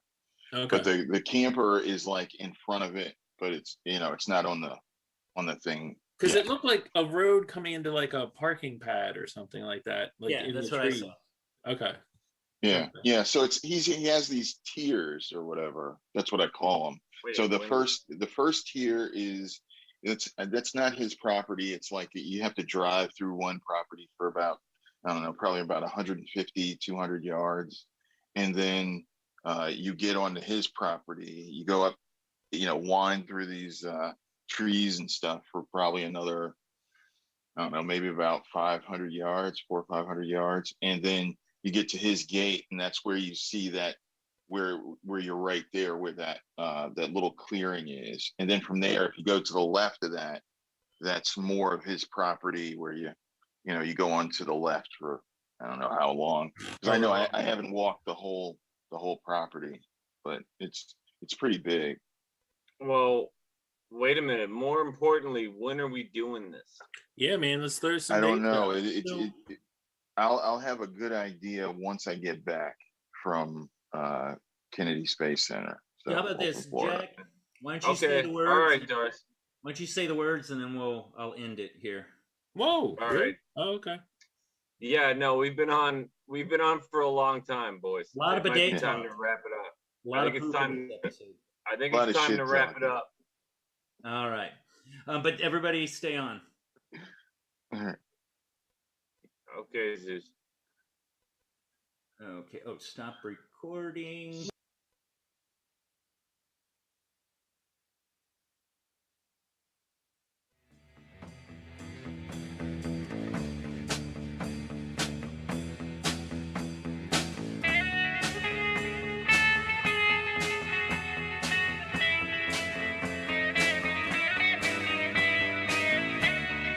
All right. So If now it's we're on your starting. hard drive, then you'll have to like make a copy somehow, send it to. You don't want to do all that. So it's recording to the cloud. Oh, I see the cloud now. All right. Yeah, I there's used the to be cloud. smart. Now I'm not smart. I'm not either. Now, Just to run now a I'm bulletin board system, for God's sake. I know, Yeah. man. now I'm special. I'll look at you. Back in the 80s. So what's up with Darcy? Is he coming on? I don't know. Let me see if was he I think he said 9:45. Yeah, he did. He did. We're a bit early. And that's fine. See, yeah, this is what's funny though, Mike, is like I don't even know what the fuck we're talking about tonight. I come up with all these subjects and I'm cool with I that, know. man. I know. Riff it. We throw out like a half dozen topics, and then after all that, then you're like, okay, what's the topic tonight? It's like, we Well- just gave you a half dozen topics. Yeah, I know, but it's not that. It's like it feels like it's like the 11th hour, and there's so much going on, and if we landed on one thing by Sunday night or Monday even, we Yeah. could all do homework, Yeah. Right. and instead it's Tuesday at 6, and we're firing off like 10 things, and no one's saying, yeah, that's the thing. Let's talk about Sasquatch tonight. No one's accountable. Well, But once you And get then- like when and- somebody says, and- I second that, like somebody well, said, but know, no one does. No one's doing that. Like Well, everybody I- goes. "Oh, I thought Everybody it was goes two for ideas. radio. God," and I said, yes, that's a good topic. So Well, that's like two okay, of but us. what does that mean though? Love is God. Like I don't even know what that is. Like it's cryptic. Have It's you like a seen cult. this? There's this woman. She calls herself Mother God. She's a cult leader. Okay, Right. so cults. So cults. I mean, Okay. I love, well, I love cults. yeah, I love cults too, but I would have I mean, watched. I would like have watched. I would learning have watched about- Heaven's Gate or read about Jonestown or. Jonestown. That's So I do have an idea, and I mentioned this to Zeus a while ago.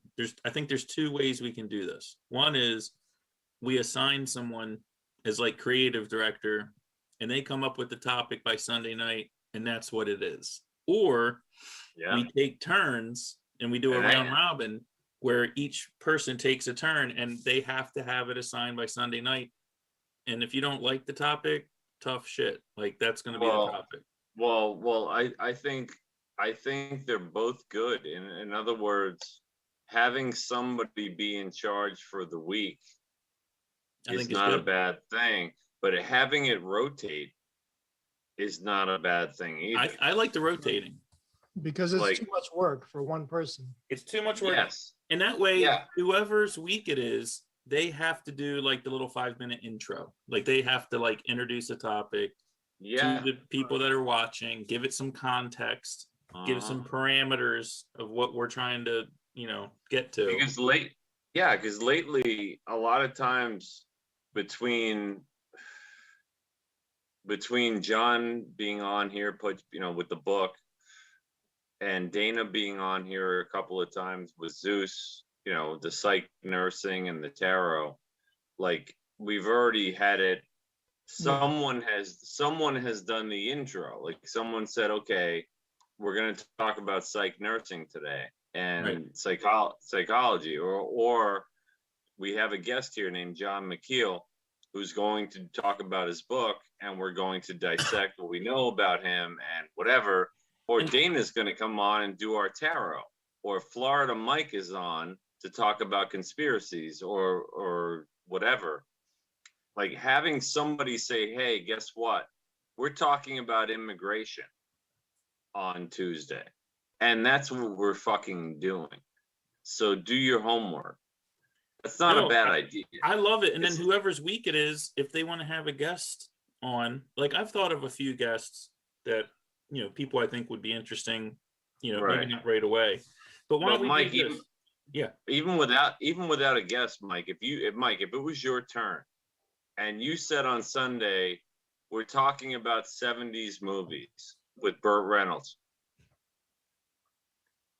Like, that's what we're talking about. That's what we're talking about. Then then everybody has 2 days to watch every Burt Reynolds movie. Yeah. So they could get. And I say it by Saturday night. And that gives everyone Sunday, because the thing I like about it as a member of the team, I like that 5 out of 6 times I'm being challenged about something I don't even know what it is yet, maybe. Or maybe I do. Maybe I am informed, but but not that informed. I'd like to do even like once in a while. I had this idea where, okay, if it's my turn to have a topic, I don't want you guys to know what I'm talking about, right? You could do I would go in and I would start and I would say, let me tell you about this guy. I'm going to tell you about this boy. This is how he grew up. This is what he did when he was small. This is how his parents treated him. And I'll go through the whole thing. It might turn out to be like Jeffrey Dahmer at the end, but you won't know that. Maybe you'll figure it out somewhere along the line. I like that. But that would be if it's your week, that's your creative choice. On Saturday night, you could say, look, the topic is going to be hidden. Just be prepared to talk about whatever. Yeah, that's totally right. And then, you know, if you have a little tangent story here or there, that's great. This fills up some time, and then, but we still get to where we're going. I love it. Yeah, I like it. I like it a lot. So why don't we start? We can start next week, and we'll do it. Let's do it alphabetical order. That way, we won't forget it. And so it would be Darcy, Jack, Jason, me, Tom, and Zeus. Is Jason still on here? Well, it would skip it if he's not. Right. And then we still have Florida Mike whenever we want him. Whenever we want, but it would be, you know, if Jason doesn't want to do it, that's fine. But if he wants to do it, then he's got to, you know, do that week.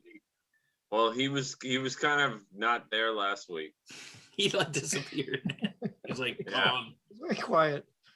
Yeah. Well, the other thing that's good is if everyone's forced to do it once every 6 weeks, then they're forced to do it. And some of it, like I throw out topics, but if someone's not demonstrative, then they got to do it anyway. Also, look, I'm just telling you, when you're looking at this, and this thing buzzes off 40 times in a night, and half of them or all of them have nothing to do with anything that we're actually agreeing to discuss. Like you and Darcy have had good podcasts just on this, and it's like, why don't we talk about those issues? Yeah, on the pot, like Donald Trump, love him or hate him. Yeah, immigration, fucking guns, black or BLM. Like, why don't we be topical? We have to be topical at some point. Why are we not covering all the shootings by cops of black people in the last couple of months that have turned into riots? Like, why are we not discussing that shit on this podcast? I don't understand at all. Like, I don't get it, and it is what it is. But like, we need to nail down a topic, and I'll do it if the week's news is that, then let's talk about that. Yeah. No, we got to be able to do. We should be doing current events and obscure stuff and anything. But I like the idea of doing it round robin. It gives everyone. I do too. Tell Darcy. Darcy, we got an idea. Yeah, we got an idea. So I think Only first. starting Hey, next week. Darcy. Can you hear us? He's looking into space. He's got another flying spaghetti monster shirt on. He's staring into space. I think Darcy's the only person I know that has 2 flying spaghetti monster t-shirts. I don't even know what that's from. He's a Pastafarian. From what? It's a Religion? pseudo religion, Yeah. Yeah, it's to make fun of religion. Oh, but it's kind of its own thing. Yeah. So Darcy, we had an idea. Like moving Shoot. forward, starting next week, where each of the 6 of us is going to take turns in alphabetical order. So you're the first. By Saturday night, you got to text everyone else with what the topic's going to be, and that's what the topic is. Like, love it or leave it. Or you can opt to say, look, I'm going to keep it a secret till Tuesday. But when it's your week, you have to do the introduction, introduce the topic, what the context is, kind of like what the parameters of the conversation are. I like it. And you're like the ringleader for that week, you know? Yeah. And that way we don't have to have all these conversations about what we're talking about. I like it because we each get to kind of have a definite topic that we're interested in, and then the other people just have to lump it, which I love. Like, if I just get a text from you guys on Saturday and it's like, you know, the topic is going to be like, you know, My Little Pony, well, then I better, you know, have something to say about My Little Pony. I kind of like that. Okay. Yeah. Especially if that's cool with you, and we'll just do it in alphabetical order so we won't forget, you know. So it's Darcy, it's you, then Jack, Jason, me, Tom, then Zeus. Okay. We'll just keep rotating. And then also, what's cool about it, Mike, what I like about it a lot is if you have to, let's say it's your turn. If you have to do that by Saturday night at like whatever, 10, by the time you go to bed. Yeah. But let's say 10. Yeah. That means that everybody else has Sunday night, Monday night to do a little homework. Exactly. To do a little prep, a little bit. Because if somebody says we're going to do Sasquatch and the Loch Ness Monster, there's a lot of shit you can read about it just to feel like you can contribute. Bring something to the table. Yeah. Just so you're not just sitting there being like. But I like having whoever's week it is, they're like the ringleader. They set the context. You know, if you start straying way off, they can kind of bring it back. I will say this though, for 13 episodes, we've figured it out. Yeah, absolutely. But also in my defense, or in our defense, for 13 episodes, we've always had a clue what we're going to talk about when the podcast starts. Some clue. Most part. For the most part. Whereas tonight it was very like I whatever you guys want to discuss. Like Zeus brought up cults, and he's not here. Yeah. That's happened to us a couple times. Yeah. That's. Who brought up Scientology? That is kind of interesting. I used to watch this show. What was it? The lady that was on King of Queens. Yeah. Leah Remini. He was a former Scientologist, so she's doing this whole expose of Scientology and all the evils. It's really a cult. Yeah, they're all a cult. I thought it was fascinating. Well, that they're all a cult. Is Christianity a cult?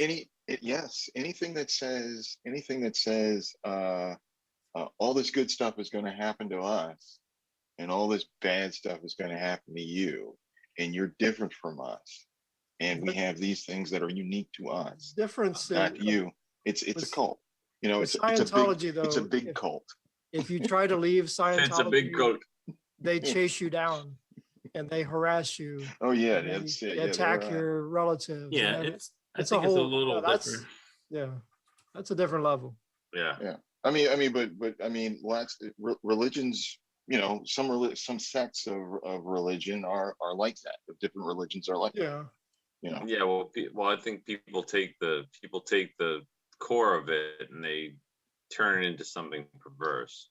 Well, I mean, so aged religion, people take for granted that, like they think that, so like the Abrahamic religions or whatever, like Christianity, people assume that it's always a good because of the way they see it, like today, where it's very, it's kind of calmed down. Like I can say, I don't like that, I don't believe that, and I don't have to worry about it. But like 200 years ago, most people were like, oh, we should kill him or we should do something to him. No, they'll burn you at the stake in a second, Right. Well, I think I think Christianity got perverted over time by a lot of different sects, but they were sects. They were cults. They weren't overall Christianity. I mean, at all. Well, you got people, having, death threats for drawing cartoons of Muhammad, and got all kinds of crazy stuff. Well, that's still going on. Salman Rushdie is still being chased around. Oh, even though he ended the fatwa. What was that? The Ayatollah Khomeini? Yeah. Yeah, he ended the fatwa. So. But I think people still want to kill him, right? Well, yeah. Well, I know he was on Curb Your Enthusiasm with Larry David. Who was this? Rushdie? Who? Salman Rushdie. Salman Rushdie. Because didn't that happen when we were like in high school, right? Mm-hmm. Yes. Seinfeld was on. Yeah. He did this satanic verses. He wrote the satanic verse. But some of it, it's not just religion. I mean, there's definitely there can be like a secular orthodoxy as well, right? So if you don't toe the line, you are cast out, right? Yeah. I mean, it doesn't have to be organized religion necessarily. Yeah, but there's also got religion, but no, there's also got to be a line on what society should let people get away with. Like, I mean, when you look at like Charles Manson had a cult, right?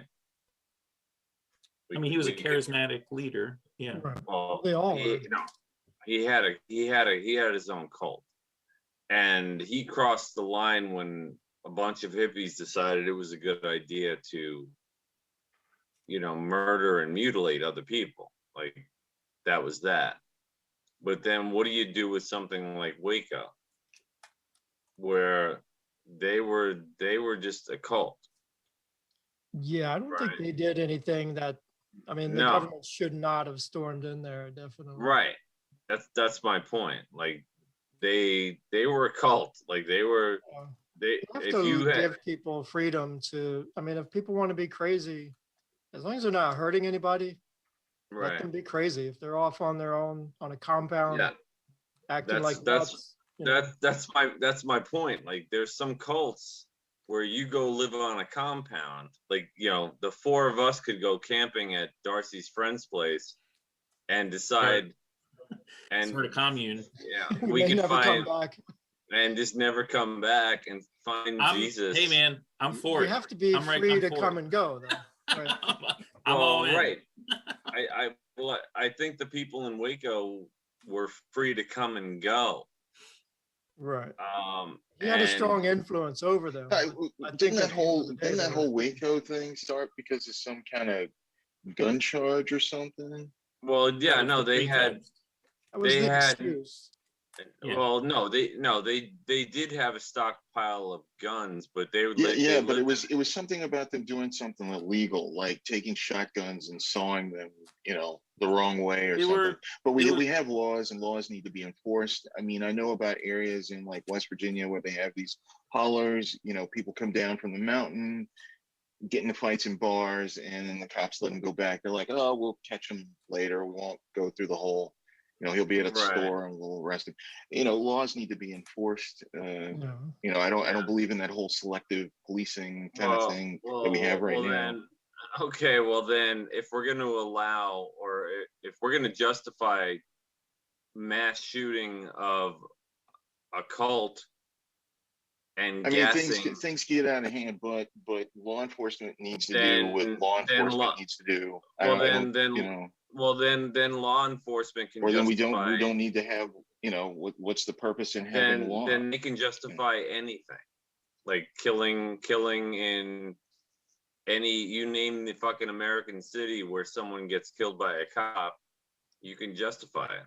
I mean, it doesn't make it right. These people were living on their own, doing their own fucking thing. No, but didn't it start by two officers coming to the door and like knocking, like, Yeah, and they were fired on? No. No. How did it start? So it started, one of the things was that the Branch Davidians, one of the ways they made money was they would buy and sell guns at gun shows in West Texas, or around Waco. And the accusation by the ATF, which is still hotly debated today, and we don't have to get into that, was that they were taking semi-automatic weapons and converting them to fully automatic, which is obviously big no-no. There's no proof that they never found these. I mean, there's reports that they did, but they magically disappeared, after the Inferno. I mean, there's a lot of reasons why people speculate, how it went down. I mean, to me, again, being like a media person, the big lesson from Waco was the fact that no one was allowed anywhere near the compound. Like, all the cameras and the reporters were like a mile away, looking through, lenses. Right. The government was totally had a stranglehold on the information coming in and out.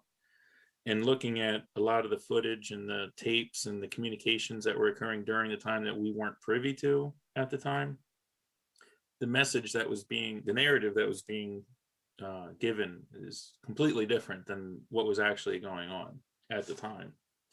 I mean, they weren't like crazy people going nuts in there or anything like that. Well, we can call them a little nuts for believing in David Koresh. Yeah. But he was consistent. He wasn't, and again, I'm not a Koresh defender, but the guy, he wasn't going off the deep end. He had telegraphed his beliefs for years. I mean, it wasn't like a mystery. I mean, anyone that followed what he was into or followed the Branch Davidians, could guess He was what getting, he was getting do. a little, he was going a little bit off with the, like the sex with the young girls, I think. Yep. And I think he wouldn't allow the other men in the cult to have sex, but he could have sex, something like that. He believed. That's always seems to happen in these cults. He believed. Yeah, that's a religion thing. Tom, that's a charisma thing. That's a charisma. Make it a rule that, okay, Darcy and Mike cannot have sex. No, but Tom, that's the whole point, though. He's the leader. They all followed him. Once you get people to follow you, you're gonna get yours. Who was the most charismatic cult leader? Would it be Koresh or Jones? Jim Jones? That's a whole other, Jim Jones. He got people to follow him all the way to Guyana. Yeah. That takes a lot of talking to people. I think the cult of personality, I mean, you could talk about Adolf Hitler while you're at it. I mean, absolutely. It goes pretty fucking deep when you really boil it down. But I mean, Jones, what was it? Who was the Jonestown guy? Jim Jones. Yeah. Jim Jones. Yeah. I mean, that's pretty. What about, and then what was the other one? Heaven's Gate. Oh yeah, I don't know if that guy had any charisma. Yeah, I remember that. That's when I was working at ABA when that happened. But maybe they succeeded, right? Who knows? Maybe they're on the comet right now. Who knows? Yeah. They're behind Darcy right there. We have no idea. idea. Right. Yeah. There they go. Maybe they made it. There they go. I'm watching them. But didn't they castrate themselves? He had everybody castrate themselves or something. And they had like purple sheets. They all wore the same Adidas pants with the same Nike or Adidas shoes. Yeah, it's Yeah. very strange. So you know a religion's got you when they get you to mess around with yours or your kids' private parts. You know, Yeah, like that's Christianity. generally You know, a it's No. like, hey, give me some of that And skin there. that's what I mean about the cult of personality, though, There's, because like, there's how do you circumcision though. how do you Explain that. how does anybody ever like at some point even Judas said, I can make money selling this guy out for the nonsense, and money talks, right? So that was one guy, like what, 2,000 plus years ago, if you believe the story. So now you got families of people. But then he hung himself. Sure he did, yes. I'm just saying, that's the story. No, well, yeah, he felt really bad, or he was damned, or whatever. Mm-hmm. But you have people with their own women and children in these cults, whether it's Waco or Jonestown. And let's go with Jonestown because it's like the extreme. I so believe in this motherfucker. Like, I so believe. It's comforting to believe in something, right? So for a lot of people, Yes. not for me personally, but I get it. You know, if you are disaffected or you don't necessarily feel like you have the answers to things, or you may have had, you know, some disparate power relationships in your past, either with parents or spouses or co-workers or whatever, and you know, it's very intoxicating for someone to have someone else say, I have the answers, like do what I tell you. It's very soothing, it's very comforting, it's, you know, it's like autopilot. But Michael, that's the whole point though. Like, at some point, like the whole thing with Scientology, with people like Leah Remini, who we talked about, right? Mm-hmm. When she was born into that shit. Yeah. And she did everything she could to be part of it. Mm-hmm. And when she finally got to the final sacred book, because that's her story. I heard her on Joe Rogan years ago. And she said, I finally got into the final room with the sacred Bible of Scientology. And she found out about Xenu. You know, Xenu, the fucking evil god that put pesticides into our souls and dropped bodies in volcanoes. And like, when she read it, she was like, what the fuck am I doing? And so like, if I'm part of Jonestown and I'm all in with this guy and he wants to fuck my daughter and my wife, and I'm still on board and I'm chopping wood, Yeah. you know, and I'm doing all that stuff, and then he says, hey, guess what? The comet is coming. It's time to cut your balls off and drink this. Let's do it. And feed this to your kids and then drink it yourself. Like, how far gone do you have? Like, you can't just blame religion. Like, you have to. I think Yes, you can.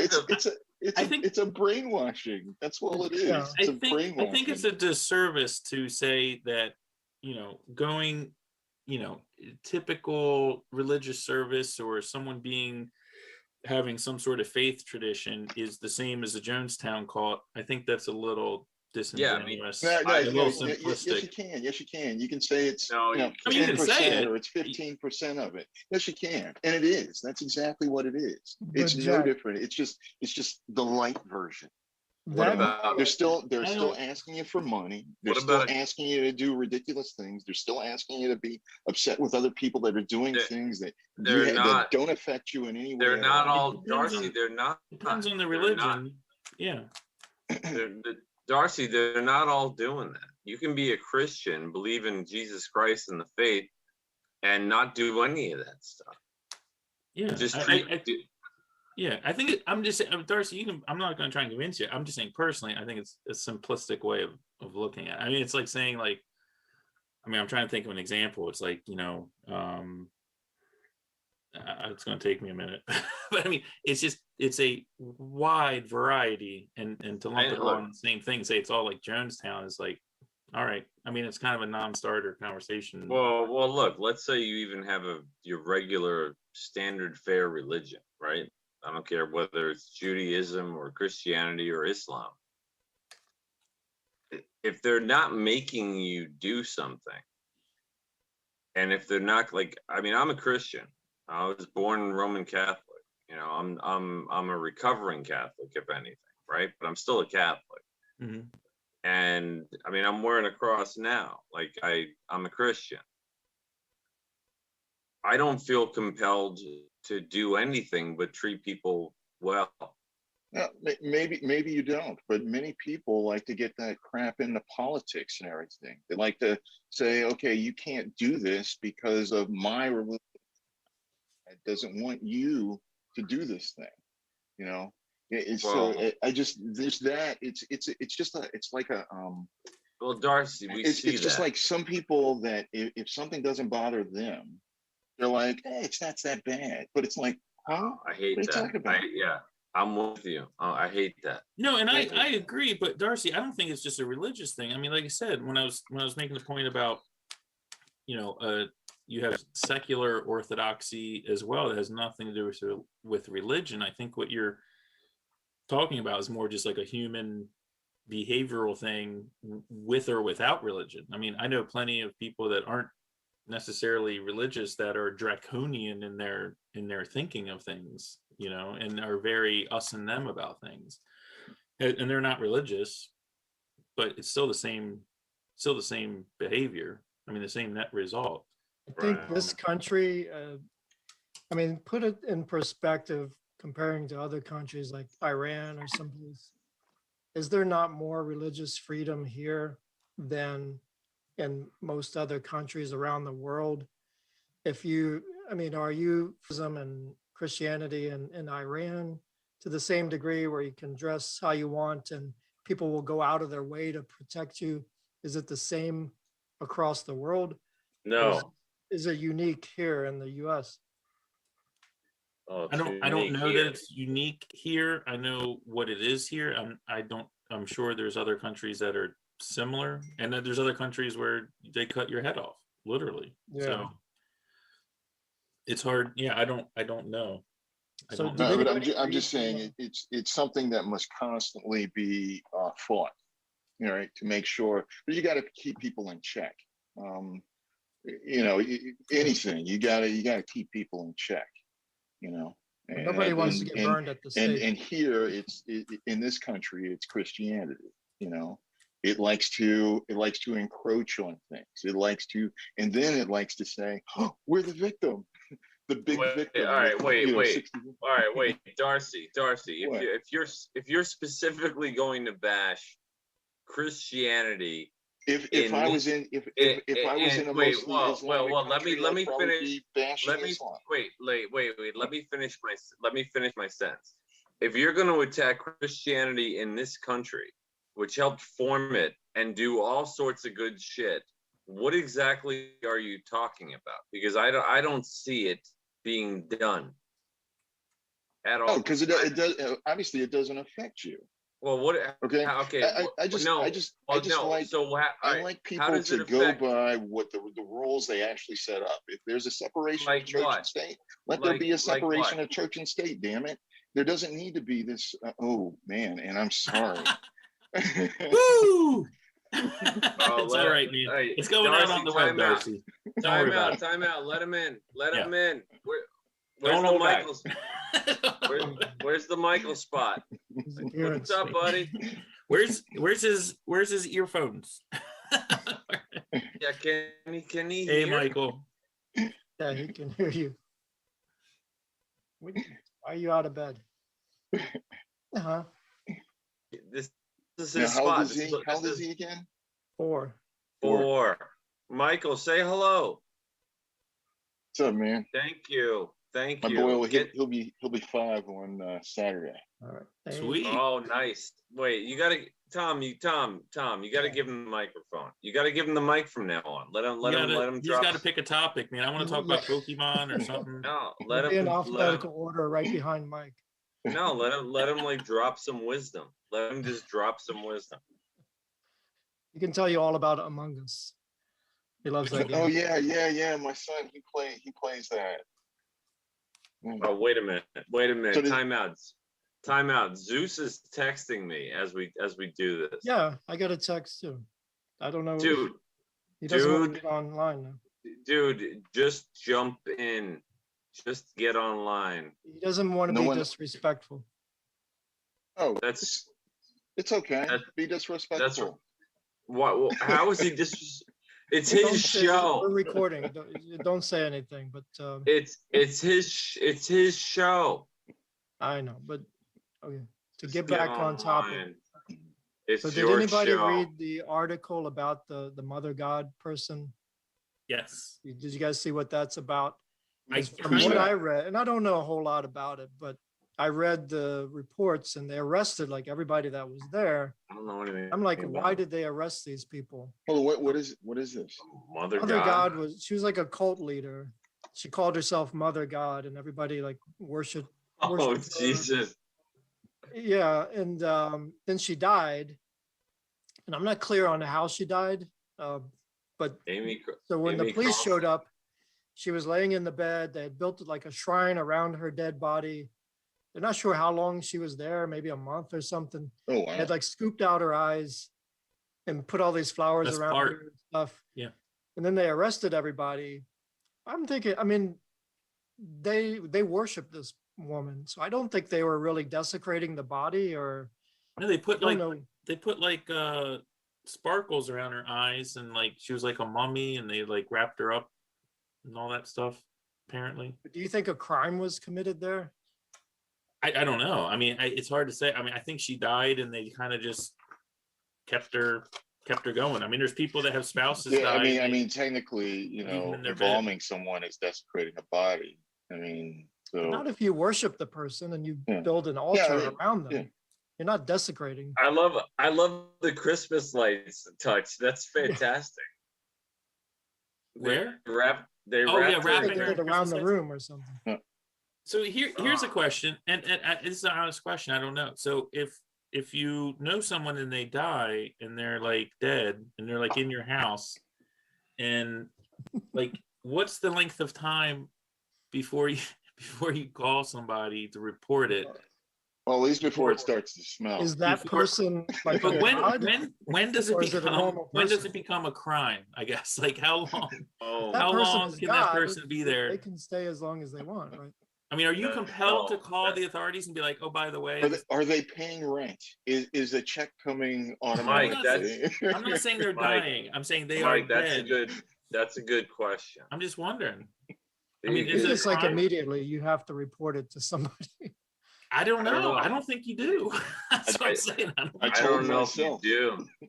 I don't think you have to. I mean, if I they're doubt- dying, then you're compelled to help them. But if they're already dead, I don't know Yeah, don't know if it's you're curious. to report But a that. lot of these cults, they're against like hospitals and they're against doctors though. So they won't take you to a doctor.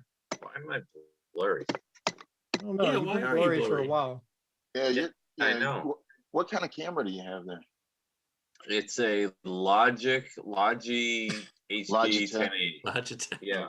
I need a Logitech. camera, dude. My laptop camera is not good. No, Mike, you're coming in really sharp today Yeah. for some reason. You're clear. Mike, I need Mike, a new mic. I mean, a microphone. Yeah. Hey, Mike, this is the first time you're coming in like radically clear. Well, I Yeah, have yeah. I like thought there was something new. 5,000 candle power of light bulbs going off now because the more light I have, so I'm like, it's like 100 degrees in this room right now. Yeah, but Huh. you look good though. You look sharp. I did get a haircut today. No, Alright. I meant like picture wise. Thanks, man. It means a lot, Jack. Yeah, yeah. And you also did Like I You meant also- yeah, picture-wise. Dana Don't look Dana good at all. It's just wait, clear. yeah. In fact, Tom, you're a little like duller now. Your Yeah, I picture's know. not as I don't have looks- all of my lights on. I mean, Zeus. But- Darcy looks crystal clear. Yeah, So Darcy's Zeus- clear. Darcy's. I'm blurry. I'm blurry. So when I get up to pee, I'll come back and focus. Okay, that's good. Yeah. But no, Mike, you look good. No, you know what? It's funny too, because Dana refers to you now as Grizzly Mike. Yeah, Right. she's like, Mike. Yeah. She's like, which Mike? Which Mike? I see Grizzly Mike. Grizzly Yeah, I'm like, Mike. yes. Grizzly Mike. Yes. As opposed to like, As opposed- was it as opposed- still life, Mike? No, Still as life. opposed to Florida Mike, I guess, Oh, or gotcha. Mike, or Mike Tom's kid Mike. Oh yeah, there's a lot of mics. There's a lot of Mike. Mikes. When I was in kindergarten, we had 12 kids in my class, and 3 of us were named Michael. Oh, Yeah. 1 out of See, 4 I've kids. never had that man. problem. Yeah, Never Yeah, had I that was- problem. I was the only Jack. Yeah, there's usually just one Tom. And Oh, here he Oh, comes. Here he comes. I'm stepping out. to come back and focus. okay, go pee. Wait, he's Actually- Crazy coming. guy. Wait, he's coming. He's coming. It's like Connected. spin the wheel to see who's Wait. going to show up. Wait, offer my sympathies. I'm upside down. Oh, don't say anything, Jack. We're recording. No, I'm serious. It's his mother-in-law. I don't know if he wants that out there. I'll edit it. Oh, He's in the Jesus car. Christ. Look at this. Where is he? He's Don't drive and podcast. he's gonna Oh, go wow. off. That's He's- against the law. Yeah, man. No driving and podcasting. Can you hear Yeah, us, what- Zeus? Aren't a bunch of states about to have some kind of law like that or something because of the whole thing with some senator or congressman or something that was on a Zoom call? And he was driving. Have you seen that? No. So he's like trying to A play it senator. off like he's still at home, right? So he's got this whole setting that's like it looks like he's at home, No but then way. you see there's a big strap across his, and you see him and he's like, Oh, so he had the virtual background. He had the virtual background. Okay. You know what's funny? you know, I gotta he's like looking back and forth. It's so funny.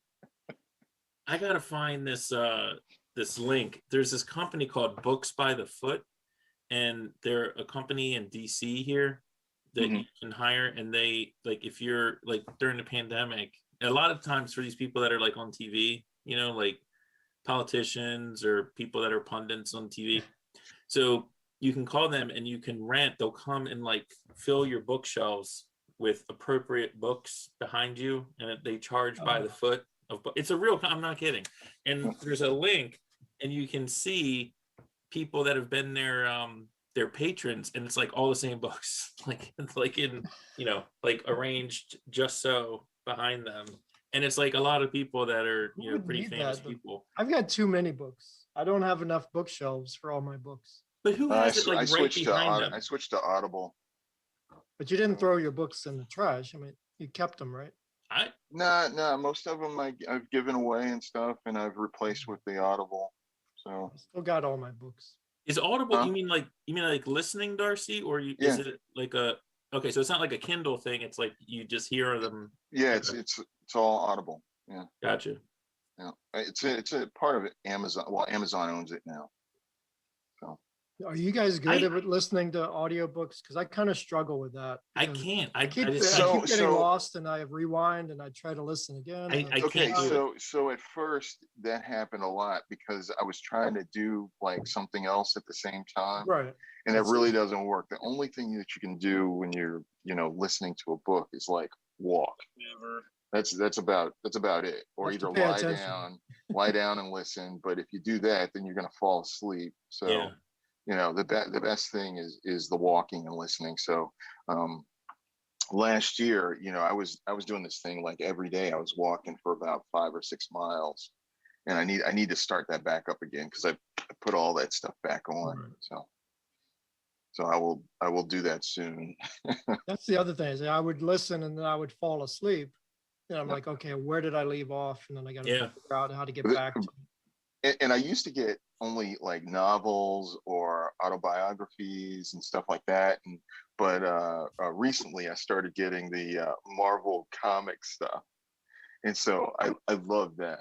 Like I'm like always excited. It's like 13 hours of Spider-Man. You Wait, know? on audiobook? Yeah. Holy Yeah. cow. You, 15 hours of Iron Man. Or you the Iron whole Man. like the whole Secret Wars. It was kind of neat listening to it, all the actors and everything. Because I had it when I was a kid. Wow. On audiobooks? Yeah. They have Holy like sound sh- effects and everything. They have music, and I guess they were probably sound effects. I can't really remember, but there probably are. But they have different voice actors and stuff for a lot of it. Oh wow! Yeah. That's Wow. Like a modern old time radio almost, But Yeah. are you saying it took you a little while to get used to like taking the information in that format, or is that what you were saying? Like it just took a while? Well, trying to figure out how I could use it. So it took a little while because doing the whole thing, like just trying to lie down and listen, I would always fall asleep. Yeah. And then if I'm up, I'm easily distracted by something else. So I mean, you really Yeah. in a chair away from everything else, Yes. just the headphones on, and you're like, I'm just gonna, but you'll probably just end up falling asleep while you're sitting. Right. Right. So That's- the best thing is walking or while you're driving or something like that. Oh, that's awesome. I would be afraid while I'm driving. I talk a lot. I mean, hands free, like on the phone. And my office is in Annapolis, and I live in Silver Spring, so it's like a 40-minute drive. I've gotten in my car, gotten on the phone, and then talked to someone for 40 minutes, and arrived at my office. Have no recollection of the drive. That's common because you don't need to. It's like autopilot. So your brain is looking out for anything that's abnormal, and if nothing abnormal happens, then you will totally not remember anything. Yeah, it's happened to me a bunch of times. Yeah. Have you ever done the thing where you're like, I'm gonna go, you're thinking I'm gonna stop somewhere else on the way to something that you're going to, and even though that's in your head, I'm gonna stop at this place, you're just thinking about the destination. Right. So you just totally, and so then you're most of the way there, and then you go, oh man, now that's out of the way. Yeah.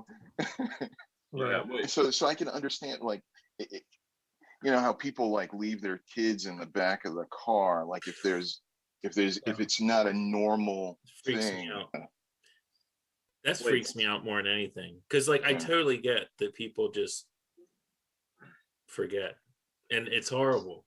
Yeah. But So Darcy, so when do you listen to this audiobook stuff? Like on the way somewhere, or like when I'm walking, when I'm out walking. Oh, okay. I'll just download it. Well, like it's on my iPhone or either on my my iPad or whatever, and so I'll throw it in the car. When I'm walking, I listen to the Friends of Zeus podcast. Yeah, I listen to Friends of Zeus podcast. As Yeah, well. so do I. Multiple times. No, I actually I found on YouTube there was like a BBC radio, like British radio production of it was like the novel. It was a novel called Salem's Lot by Stephen King, and it was a dramatization, and it's in 7 parts on YouTube with actors. They read parts of so it's not the whole book. It's they like turn it into like it's abridged, but it's like different voice actors and whatnot. And I would listen to it while I was going to sleep, and so I would fall asleep with it on, and then I would rewind it a little bit the next night to get through it, and I liked it a lot. But then I found sometimes where I just was tired, or I talked to Dana, but I couldn't imagine walking and driving like that, because there's so much shit that I do want to listen to, like the Friends of Zeus podcast, and other podcasts. But that's really, I think, Darcy, you're right. That's really the only time you can do it, because there's so many other distractions. Yeah. So it's either when you're going to bed. Wait, what are you doing? This dude's a fool. Is this the Crotch of Zeus podcast that I've stumbled upon? I don't know what he's doing. I wonder if he can hear us. I think he's in Walmart. No, but Darcy, the Marvel comics sounds great. Yeah, man, I really enjoy it. And my plan is, I guess they've changed the way the account works, so you can have like teens on your account and one adult. You have up to 4 teens and 1 adult. I think I'm going to set my dad up on one of the teen accounts. My dad, he's blind now. Oh wow. Yeah, he had an accident like God, man, I guess that was like three. It's either 3 or 4 years ago. He slipped and fell, hit his back. That back injury that he ignored, because he felt better, it ended up getting worse, and he went to the hospital, got looked at, found that there was some kind of nerve that had been like kind of crushed or whatever. Yeah. And while he was there at the hospital, he lost feeling in both of his legs, below the knee, and just started having a bunch of issues. Ended up having to put him in a home, and lots of infection, and it's one of these things that you can come back from this once they relieve the pressure and everything, if they catch it soon enough. Right. But one of the things that happened from it was losing his eyesight. So when you slip and fall and you think you're okay, still go get checked out, because this was something that happened like 3 weeks after, the initial injury. So. Can you hear me? Who is that masked man? But anyway, my dad's always loved comics. Like, he got me into, like, he had like all the Thor and X-Men, all the stuff from the 60s, and it's pretty neat, his collection. Wow. All right, guys, I gotta go. I was just calling you while I was going to the store. What is going on, man? Not much. Well, I'm sorry. Somebody who shall not be named is back at home with the kids, and I had to go get some groceries. So that's my contribution to the show. All right. Okay. Your comic relief. Thanks for sharing your crotch with us. Yeah, I was Have a missing good night. it. Wait. You want to see the plumber butt? The what? My plumber butt. Oh, plumber butt. I've seen it. This is a family program, so. All right, guys. I'll not distract any longer. Bye. Okay, so I did want to talk about cicadas for a second. Okay. Well, I mean, I'm just like, do you guys remember 04? Like, what were you doing in 04? Did you have them in your area? Let me see. The last time I remember cicadas really being an issue, I want to say it was like 87. So it would have been before the 04. Yeah. No. They seem to come out every year. No, those are cicadas those are 2020. the losers. There's Those a are the bunch of loser articles about cicadas. cicadas in Virginia. Oh, what happened to Jack? I don't know. Jack But this froze. is Brood Yeah. 10 definitely is the big one. And it's every Okay. 17 years. Yeah, there's so many different broods. They pretty much come out almost every year. Yeah. But not in the same number. It seems Right, like we right. hear this every summer. Like, okay, watch out, the cicadas are coming. What area are you in, Tom? Are you in Virginia? Virginia. So, yeah, I mean, for me personally, in 04, I was building custom homes at the time, and I remember brooming sidewalks and front stoops with thousands of cicadas with a push broom, Right. and I don't do that every year. So, Okay. and that was up in Maryland. I mean, I was in Maryland. You're near not saying Baltimore. you haven't seen cicadas for 17 years. Once in a while, but not in the numbers. I see them like, I don't I know. would think it, I mean, you do home repair and stuff. You should see them all the time. Anytime you're digging in the ground, because they're everywhere. Yeah, Those but things not, are everywhere. not in the numbers. I mean, I'm starting Right. to see here around our house, like we have a park across the street. And over the last weekend, I was over there and I counted it's like near the base of the trees, where Yeah. they're starting to Right. come out. But, Yeah, we have like there's a ton of holes all over the yard. Yeah, so Yeah, I I've know never they're seen that, somewhere. But Tom, you have not seen like a mass. No. Okay. I mean, Man, I no. remember, okay, so when I was in high school, there were so many of these things one summer. I mean, they were just everywhere. And you couldn't even, it was hard to not step on them. 87 would have been that year. And they were like, they'd fly into your hair. They were just everywhere. Everywhere. I don't know, but they seem to come out like pretty much every year. I hear these news. No, but that's all the but time. that's not good. That was ridiculous. And I've Yeah. never seen it like that really again. Maybe they're concentrated like here and there. Yeah, that They must do be come it, out because pretty much it every was in year. Reston and over the place, Okay, well, that's enough about cicadas. Okay. All right. I thought we'd start talking about eating them. I don't know. Well, I thought about that. I mean, they always have the recipes that come out. Oh, Jack wants to come in. Let's see. Admit. All right, there's Jack. I'm just amazed that these things fly around for 2 weeks, lay their eggs, and then it's like 17 years they suck All off the the roots. insects. I mean, Yeah. don't spiders only live for like Hello? 2 weeks?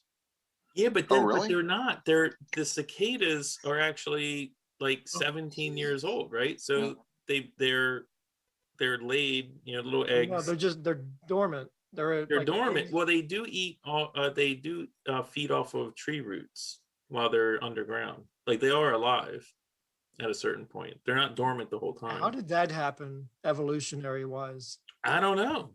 Can you guys hear me? Yeah. Yeah. So You're clear. You're so clear. Jack, up there in Not your face, but just your camera is clear. up there in upstate New Jersey, do you You're guys not get sh- cicadas? sharp. The 17-year ones? I don't. It's the Garden State. So yes, I assume we do, but not where I live. Okay, Yeah, I'm a city boy. gotcha. Yeah, we They don't probably have. they poured concrete all over the cicadas. Yeah, Yeah. cicadas can't get out, man. Yeah. Yeah, you're not gonna make it. Yeah, your reign is over. Yeah, we don't have trees. Have you ever seen those videos of the plagues, like the locusts, like a swarm of locusts? Oh yeah. Yeah. I mean, it's kind of like that, isn't it? But they don't eat stuff like that. They're Yeah. pretty harmless. So they're I mean, they better than do- locusts. Yeah, I mean the cicadas do all their damage when they're in the ground. They don't really, once they're flying around, they're pretty harmless. Do you guys remember that horror movie, The Beast Within? No, who was So the bad guy? No, it was about this teenage kid who became like a monster because his father, who raped his mother, was a monster, and he was like a creature that came out of the skin every 17 years with the cicadas. He was like a bug, like a giant creature thing, and it had one of the best transformation scenes ever. What's and it it called was again? it's called The Beast Within. Beast Within. that sounds kind of like Jeepers Creepers. I 'Cause love in Jeepers Creepers, the villain would like come out like every 23 years. Yep. Yeah. Well, this one they talk about the cicadas. Like that's the only. When I grew up a city kid, I didn't know what a cicada was until I saw this movie, and then I was like, I looked in the encyclopedia. I was like, what are they talking about? And they had the sound effect because they sound like crickets. Yeah. they're very loud. Yeah, they're very loud. Yeah, it's a good movie, dude. Watch the transformation scene alone is gross. It's gross as fuck. It's awesome. I'm Is writing it like it an down. insect type monster? it's like it's just a monster, but the kid's head like splits in half and his back opens up and this Okay. thing comes. Oh, it's awesome. It's great. What year was it? I want to say 1980. I guess it says A lot of Cairo syrup. Cairo Yeah, syrup. 1982. 1982, February 12th, 1982. really kind of like the Thing type. Yeah. yeah. Now Yeah. that is a freaky movie, man. That still freaks me out, man. That that's- still freaks me out, that movie. The thing. Do The you thing know is what freaks me out the three. most? I don't It's know if number I three. already said this. It was a Star Trek episode with these jelly things that were all over a cave, and they walk into this cave, and these jelly things start dropping down, and they attach to their heads, and then they could control them. And I watched that when I was like, I don't know, I must have been 6. Had me totally freaked out. Like I was totally afraid of everything, thinking that something's gonna drop down on my head, Wait a minute. take You my body guys- over. Do you guys remember? I mean, we're totally off topic. That's but fine. what We're we not. did. We're on topic. Yeah. Yeah, that's what we do. Do you guys remember seeing? Because we're all about the same age. I'm much younger than you guys, but yes. Yeah. Okay. Sure. Well, I can put it this way. What was the movie you remember that first really scared you about the way you might die?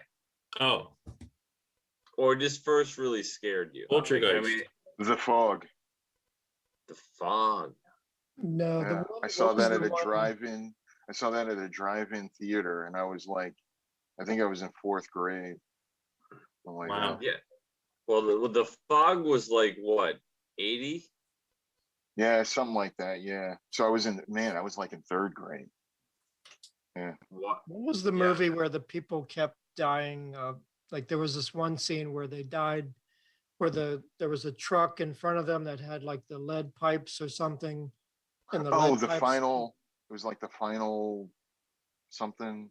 Like they're supposed to die. Yeah, Like they don't remember avoid what- it, but then something else happens to. because to I kill think of them. that every time I'm driving and I see a Yeah, it's like truck. it's got, like, called these- the final something, or the final destiny, or it's the final something. Final wait, Destination. Because I always Final think of like the truck Destination? coming to a stop and these lead like Wait, rods just come wait. shooting at me. Final Destination. I remember that. I remember That came out in the In the 90s. Yeah. That's a video game. Is that the No. movie also? It was a movie that came out in the 90s. How can that be the first horror movie that you But remember well, scaring? in terms of how you die, though, Okay. 'cause that one stuck with me because I still think about that to this day. I think if I see a truck with a ladder on the top or a van, With- I'm always With worried the that pipes. ladder's gonna Yeah. All right. Okay. That's come at me.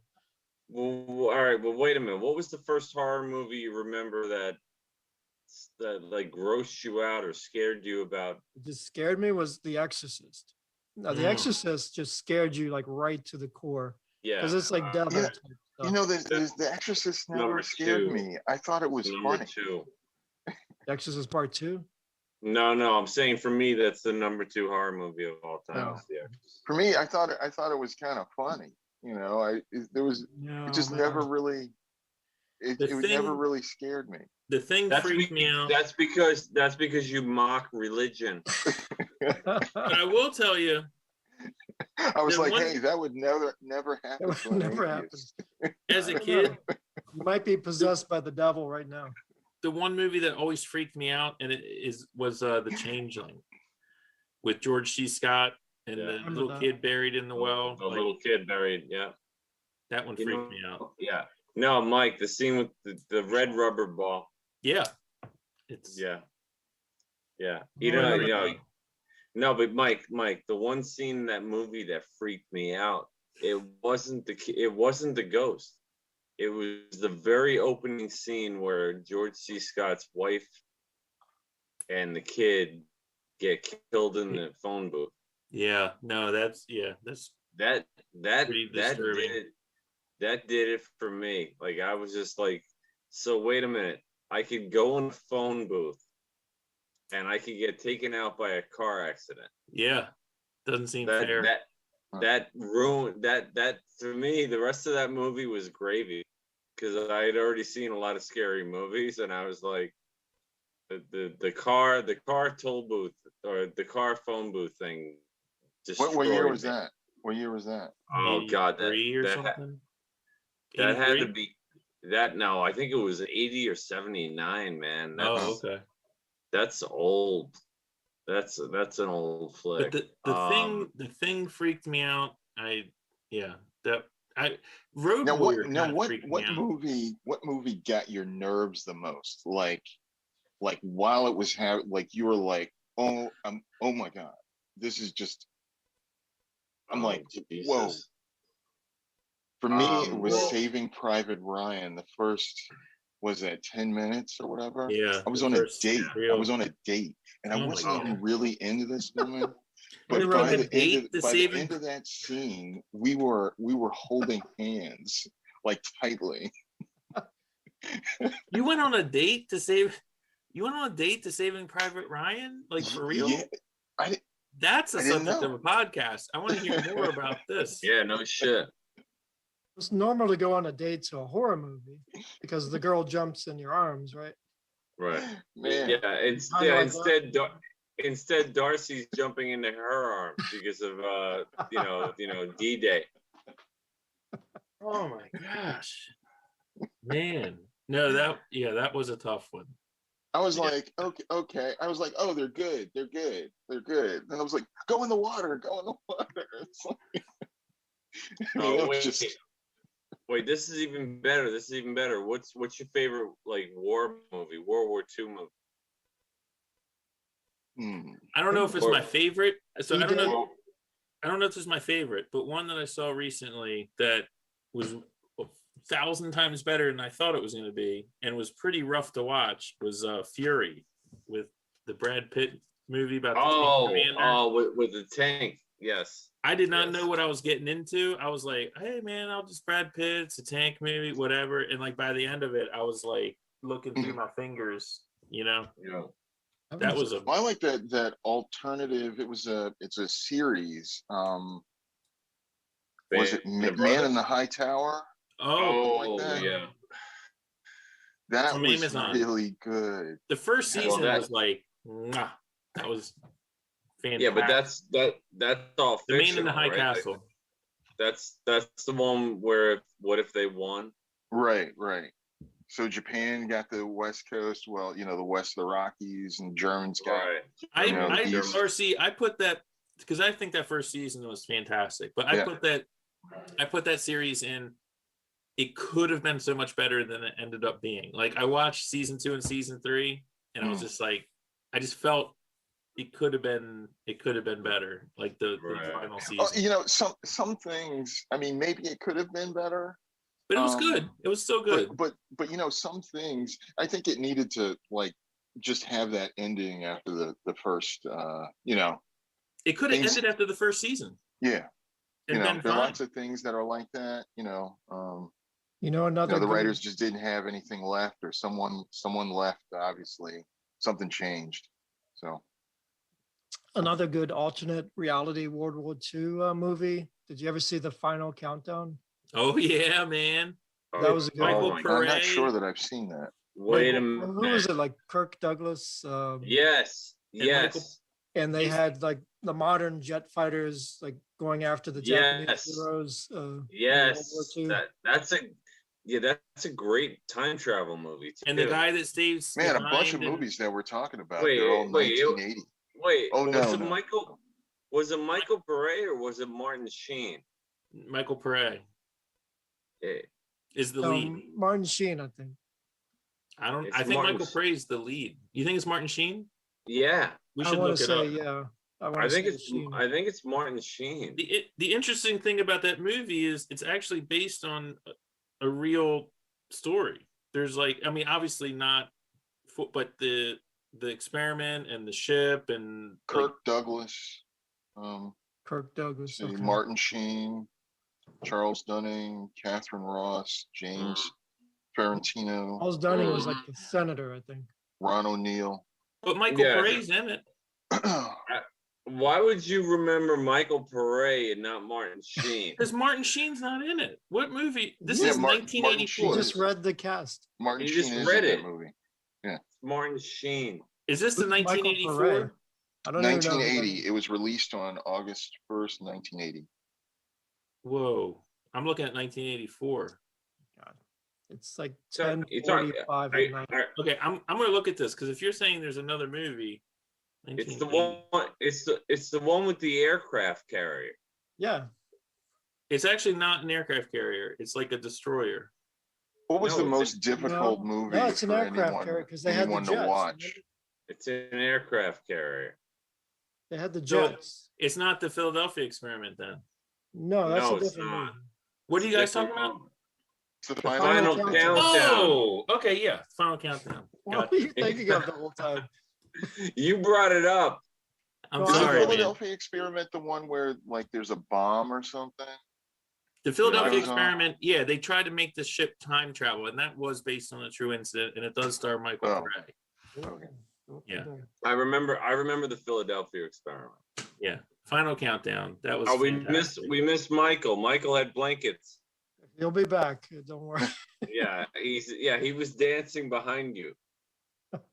Final countdown. Yeah, Get that that was a kid to good go to one. bed. Yeah, Catherine Final Ross. But there was Catherine- have you seen Catherine Tora Ross Tora is hot. Tora?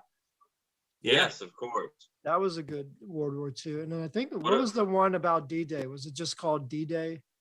Where they No, had like no. all the The longest No. day. the longest day. The longest day. The That was- longest I think day I've is seen great. that, but I don't remember it. What about like the red guns buttons and everybody. of the guns of Navarone? I've seen That's a that. good.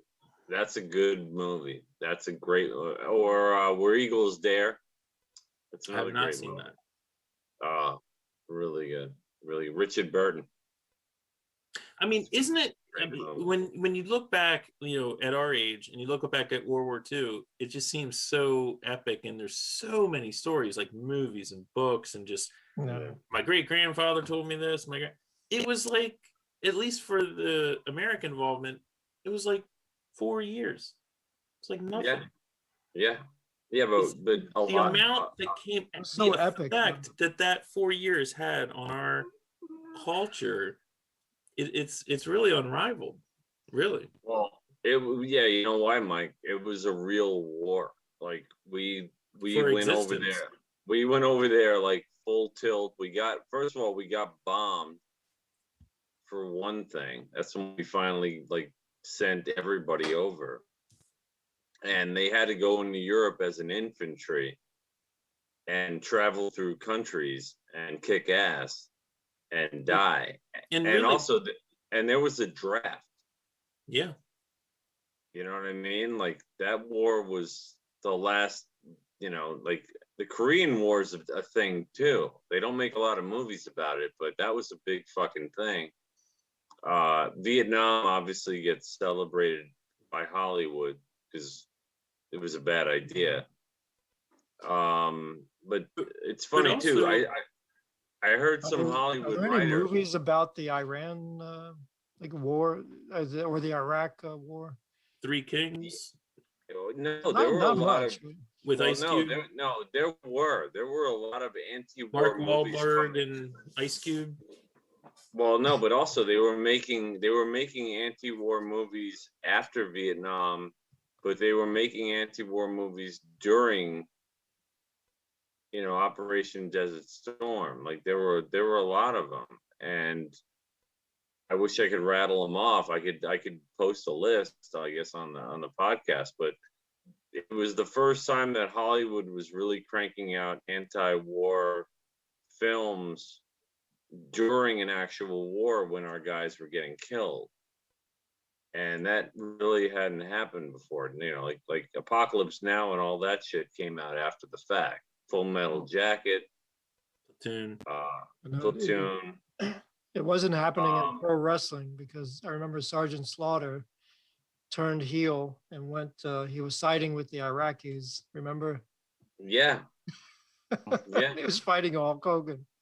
One here, so I will bring up this one thing, and maybe we can talk about it another time, or you guys can just look into it. But it's something that I just had read about recently with that I thought was interesting, because I'm kind of a student of World War II. It's fascinating to me, obviously, but it is fascinating. But it was a story about the United States plan after like Hiroshima and Nagasaki, and the fact that there were seven more bombs that were in development or already made, with targets in mind and dates in mind. And I think the next one was like August 19th.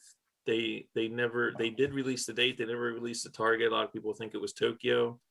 It was going to be more Fat Man bombs. Like little boy was Hiroshima, Fat Man was Nagasaki, and then the rest were going to be Fat Man bombs again. But Tibbets, who had flown the Enola Gay, had trained something like 6 other crews. Right. And there were other planes besides Enola Gay and Boxcar, because Boxcar is the one that dropped it on Nagasaki, that were outfitted especially to drop it. And like after Japan surrendered, it just never got talked about again. But I think the article or the book was called The Third Shot, and were they all Japan? It was all to be Japan, yeah. And that the U.S., the strategy, because here's the thing, Oppenheimer and the guys, theater was over at that point. It was over. Oh, But right.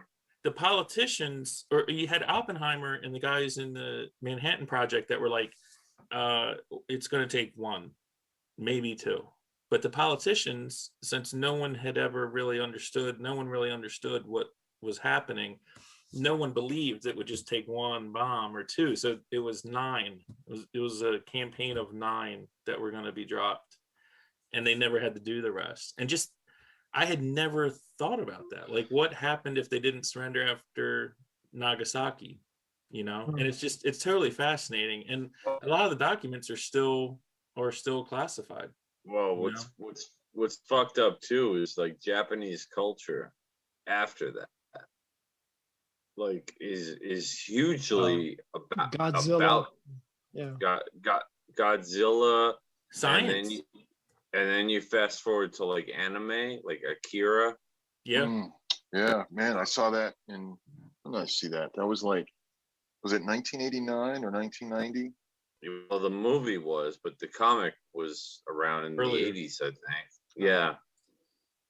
But like they never got over it. Let's put it that way. Like that's understandable. Yeah. Yeah, hundreds of thousands of people died. I mean, yeah, lots of people don't get over lots of things. The people that did, I was watching. Sorry, a friend that's of even worse. a guy that I worked with. He was Korean. Can you imagine that shit? Can you imagine? I can't. That shit. If you were, there was no context. No one knew it existed. There was no the people just saw it. It was like the world was ending. Yeah. It was like the end of the world. It was like the apocalypse. I can't imagine that. I mean, they had no idea what they were seeing. I mean, the people that were outside Hiroshima, and no now idea what they were seeing. And now, how many of those bombs exist? Like thousands. So there's an actual, because this is kind of another topic I'm interested in. There's a very short read. You can read it in a day. It's a book called The Bomb. I'll have to come up with the author, but he talks about the nuclear bomb and like today's world, and the fact that most of the weapons that the US has in its arsenal right now are old, like built during the 60s and 70s, and these warheads were not designed to last the length of time that we're using them, and that the non-proliferation treaties and things like that, are we making new ones? Are we not? I'm sure we are.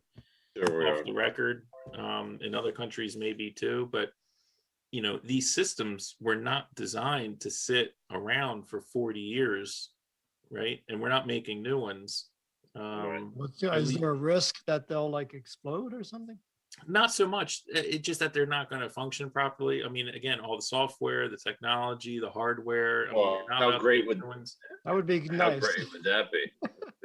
How great Everybody's would that be? pressing the button and nothing happens. Yeah, that would be pretty fantastic. But just the whole, I just found it fascinating that the U.S. government, when Truman was like, let's do this, they were prepared to do it. they had a plan in place to do it 9 times, and it was supposed to be what was it, the 6th, the 9th, the 19th, and it was all the way through October that they were just going to keep doing it until Japan surrendered.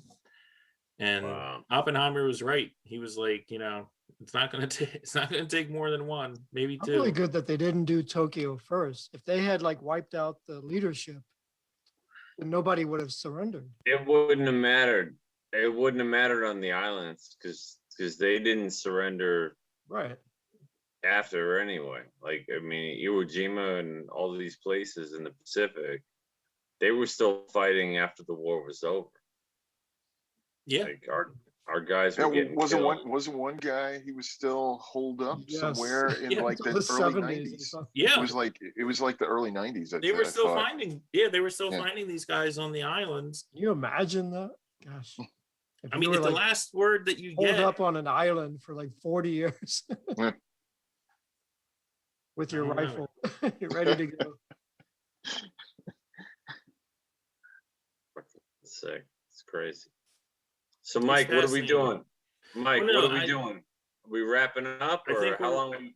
I think we're wrapping it up. I will say this. I mean, you guys, I know, Jack, you're in Jersey, but if you guys haven't been out to the Air and Space Museum in Chantilly, go. That's what I was thinking about that. I went there in 2019, and I made the mistake of going with the family and stuff. And apparently I asked too many questions, because I like to know how things work, Right. So people get bored when they're with me because I got to talk to all the people that work there and all that stuff. So, but you guys seem like assholes just like me. So I thought we could all go out there. I would love to one go I've day. out been there there a with you few guys. times. Yeah. Yeah, it's, I mean, the fact that they have the Enola Gay put together and you can just look at it. I mean, I stood there and just stared at it for like 20 minutes. I was just like, I can't believe I'm looking at this thing, and it's like, it's all outfitted the way it was outfitted because it was taken apart for a long time. They had the cockpit on display in the early 90s. At first it was down it was down in DC. So But they when I didn't was have it all put together. Well, But then wait they a had minute. Didn't they have it the Enola Gay painted on the side of it, like with the name is on the side of it. it is, yeah. But it's and then the fact that they got the Discovery space shuttle there, they got an SR-71, they've got this Japanese plane called a Gin Blossom, which was basically a kamikaze. Right. It's like a missile with wings on it that would be dropped by another plane that they would pilot, and smash into a ship. And they actually captured like all the stuff they captured after the war. That I heard those guys were so high on like PCP and shit too. The kamikaze pilot. Later on, and this is a whole other thing, but I read a book about it. The very first kamikaze pilots, it's like they couldn't train pilots fast enough because they were losing them so fast. And this was like throughout all the Americans, the Germans, the Japanese. There were such high fatalities with the pilots, and the first kamikazes were like super honorable, like good pilots, blah blah. But after like a couple months, they were just bringing kids in that had no idea what they were doing, and they were like throwing them in these cockpits. Like it was horrible. Like they had no idea what they were doing. They were just using bodies. But I heard they would get them high on drugs too. Probably, yeah. Just to make them compliant. Yeah. Did you guys ever, speaking of the bombs, did you guys see Chernobyl, the TV show? Chilling. No. Watch that. You gotta see it. It's You gotta watch fantastic. It's It's only like beautiful. 6 episodes or something. Yeah, but it's 6 episodes. Yeah, well, but you got me watching The Mandalorian now. You gotta watch. Yeah, I you love gotta that watch show. Chernobyl. It's Chernobyl fantastic. is I stunning. heard. It's I heard stunning. That's on HBO, right? Yeah, it's HBO. I heard it's depressing. It's It's interesting. so good though. Yeah. It's All so right, I good. see I'll- lots of those really like if I know it's going to be depressing, I'm not looking for that. Like it took me a long time to watch the what was the one about the female fighter and then she becomes paraplegic or whatever. And, Oh, like she's doing all this yeah. winning. It was like the prize Yeah, fighter or yeah. No, it's the the Clint Cinderella Eastwood. story. Or No, yeah, it was it's Clint Eastwood. Yeah, It's Clint Oh. Eastwood, a $1 million baby. $1 million yeah. baby. I never saw But that. Chernobyl Oh is man, that was Chernobyl is that just was such a fascinating. letdown. I was like all excited. I was like, oh man, what? Yeah. Oh come on. No, Yeah, no. I wouldn't. I wouldn't. I wouldn't say ending Cher- is I'm the sorry. ending is awful. It's awful. Yeah, I wouldn't say Chernobyl is depressing. Like that's its main thing. To me, it's very interesting. It's Yeah. almost like a documentary with Documentary. a drama It's like a streak. history. Yeah, Yeah. Yeah. but I'm with you, Oh. Darcy. I don't. If I know something is a downer, I don't have time for that. Like I don't need. Yeah, because we already have enough. You know, I already have enough for that. Yeah. I'm with yeah, you. Yeah. I don't Yeah, need to life- watch stuff that's. You Yeah. got to protect your brain a little bit. Yeah. right? Life sucks. Make something fun. If you ever need something uplifting, just watch Friends of Zeus. Or and Yeah. Friends of Zeus, and I almost every day watch an episode of Daniel Tiger's Neighborhood, which is also very good. Well, you know what? Dana and I just watched. We watched the Hannibal Lecter trilogy. Well, that's uplifting. Oh, Yeah. I loved it. I loved it. I loved every second of it. I was like, thank you, Anthony Hopkins. Thank you very much. All right, man. All I'm right, going to wrap it up, Mikey. Well, you got to say it, Jack. You got to say it. All right, boys. All right. Boys. I think we've been on long enough. I think it's time to say we gotta go. We gotta Take go. care, guys. all right. Peace. Love you. Thank you, viewers.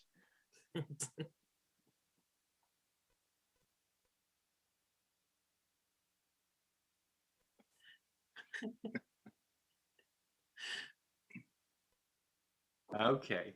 Hey, little man. Hey there. Hey. Yeah. It's been nonsense. Are you guys recording already? Hold on. Yes, we're recording. It says recording, so I think it's recording. That's wonderful. Oh, jeez. All right, let's get started, man. Is he in there, Darcy? Wait a minute. Okay. This is sad. Whoa, here we go. Maybe, He said, maybe. "One maybe. light goes out, they all go out." Wait a minute. Wait a minute. Now it's connecting again. This gravy is too lumpy. Mike I think Mike from Florida. Oh, there he You gotta is. speak up, Mike. We can't. Come in. Yeah. Bye. There's dust on these mints. There's dust on these mints. Oh, hey, Jack. What's up? Hey, did you see our special guest? Jason. Hey, how's it going? Good, man. Nice to see you back. Good to be here. We got a full rectangle going on here now. I like this. Yeah, Freaking technically, awesome. you have to come on every once in a while, Jason, because your pictures and our logo and my sister's just dragging ass taking you off of it. That's fine. Every once in a twice while. month. So today we're going to talk about Intellivision versus Atari. No, I'm just kidding. Television, B-17 bomber, baby. Yeah, all day. B-17 Bomber. Is it, I yeah, remember. I Man, remember. I love that Outlaw. stuff, man. I love that stuff. it's talking. Space Spartans. That was another one. My favorite. I think I had Qbert on that one. I think I had Hubert. Oh, Tempest. What about Tempest? Oh yeah, yeah. So, who So, was the one that came And up with Burger this Time. this week? well, we had talked about it. So yeah, we're in a previous episode. We started talking about BBSs, which are bulletin board systems. I like BBWs. What's a BBW? Oh, Okay. okay. Okay. So I know what that is. okay. So the reason I thought it was an interesting topic was, again, I'm not super technical. I got into this just mainly because I thought it was cool, and I kind of faked my way through a lot of it, and actually I ended up learning Pascal and C+ because I was just so interested in the BBS world. But so back in the 80s, before the internet, I mean, the internet was around, but before people, regular people were using it, and it started in like the early, Darcy may know better than I, but probably the early 80s. I was like early 13, 12 or 13, Jason, when I got into that whole thing, somewhere around there. For me, I it had was my like Commodore 64. I had Commodore 64. Bitches. And I kind of just like accidentally like got into it. I didn't know anyone, and I think I saw something on one of those like it was some kind of magazine or something, and I went into some very general bulletin board system. Now, And wasn't Commodore 64, just to bring back to that for a second, didn't that stand for 64K? okay, right. Isn't that hilarious? that's the memory. Yeah, that was the RAM. Well, the Apollo missions were run on computers with like less than that. My first computer was a VIC-20, which had 5K of RAM. Wow. And I could write programs that would run out of RAM when I was like 7 or 8. Wow. Because it was only 5K of RAM. It was like nothing. I remember. Well, let's get back to the BBSs, because this is gonna go off and branch off into other things. Yeah, right. So, and Darcy and I will get into it. So basically, my own personal experience with it, which is, it's always just been interesting to me. So I got into it. I had some friends that were into it way more than me. They had a couple BBSs that they were operating. I had one good friend in high school that was really into it, and he was, hooked up with that whole subculture. So I got into it through him, and then I wanted to kind of do my own board as well. So basically, these were programs that you could run on your own home computer. You had to have it didn't have to be dedicated, but if you didn't want it to get interrupted, you would have to have a dedicated phone line into your computer. You would set up message boards. They would call them like subboards. Forums. And you could assign They were forums, and you could allow other users, like I could say, hey Tom, you can be the operator of this like subboard on my system, and you would sysop or a co-sysop. So the sysop like ran the board, a co-sysop was on there. So Tom could like have a subboard on my BBS where he could talk about whatever he wanted. Now the thing is, only one person could get on at a time if you had one line. If you had multiple lines, you were like a big deal. And you had software that could support it. And you had software that could support it. So one person would call in at a time, and they could go through all the subboards. I think I had like 10 on mine, and have all these different conversations. What year were you doing this, Mike? What year would you say this is? I'm going like late 86. This must have been like 85, 86. Yeah. Something like that. Way back. Okay. Late 86, early 87. So people would go through it. You'd have like 10 or 12 conversations going on. And so it's sort of like Facebook or Twitter now, where people would post, but it was like one at a time per conversation, and people would be dialing in and getting a busy signal, waiting for someone ahead of them to get off. So as a sysop, if someone was like a good user, you would like allow them, 20 minutes or 30 minutes. But if someone was a jerk, they could only get on for like 5 minutes or something like that. And the system would hang up on them, after that. And then it branched out into games, and they actually had online games. One that was big when I was a kid was Trade Wars. I don't know if I remember. Oh yeah. Do you remember this Bruce Lee game?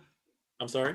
It was a Bruce Lee game that you could play online? Yeah. That was a turn-based game? No, it was like left, right arrows, and he could kick or punch, and he could run and jump and kick people. But it like cost like $13 a month to have it, and there was like 20 games, and you'd only get like CompuServe or something. Yeah, something like that.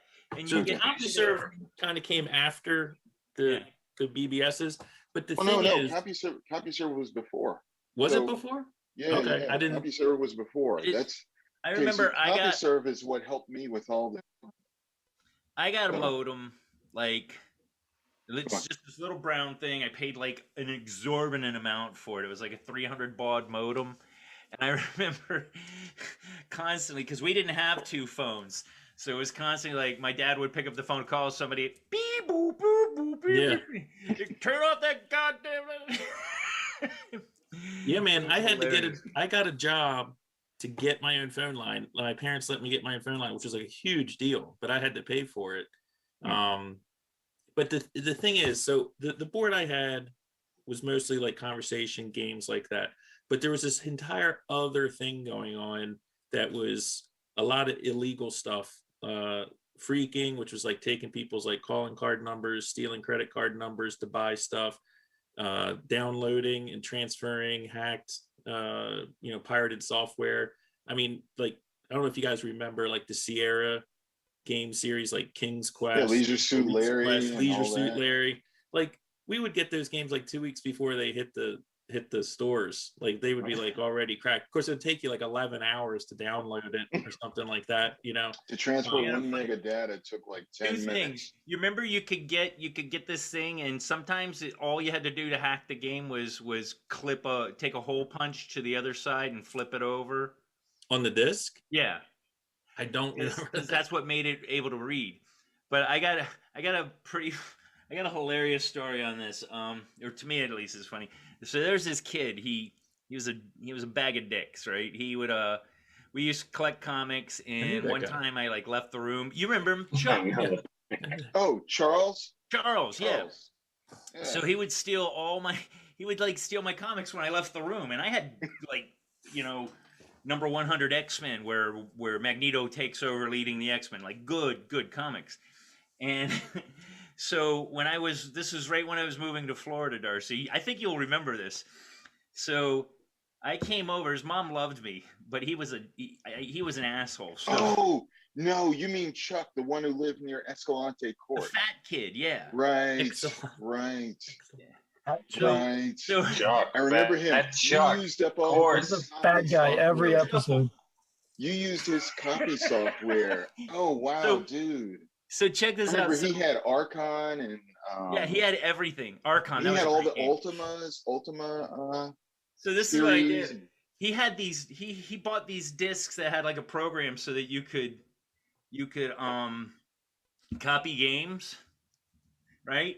And it had so many it would break copies. it would break the software Would break them. protection. Yeah. And But it it would had do so it- many it would do copies it of in- it that you could make.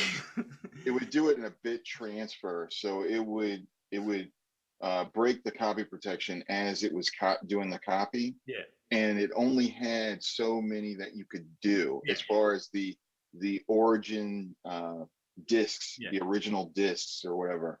So And you can make he- a couple he copies ended of up- that disc. He ended up screwing up, making like 2 of them, and he was finally able to make one on the 3rd. So he used up all of his extra copies that he could make. Well, no. See, that's not what happened. Just Okay. before I moved to Florida, like a day before I moved to Florida, I went over and I told his mom, because they didn't have cell phones and all these other ways to contact the kid, and he was off on a vacation or something. And I was like, yeah, he said I could come over and copy some of his games. So I went up and I copied his copying disc. I screwed up 2 of them. Yeah, that's what I said. And then, no, but I did it. Chuck didn't do it. I did it. No, I was saying you did that. Oh, okay. He was bitching to me what you did. And then, yeah, and then I copied a bunch of his games and moved to Florida. Yeah, did you steal it? Did you steal his porno too? Nah, they didn't have the abundance of porn that we're back then it was having yeah. now. No, it I was meant all like ASCII. It was all like ASCII print, like Yeah. Right. It was like It was No, all I- that stuff no. where like I's and commas O's. and it was No, all I- it was like that I stuff meant where The like actual magazines. no. I meant the actual magazines out of his room. oh no. Mm. They're probably all sticky. Yeah, porn on computers back then was no good. Yeah. Well, It was like you've got it out and then you're waiting, watching the picture slowly. no, I was talking about Revenge for the Comic Books. Nah, I never got my revenge for that. Well, I did. Yeah, you because did, those you copying did. discs were like $50 a pop, you know? Oh Jesus! Yeah, what was that Terrible. thing called? It was something parameters or There used to be like a market for which one was the best one and all that. But this Now is still back in that the, all happened Wait, just so before. wait, go back to what you were saying, Michael. Well, no, I was just giving the lay of the land. So Oh, okay.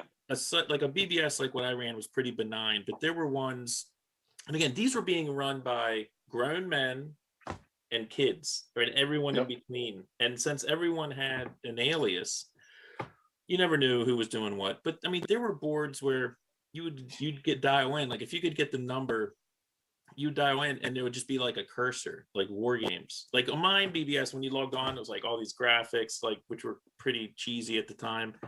But there were some you just get like a cursor. And in these pirate boards, you'd have to upload a certain amount. You'd get like 10 times the download credit for everything you would. Yeah, you had to move wares. Yeah, Yeah, exactly. So WAREZ. when I got into it, I met these guys, and it was on CompuServe. It wasn't a magazine; it was CompuServe. And I met these guys. They gave me this BBS. I got on, started making some friends. I came up because at first I just used my name. I wasn't cool. I wasn't in yet. And then. Oh yeah, you're super cool now. And then, well, compared to you. So I ended up getting an alias. With some guys, they had a cracking group called More Stupid Initials. There was this guy Bud Rowe, and he had showed me how to hack PBXs, so you could have like conference lines. What's a PBX? I forget what it stood for, but it's basically a conference line that a business would have, and it's just an open circuit, so it's always on. So you can dial into this thing, and it's kind of like the party lines, the way the party lines are. But like all the big companies had them. So Sperry, IBM, any big company that you could think of, they had these PBX lines, and you can have these different. I guess like phone boxes that you could join in groups and just have meetings, voice conferences or whatever. Was this when you were at Langston Hughes? No, so this was right at this. Well, I guess it was the summer. It was like 8th grade. It was So like this the is summer after you had grade. the Michael Jackson Jerry curl. God, I'd kill for one of those pictures. Look good, probably. So this guy introduced me to all this stuff, and I got into distributing wares. I get into really good BBSs. I get the extra time that you were talking about, Mike. It was a lot of fun. And then as things started, I got deeper into it. I started like getting into making long distance calls, and I was using my the money, paper route money, to pay for long distance calls. Back then it was really expensive, right? Very expensive. So I heard about this thing called we had this thing called war dialing, and I heard that some guy had made a war dialer.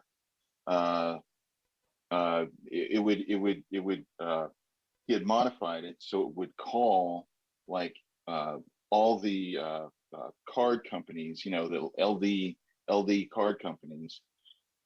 It would automatically put in the suffix and prefix and suffix. You have a random number in between, which was 5 or 6 digits, and then you have it called like CompuServe, and you would take this if it was a successful call to CompuServe where it received the signal and it connected, it would save, right?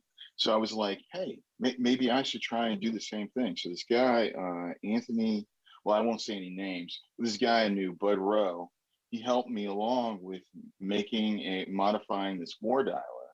And I want to say this guy named, it was like Megahertz or something like that. He did the machine language side, which was the Pascal, which I didn't know. All of them lived in their basement, their mother's basement. It was like megahertz, like HURTZ or something. We were 13. Yeah.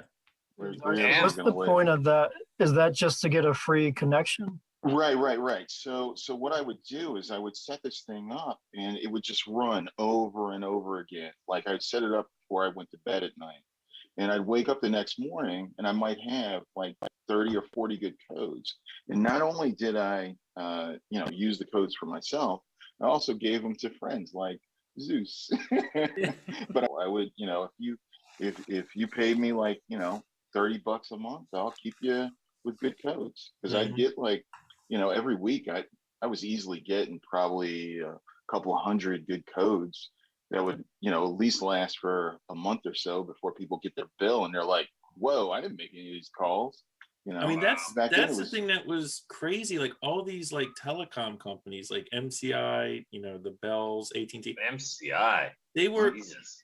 weren't. No one was thinking about security. Like, and so you had these teenagers that were like cracking this stuff. I mean, hell, left and clear right. boxes still work back then. Like you could, so you can get on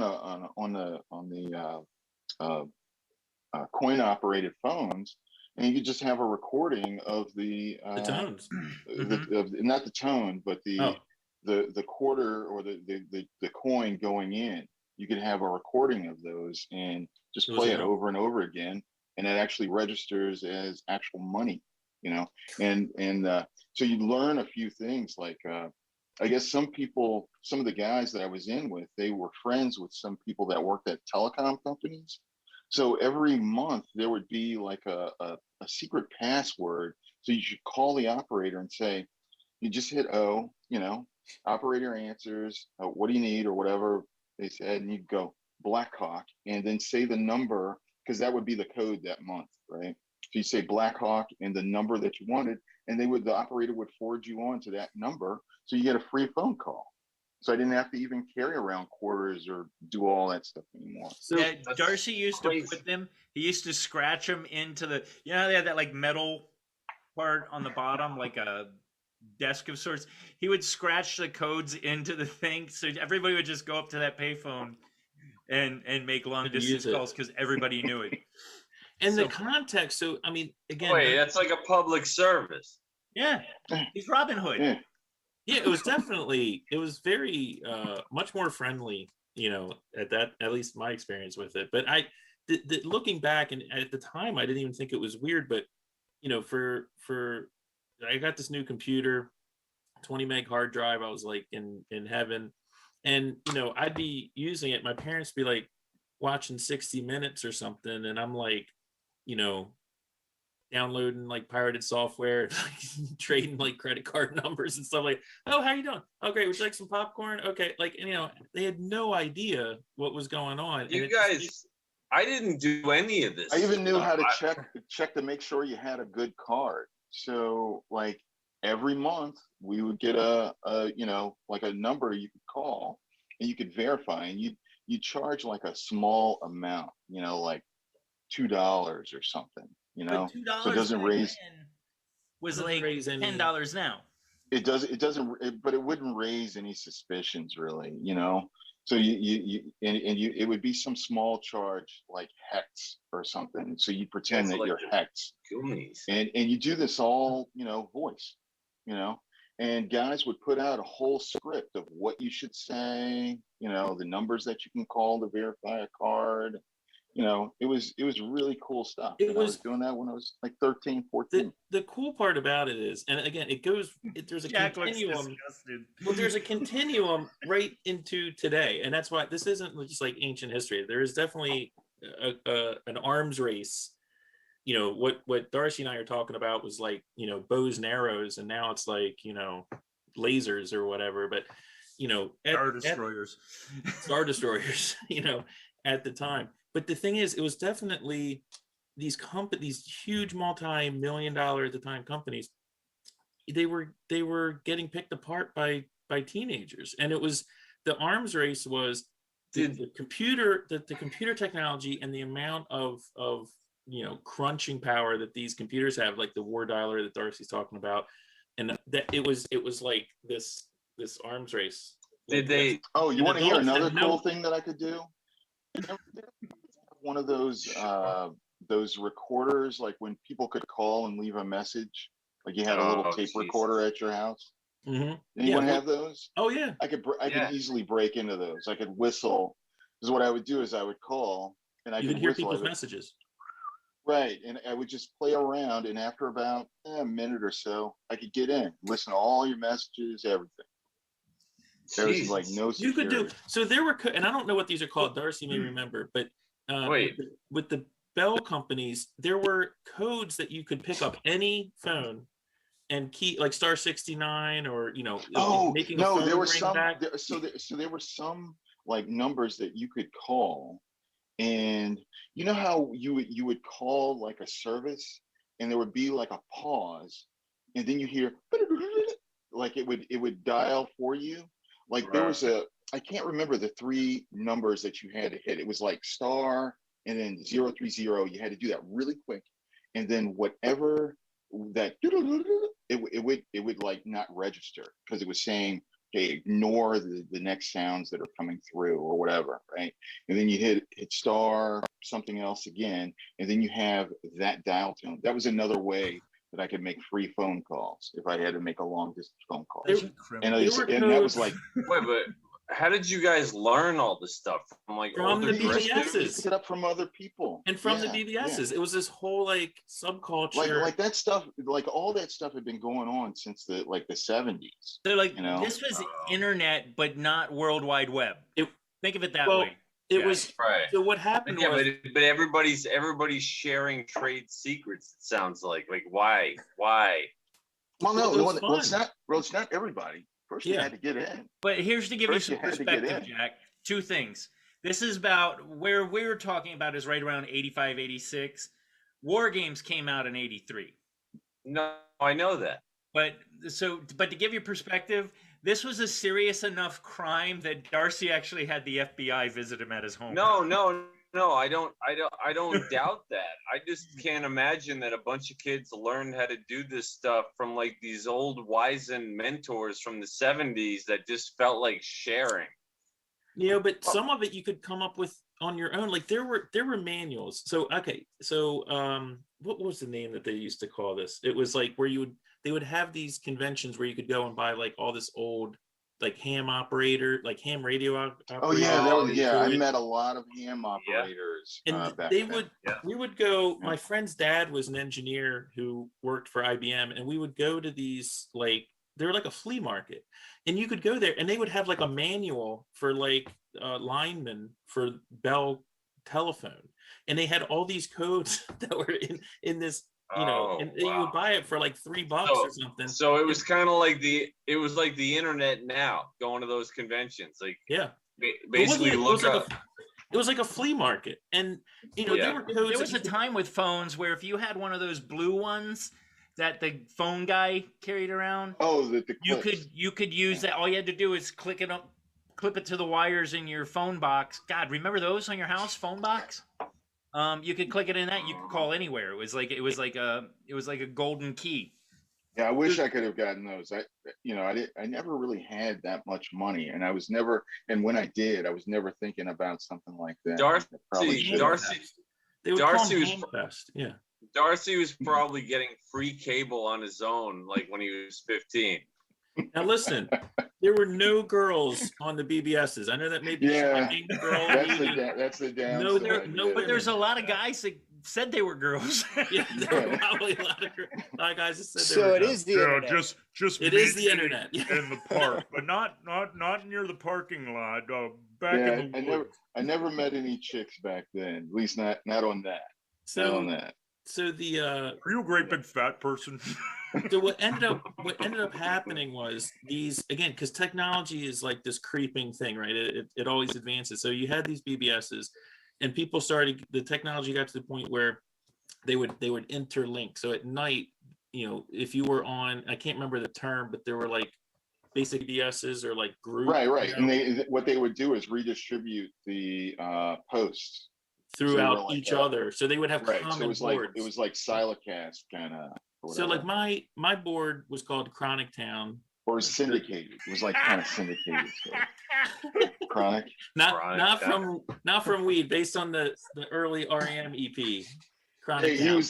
he was ahead of his time by Ahead like of my time. But so you 15 could, years. so someone could log on to Chronic Town. someone, That's someone the could, worst.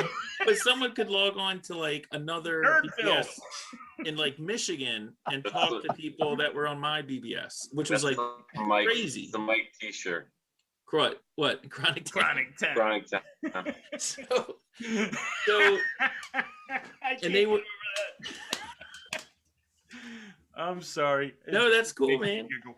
But so people would they were called nodes, okay, and so you would get in, and then these little clubs, like you would have better ones that would have like, oh, we have 30 nodes, man. So like when you're talking on our board, you're talking to like people, and this was not just regional, it was national, it was international. There were people from all over the world. It didn't matter, because no one was paying for the long distance fees.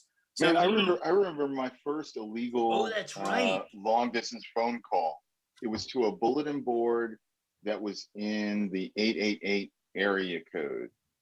And 808. you would sorry, learn your 808. area codes, I'll tell you that. It was Yeah. 808. It was 808. And so it was Polite. somewhere What was the area code in in like Chronic it was Town? like Los Angeles. It was somewhere near Los Angeles. And I thought that was really cool. And I really liked this board. It was a Wares. I remember my first upload, it was some kind of Naked girl. German / it was some kind of weird porn thing. And people liked it. It got a whole lot of downloads, and I had uploaded. I didn't crack it. Someone in this group called More Stupid Initials (MSI), they cracked it, and they gave it to me, and I distributed it. So there were certain spots that I would hit, and I would make sure I always hit this one spot first, because I don't know, I had some kind of, I don't know, that was just my place, I guess, because that was the first place I ever gone to. So, but it was How are you it's all these stupid little memories that keep on popping up now.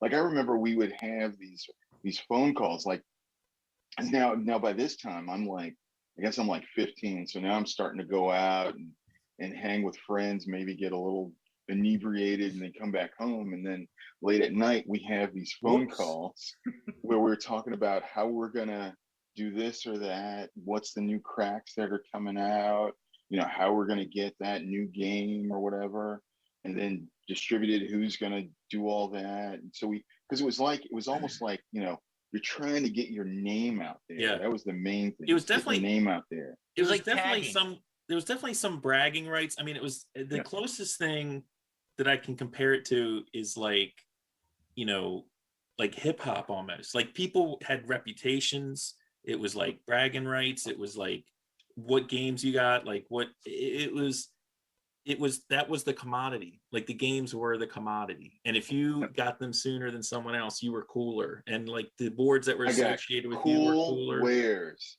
Cool. K I remember that. LDRE. Yeah, if you had Z. if you had a Right. Commodore 64 back in the day, Darcy and I went. That's one of the ways that Darcy and I hooked up as friends: comic books and video games.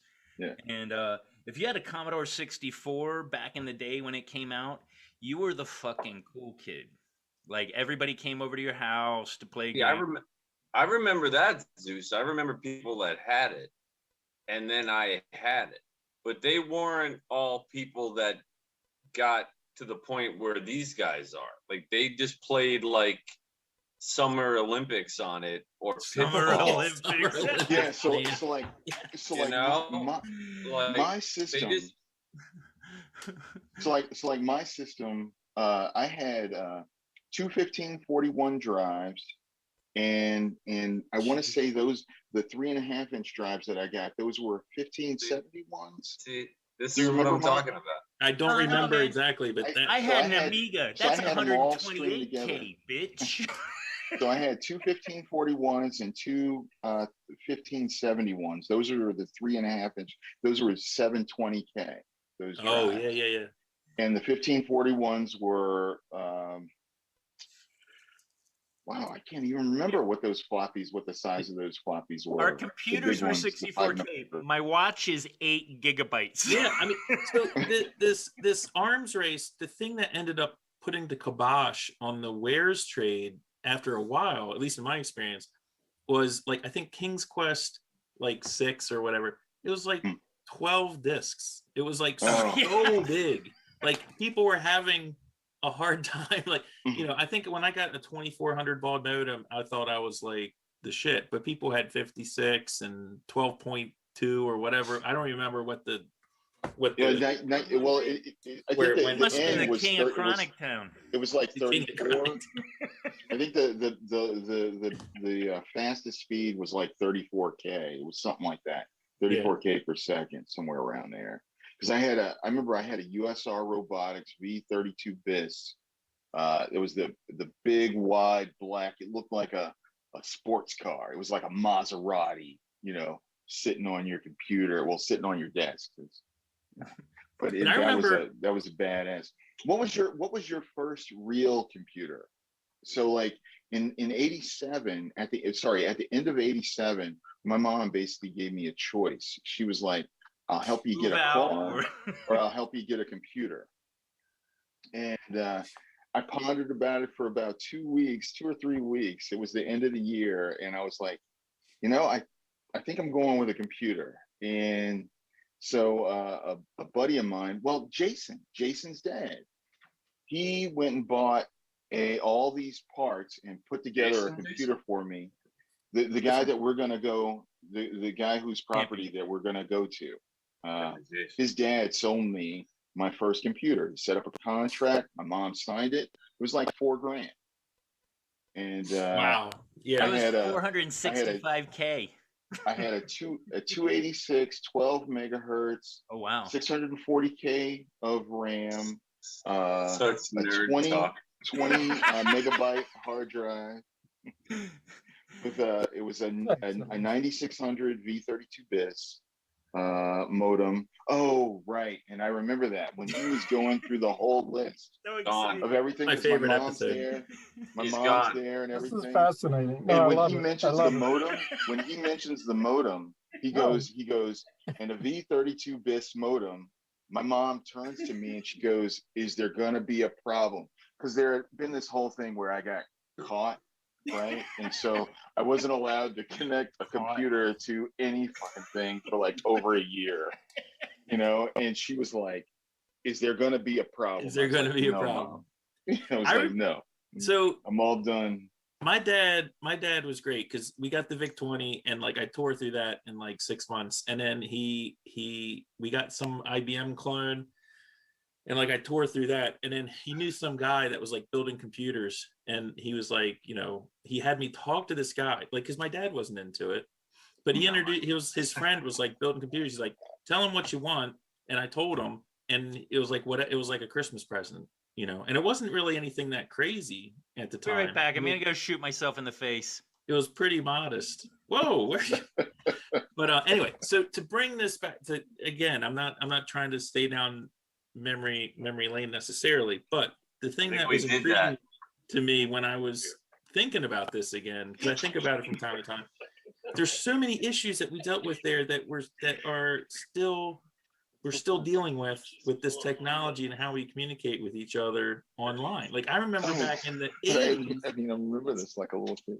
Content moderation, like people getting on and shit posting and stuff. Like people were doing that in 87. Oh yeah, like flame wars, like all this stuff. And it was ruthless. Like people would get like, if you had enough clout, if you were like enough of a badass, you could get people thrown off everything. Like you could, if someone crossed you, you could like destroy them, you know. And it's sort of like, it's like Jack Dorsey is the BBS king of like. You definitely had to know what the pecking order was. It was hard to know. It was like a little society.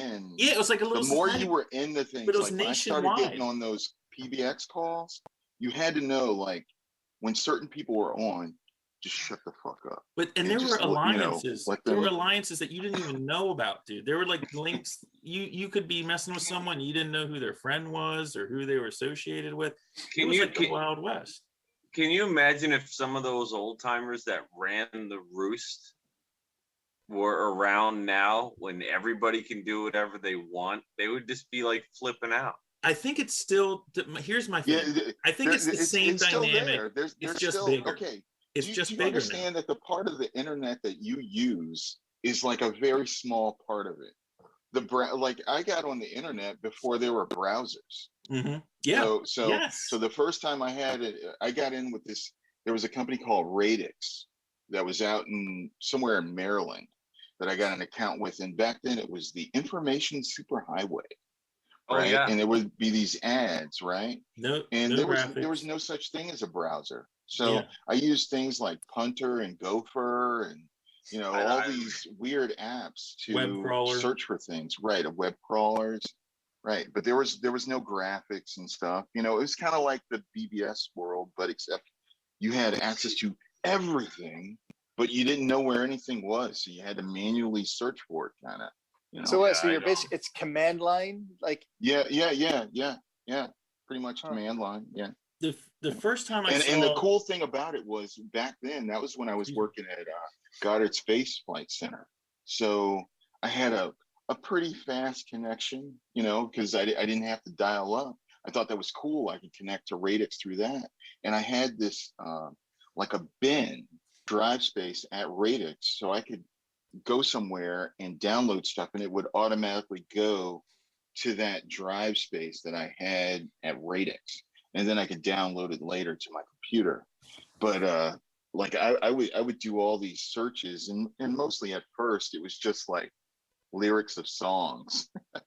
that was the big thing for me, at least around 91, 92. That's early. That is very early. Yeah.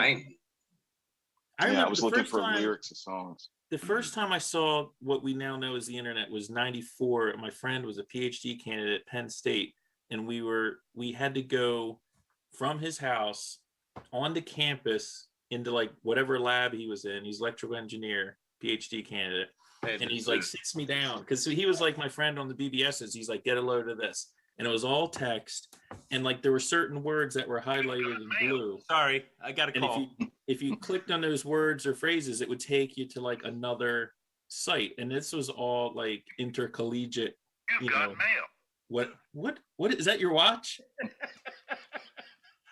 But anyway, again, I'm not trying to go down memory highway. I can't believe we just jumped from that to that. And we're in the 90s, and right, we now have we're in the the internet. 90s. But what I'm saying, what I'm saying is I see stuff today, like when people talk about like free speech online, things being traded back and forth that are illegal. It's the same shit. It's just bigger. Lots of things have changed, because I remember the dynamic is the same though. When I was in my late teens, I see what you're saying. Early 20s, I was telling a buddy of mine who lives across the street, as a matter of fact.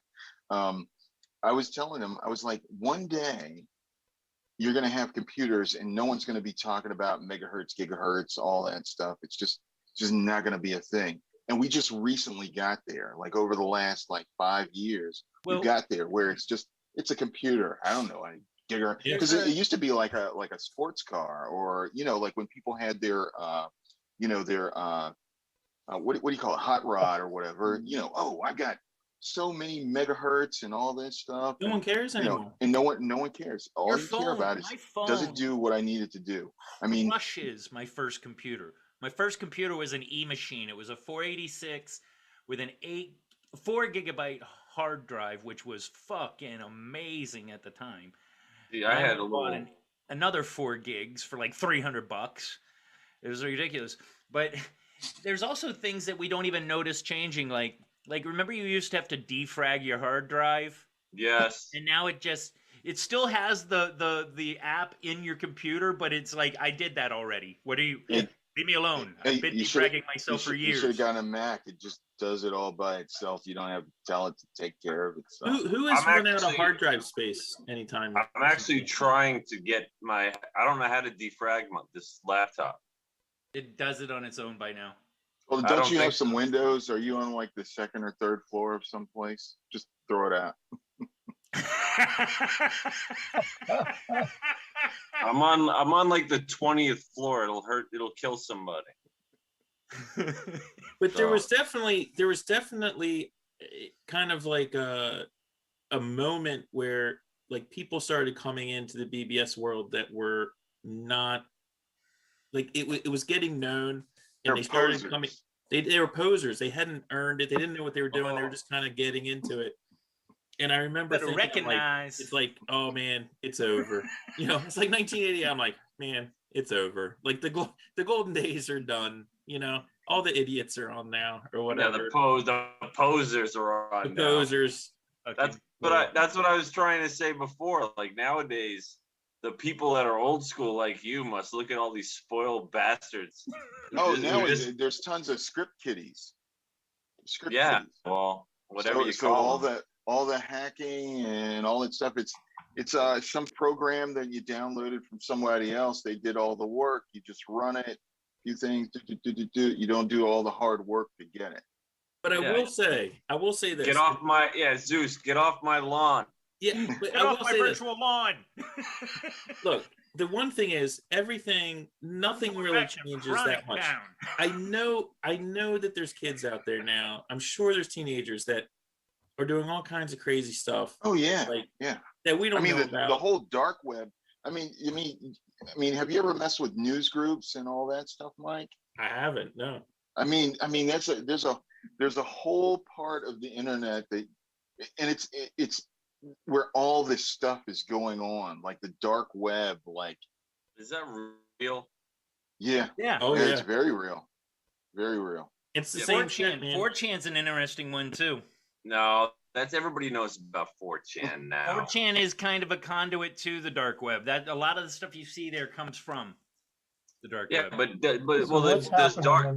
Because there used to be this area called the Silk Road where you could get drugs, everything. Oh yeah. Anything you wanted.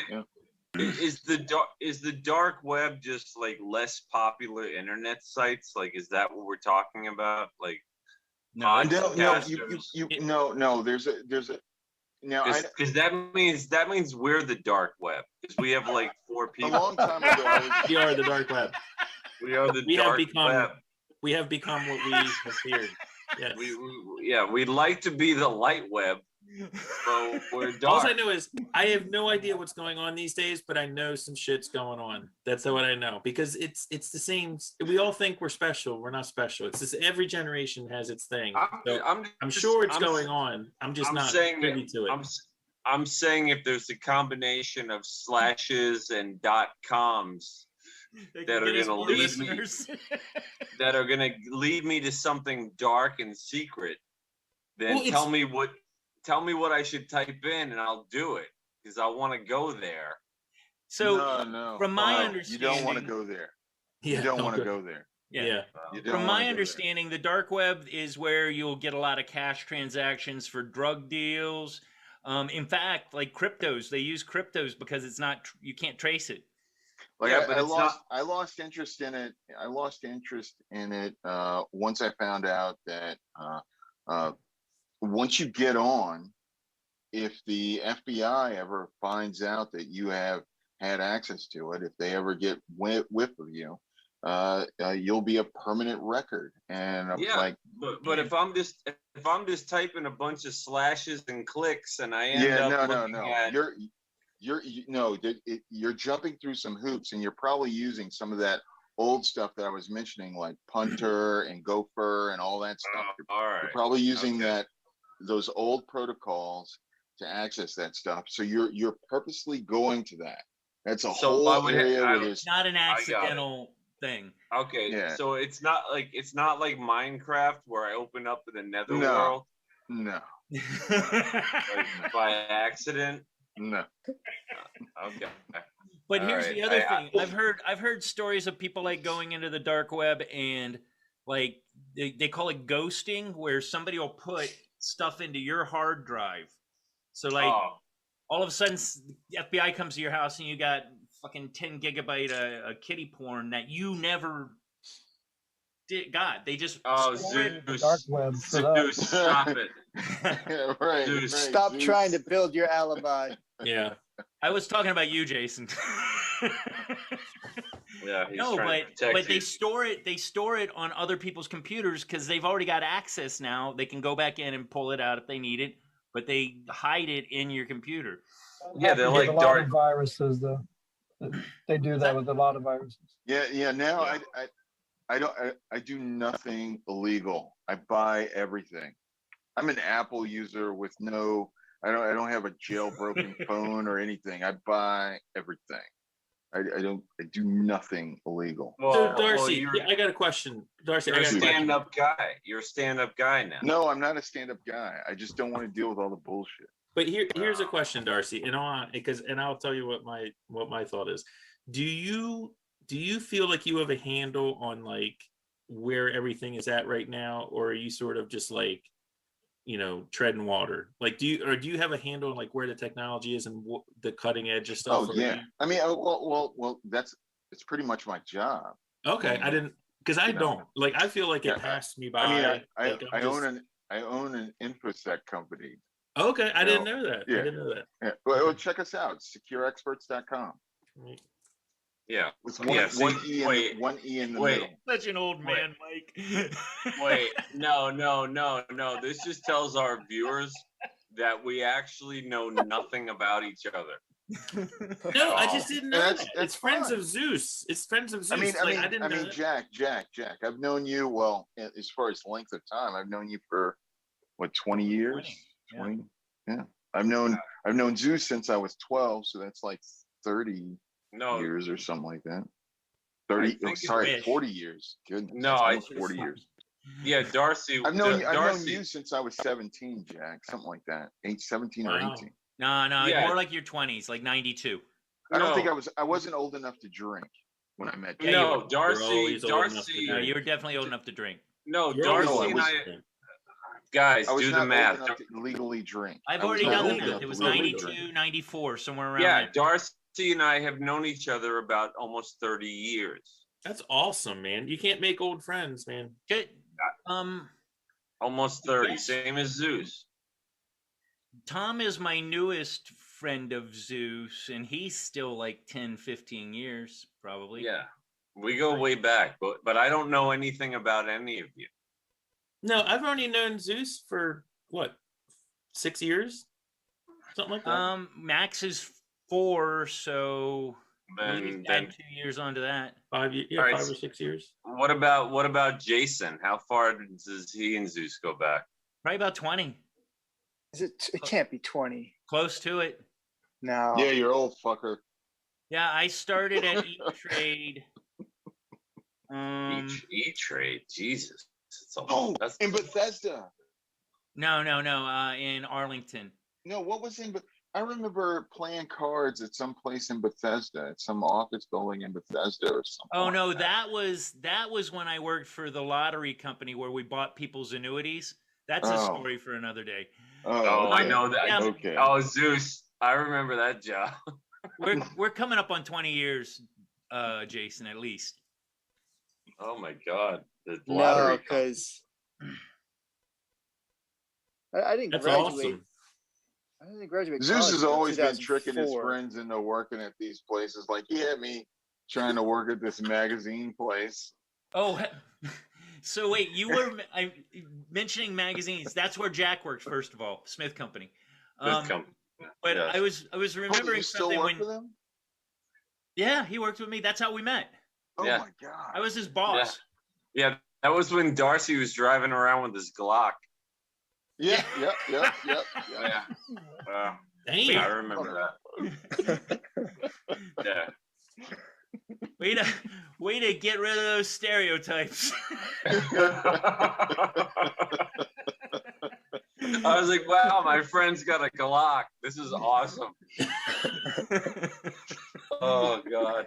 No, it was funny because Darcy was mentioning like back in those days, and I was remembering this. Remember that guy that we used to run around selling magazines for? Dr. Soulberg. The creepy. This guy was creepy. pedophile. He had a panel van. Nice.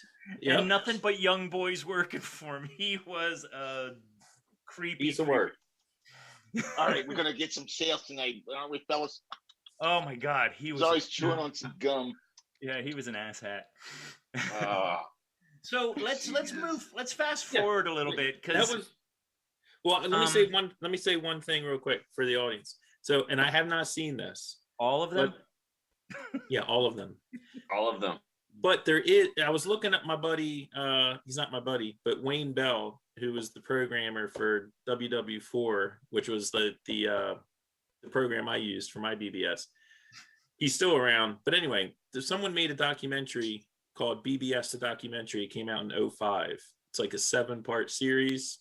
Oh my God, yes. I read through it. It seems it's everything. If anyone wants to learn about BBSs, it seems to be he's like the main subject in it. So I'm gonna try and look for it. But if you want more information, when you go find see it. that. Hey, nah, dude, my cup is full on BBSs.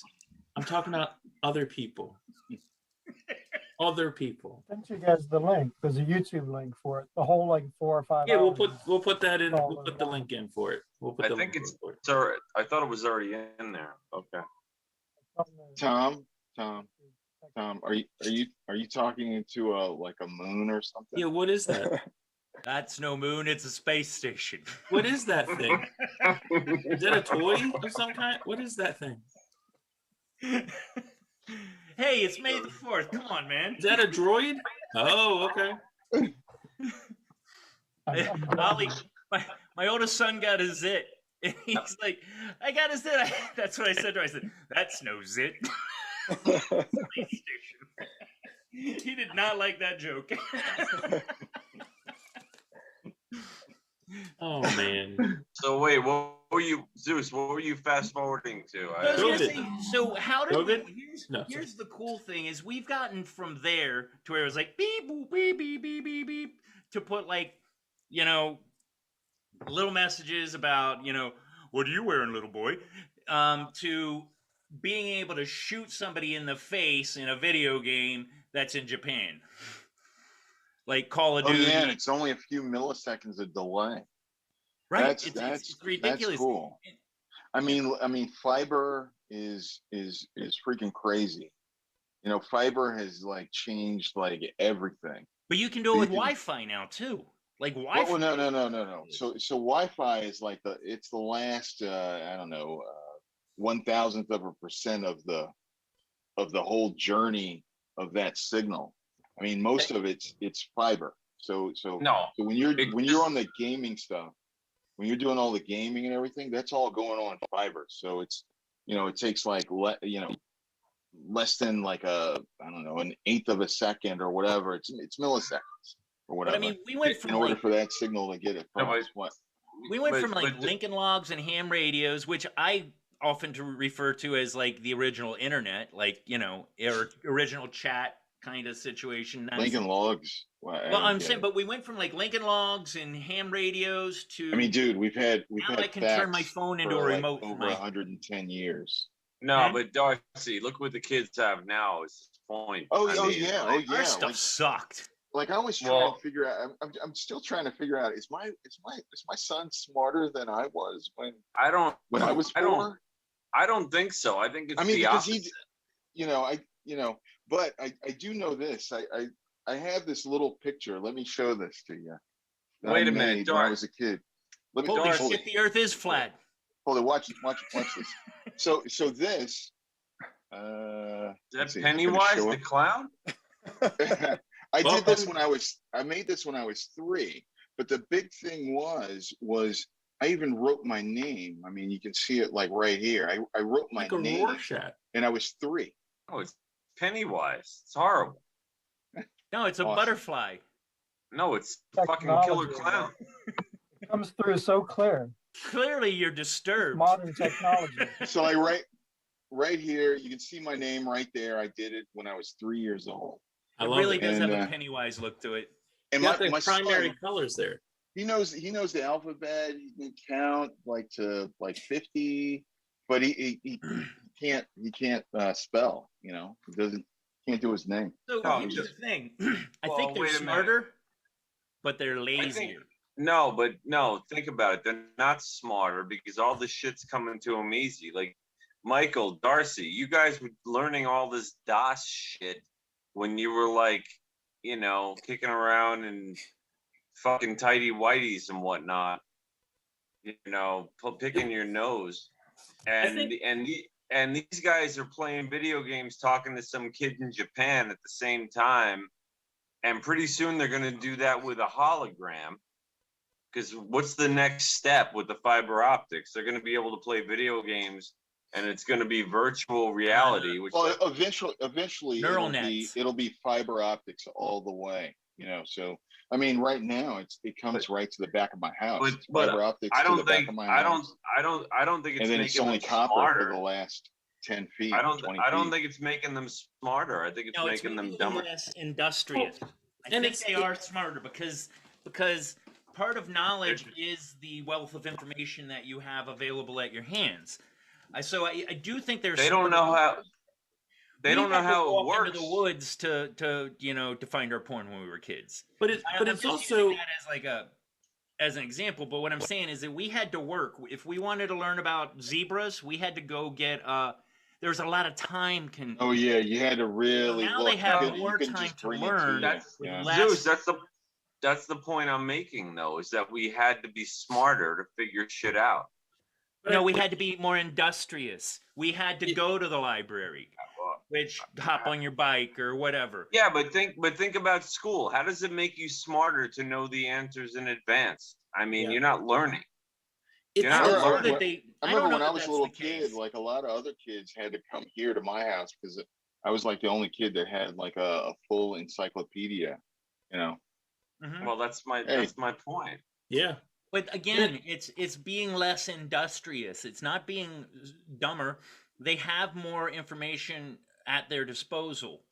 So yeah, well, maybe that'll make them smarter. When it comes to you, the problem is there's too much information. But we've talked about that before. But the thing is now instead of having to get on your bike, ride all the way to the library and grab 2 or 3 books because you can't carry 10 of them, you know, back home. Hey, real quick. You spend more time. I want to do a little survey. Everyone tell me, how many passwords do you remember? Like you really remember? I use 4 passwords. Know those passwords. I use 4. I use 4. I probably have about 8. A lot. Yeah. He's a password manager. All right. Well, now I use a password manager, but at one time I knew about I'd say around 130, 140 passwords. Holy crap! And it was we used all to know phone numbers too. I never wrote anything down. Right, and I remembered all my phone numbers. I used to remember phone numbers.